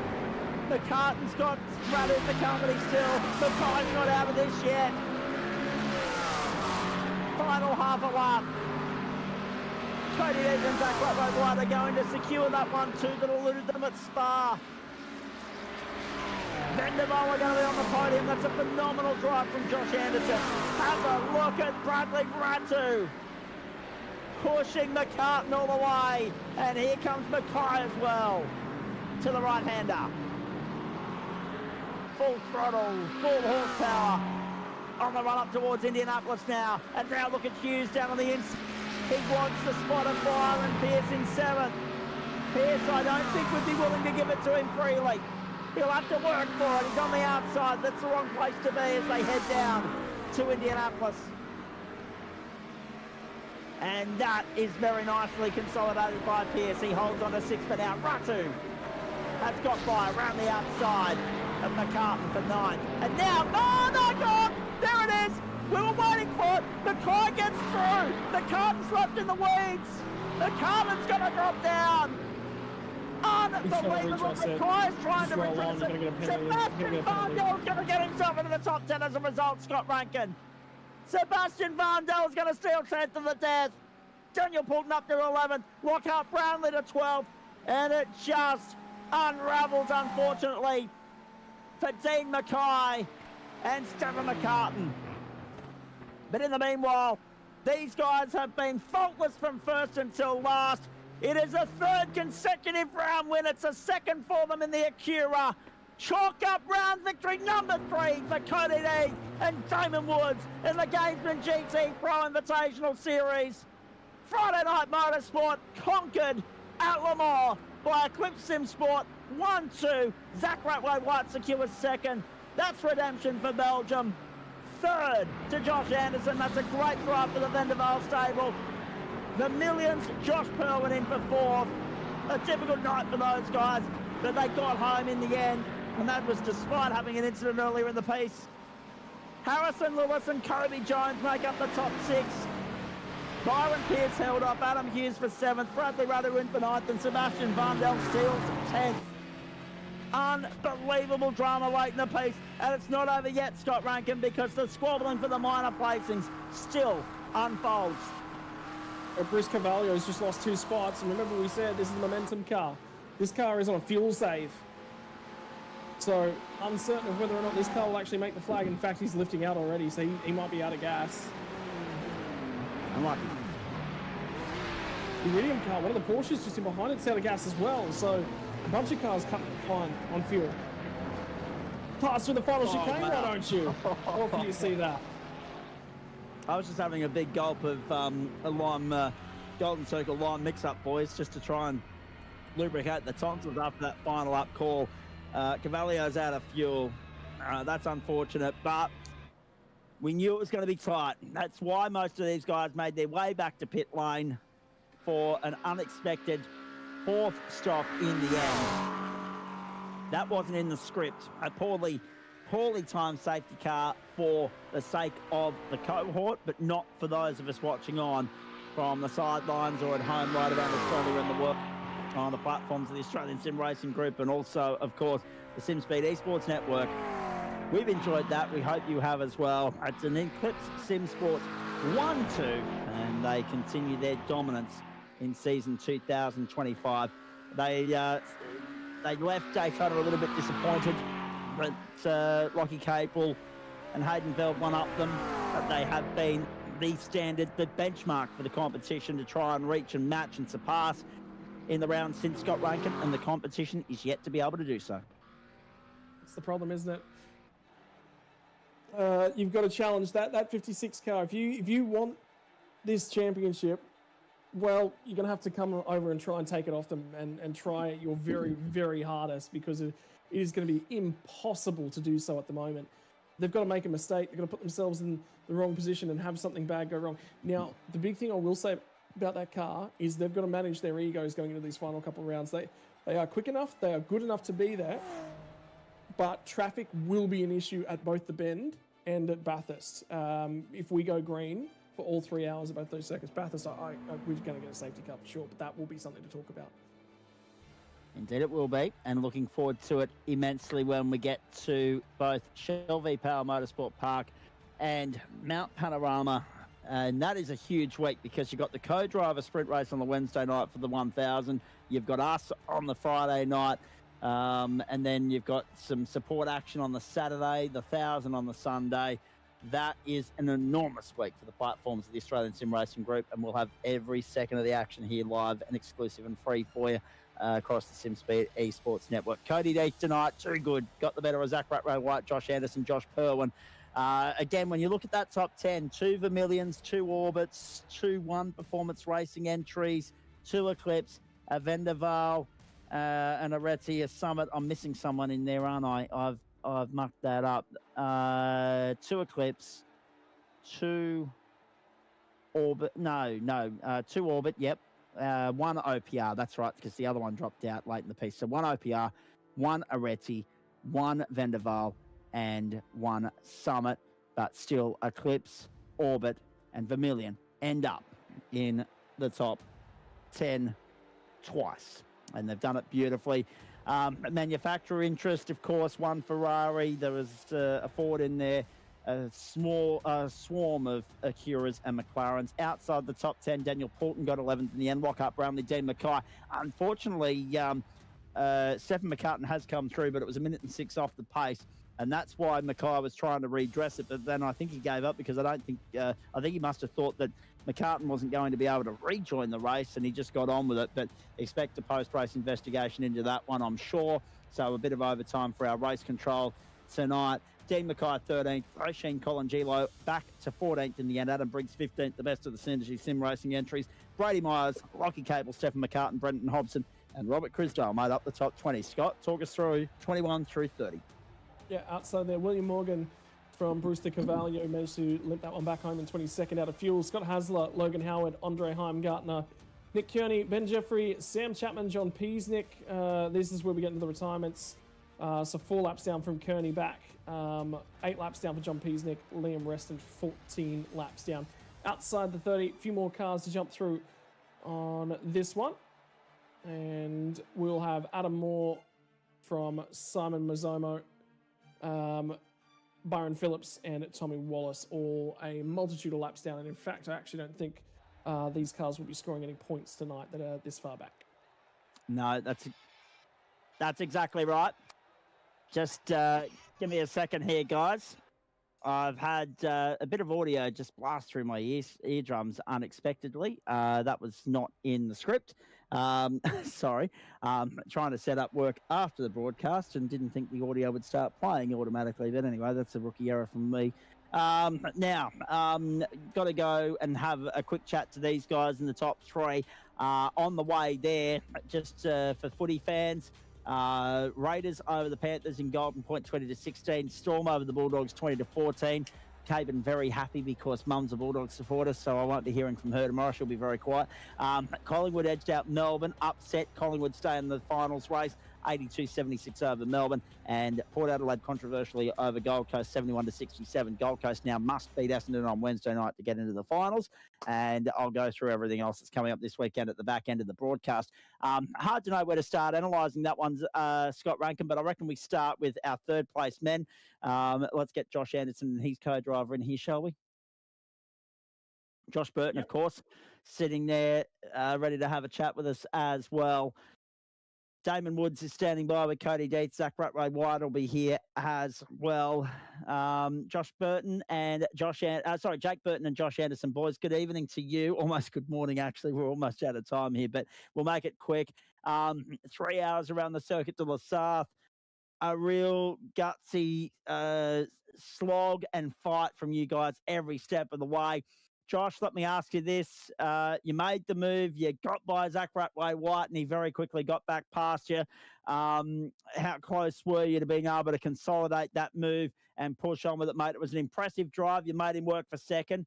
Third place, still a great result for you guys.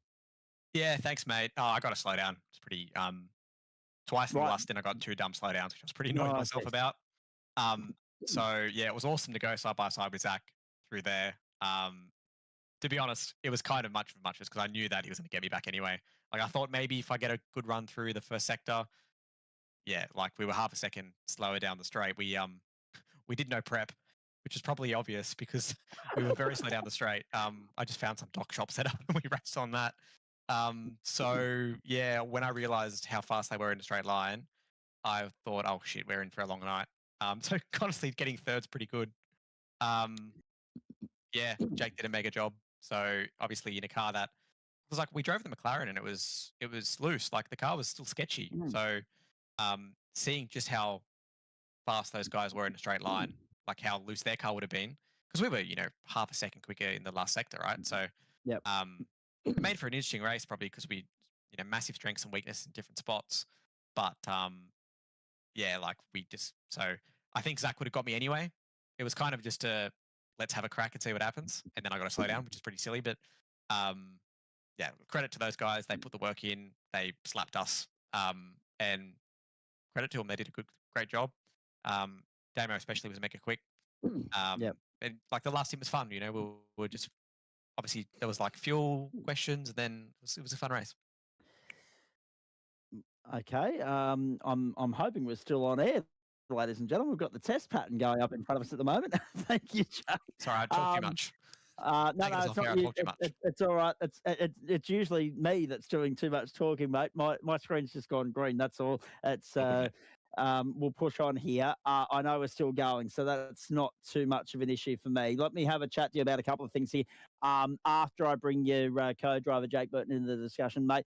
Talk us through it from your standpoint. Great result. How nervous were you in the final stages there, watching that battle of a second unfold? Because we were enjoying it here in Central Commentary, but I can imagine a bit of nail-biting going on. Yeah, I think Josh had pace. I think there was never any chance we were going to race that front car, but I think Zach was coming closer and closer to us, and I think with a bit of help of the tow, I had faith that Josh should be able to catch him. It's just obviously catching and passing is two different things, and obviously it was a great fight between the two of them. But I think just to reiterate what Josh said, I think they did some really really good work this week, and they obviously had a car that was very hard to drive, but very fast in a straight line, which meant they could, we had to work twice as hard to get a move done because they had so much more top end, and where we were using, where our car was fast was just not, not in spots that we could really use. So I think, yeah, Josh did an excellent job with the car we had, but ultimately, those guys put in the work. They went to a track with long straights with a car that was fast in a straight line, and that's a really, really good combo. So yeah, congrats to those guys. But yeah, good race. It was fun to be a part of. Indeed. Guys, I am very pressed for time here, so I'll quickly rip through this. Josh, going back to you, when you talk about that safety car, that defining safety car moment in the race, it kind of threw a spanner in the works for everybody's strategy, game plan, etc., and so forth. We were wondering if you were tucking in behind there and just happy to poke along, follow Zach through in a bid to fuel save, but it would seem as though that wasn't a viable option at all. Oh, for sure. Like you save a lot more fuel when you're in the tow, right? So I wanted to break the tow of the guys behind because I wanted them to be leading their train, so they burn more fuel. And then I wanted to try and catch Zach. So obviously then I'm saving fuel. And I got it to him, and then I got to slow down. So I was really annoyed at that. Like that was so stupid. But anyway, that happens. So that meant I had to work hard the whole stint to get back to him. So you burn too much fuel. But it's definitely the idea is to, like, initially we were like, oh, can you fuel save to the end? Like Jake was like, oh, the number 7.08 or whatever it was, and I was like, not possible. So yeah, I don't think it was ever possible to get home. At least without doing 4-minute lap times. But you want to obviously save because you knew you got to stop coming up. So the more you save, the shorter your stop is. So, but yeah, I obviously kind of screwed that up. So that's why I come third, not second. Well, yeah, and fair enough too. But in saying that, let me get one more comment from you, Jake. Let's take the positives and the negatives here, right? Obviously, you're ruining that it wasn't second, but take a positive here that it is a third, it is a podium finish. You guys, crack it on to the third step of the podium ahead of some of the heavyweights that you managed to hold off tonight. Josh did a great job in terms of that final stint, fending off the would-be attack from the likes of Vermilion and Orbit Drop Bear. So third should sit well with you guys, I would hope, going into the final 2 rounds of the season, and hopefully you can take some momentum from here and apply it to good results at both the Bend and Bathurst. Yeah, that's it. I think Eclipse are the class of the field in these GT cars, and we tried our best with what we had tonight. It's easy to sit back and say, oh, we didn't do enough prep, but there were still 37 odd cars behind us, so I think we should walk away pretty happy with this one. Congrats to the Eclipse guys, and I think we've probably been robbed of a couple decent results this year, so even though it's third, and Josh and I are two of the most competitive guys on the planet, so we would have loved it to have been first or second. But I think this is still probably I think our best result of the season. So Bathurst is going to be a tricky one because it's obviously clashing with our supercar weekend. That's going to be quite a challenge. But yeah, the Bend will be interesting for sure. But looking forward to it either way. I don't have enough time, obviously, to ask you about the juggling act of that week, but let's actually palm that off to Hobbo and get him to get you on the podcast to talk about, because he's in the same boat, juggling these driving duties in the supercars and the GT3, and also, of course, the admin for that week as well. Final comment from you, Josh, and then we'll get Jake to do some thank yous here. Your thoughts on the Bend and what fills the gap between now and then? It's nearly a couple of months away. It's about 8 weeks before we go back racing in GTPRO Invitational, thanks to the gamesmen. I know you guys will be busy with supercars between now and then, but how do you go about setting up for the GTPRO, the newest venue on the server as far as Australia is concerned? Yeah, mate, it's I guess the first thing, it's not like the old days where I was at school and I had an endless amount of time to do sim racing. Between work, my real racing, I do some obviously work for VRS as well. That takes up a lot of time. So you kind of get to races and you're like, oh shit, I got a race on this week. I got to try and find time to practice. So so it definitely isn't like how it used to be, that's for sure. But that's just life. So I'm kind of happy there's a bit of a break. You find, like, I think this week we got racing Scops, and then we're going to race the Logitech series at the V8 on Wednesday. So yeah, it's busy, and you got to try and find time to do practice, right? I like the Bend. I like it a lot. I think it's a really fun track. So I can't wait to race there. I think it's going to be mega. Hopefully everyone, there's a big turnout. People are really keen for it. Will it provide good racing? The jury's out on that still. I think probably doesn't provide the best racing, but it's a hell of a lot of fun to lap. So yeah, I'm looking forward to it. And then I love Bathurst, so I think Bathurst is probably my best track. So if I'm always keen for a race around Bathurst, so I can't wait for that. Looking forward to it immensely. Boys, congratulations tonight. Final comment to Jake to thank on behalf of Josh and yourself, the people that are responsible and make results like this happen. Yeah. Huge thanks to Josh for trusting me with the car this week. He did a pretty killer job, and of course the crew at Vendaval as well as TTR. Obviously, we're very intertwined and work together on a lot of these things. I know the other two cars didn't have the greatest night tonight, but appreciate all their work nonetheless, along with our supporters. And obviously Josh and I are both, VRS coaches and supported by VRS. So a huge thank you to VRS for continuing to support us too personally as well. And obviously to the series and to you guys, and excited for the next one. Looking forward to it immensely, boys. Well done again. Vendaval on the podium. Third place at Le Mans, what might have been, had it not been for a couple of slowdowns, but to go punch for punch with the benchmark of the championship at the moment, well played.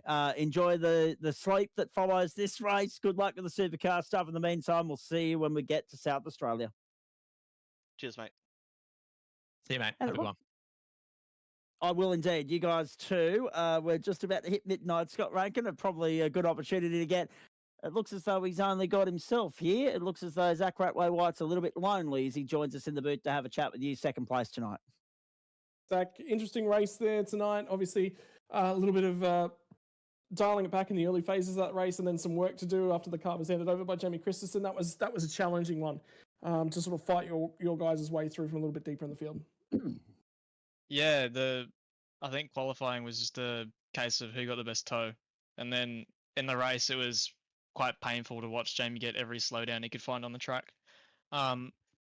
He did cop a rather large spray in the chat, so I feel like that was pretty warranted. I think he racked up at least 15 across his 7 laps of some BS. So, yeah, I think that's my round by round spray of Jamie. At least he turns up, which is good. At least this time he wasn't injured, so there's that. Yeah, well, apparently he wasn't feeling too good tonight, so neither am I. Scott can sympathise with that, Zach. Yeah, don't worry. Yep. Yeah.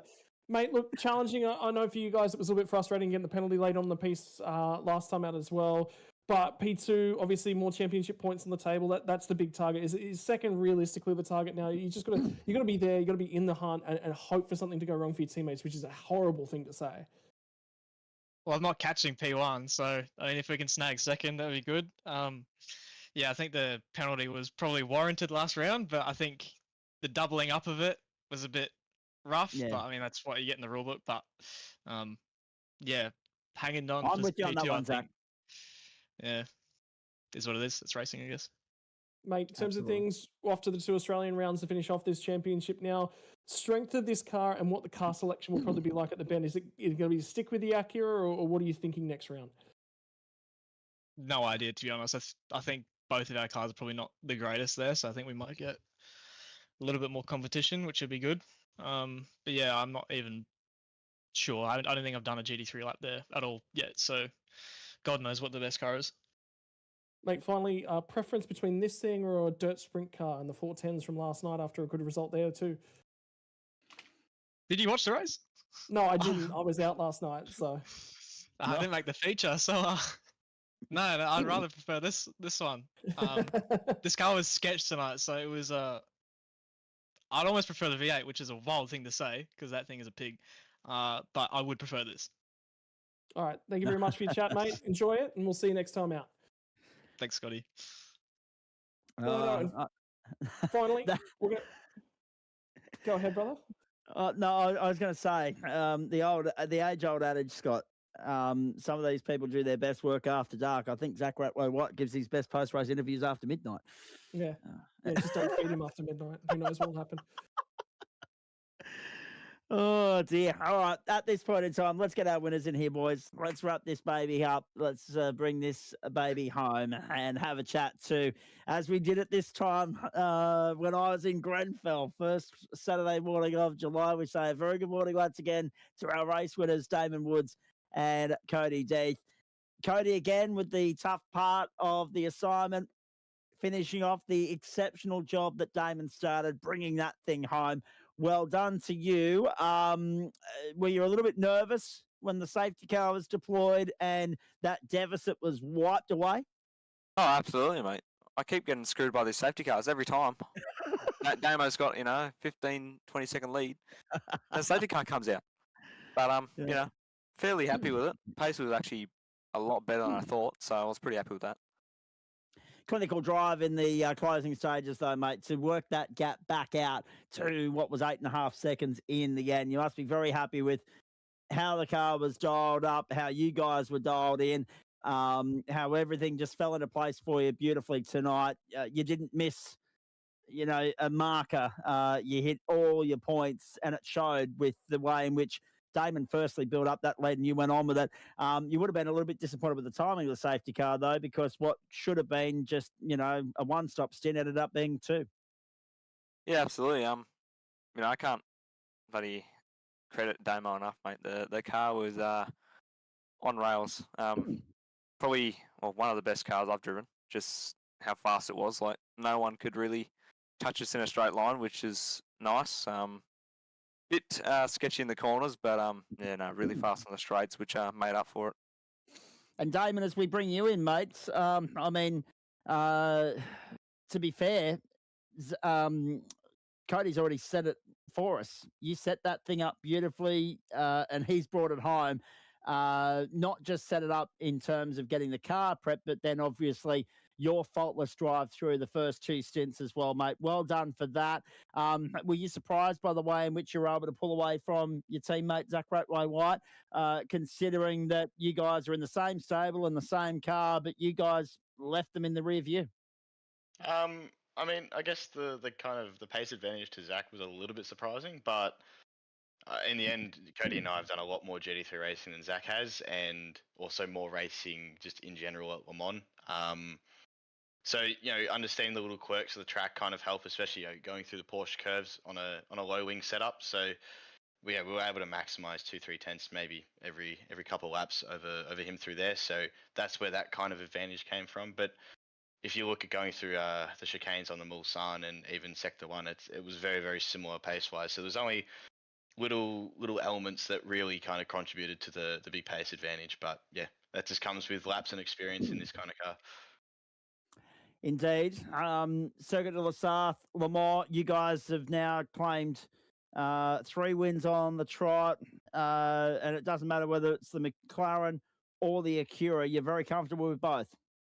Yeah, I mean, it's all just comes with with special event stuff. You're always hopping in and out of cars to try and get the best BOP. So it's not like you're locked into one manufacturer. Like if you look at guys at Ferrari Esports or even Coenda, they're generally locked into one manufacturer. But trying to beat guys like Redline, you got to be in the best car. So you always got to be driving something that is able to perform. And and that's why we're able to hop in from McLaren to Acura to say we even went to the Ford.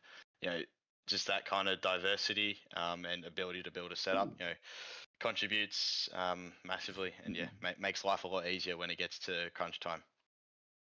Cody, to bring you back into this, and I'll get Damon to chime in as soon as you're done, because I'm pressed for time here, boys. We've got to wrap it up in about 6 or 7 minutes. Give me your thoughts on the next round of the championship, potentially putting one hand on the trophy to make the task, the assignment when you get to Mount Panorama, all the more easier for yourselves. How much prep work goes into Shell V Power Motorsport Park, and how are you feeling about your chances of continuing this winning streak when we get to South Australia?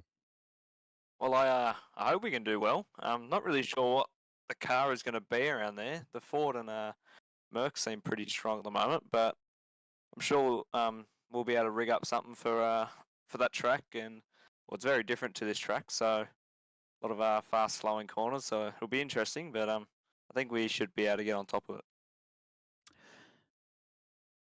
Damon? Yeah, I mean, I think McLaren's probably not the strongest choice. I would definitely rule out the Acura. Unfortunately, after the new tyre update, it really just hasn't seen a big pace kind of boost. It's good at the tracks that require a bit of straight lines, so Daytona in here, but on the tight and twistier stuff, it's not as good. So I think McLaren's probably going to be the choice. Obviously, we'll test both, but looking to that, I think McLaren's going to be our pick. And even still, it's not going to be the strongest car. Ford looks very strong, and also Mercedes, based on official leaks there a couple of weeks ago. So we'll see how we go. I'm sure we'll be able to manage something, and hopefully a bit of the real life experience from driving at the Bend a couple of years ago comes into clutch. So see how that goes. And to be fair, we were a little bit surprised that the Fords didn't feature a little bit more prominently here tonight for the exact same reason, that straight line poke, among other things. Hey, boys, sum it up for me. Hand out some thank yous. I know there's people that you want to thank, people that contribute to this success that you guys are enjoying at the moment, not least, of course, your own individual performances, but I know you got sponsors and the like that you want to acknowledge at this point in time. So we'll start with you, Damon. Big shout out to our sponsors, 5-6 Sim Coaching and Lucid Driver Performance. Keeps us on top of our game, so big shout out to them. Zach Ratt for his endless kind of desire to try and achieve the best, so he pushes us all further forward. And also Death for being a cracker teammate. Being able to compete with someone at such a high level, both here and internationally, is really cool. So big shout out to him, and also you boys for putting on the broadcast and putting on a fantastic show for everyone. And we'll hear from you at this point in time, Cody Death. Oh yeah, shout out to Damo, obviously, great bloke, probably the best driver I know at the moment. Shout out to Zach Ratt, always putting in the work, even if sometimes it doesn't go his way with teammates. Jamie Christensen. Shout out to Byron Phillips as well. He really was having a good night till he wasn't. Big shout out to Kobe Williams. He always tries his best, even if he's doesn't have the teammate to back him up. But all around good result for the team, and on to the next one. I feel as though there might have been a subtle couple of drive-bys happening there from Cody Death on the aforementioned people, but nonetheless, well done, mate. Congratulations to you and Damon. Great result again. Look forward to your company when we get to the Venn Motorsport Park, Shell V Power Motorsport Park in South Australia in a couple of months' time. Go well. Cheers, boys. See you, boys. Have a good one. Final thoughts. I think I got 30 seconds to squeeze in from some final thoughts from Scott Rankin now. Or not. Are you there, Scott? I'm not sure Scott's there. I think we've heard enough from Scott for the night. The Games of GTPRO Invitational Series continues Friday, October 17 at Shelby Power Motorsport Park. Round 5 of 6, the penultimate one of the 2025 campaign. 7:45 p.m. Eastern Daylight Time, 4:45 on the West Coast, and of course 9:45 in New Zealand. Coverage from Wednesday, August 27, 7:45 p.m. Eastern for round 8 of 12 in the Logitech G Pro V8 Invitational Series as well. That is from Road Atlanta. It's a super sprint round, and you can join Scott Rankin and the Sandman for that. Don't forget our naming rights sponsor, the Gamesman, gamesman.com.au. Use the promo code GMPROORG5, GMPROORG5 for 5% discount when you get to the checkout. It's been a phenomenal night here. We've had a lot of fun. Logitech G Play Days as well. Play more, save more. Exclusive deals September 8th through to October 6th. And Logitech G Play is happening September 18th. So keep an eye out for the keynote address that goes with that as well. We've enjoyed your company this evening into this morning. We hope you enjoyed the action as much as we've enjoyed bringing it to you. Disappointing night for the Australians in the cricket, but we've had fun here at Lamore. Nevertheless, we very much look forward to your company when we get to Shelby Power Motorsport Park in October. We're very much at the business end of the championship now. 2/3 of the campaign done. We're whittling out the pretenders and the contenders. We're sorting those two packs out. But there are some teams there that had their fair share of hard luck tonight. Summit Simsport, Liam Reston, Jackson Rayhana, 9-5 Simsport, Simon Mesimo. Of course, the Eclipse Simsport entry of Byron Phillips, the Vermilion Esports entry of Sam Chapman. All those guys competitive on their day. They've got a real chance of bouncing back and being one of those spanners in the works for our contenders, being race contenders as opposed to championship contenders, and helping shape and make and break the championship for those contenders when we get to the Australian rounds of the series from October. We look forward to your company for that and more on the SimSpeed Esports Network. On behalf of Scott Rankin, Jay Kennedy, our entire broadcast commentary and production team here, go out and have yourselves a great weekend, everybody. Thanks to the Gamesman, OG Gear, Logitech, Playseat, MPI, Max Pappas Innovations, Motorsport Australia, and the SimSpeed Esports Network, and the Australian Sim Racing Group, and everybody else that makes this production and this series possible. We look forward to your company next time. Enjoy what is a smorgasbord weekend of sport: Rugby Championship, US Open, NASCAR, IndyCar, MotoGP, you name it. There's plenty on. Women's Rugby World Cup, English Premier League, etc., etc. No excuse not to be sinking your teeth into and absorbing some great sporting action this weekend. From all the crew here, I'm Zach Caban. Have a great morning, everybody. Bye for now.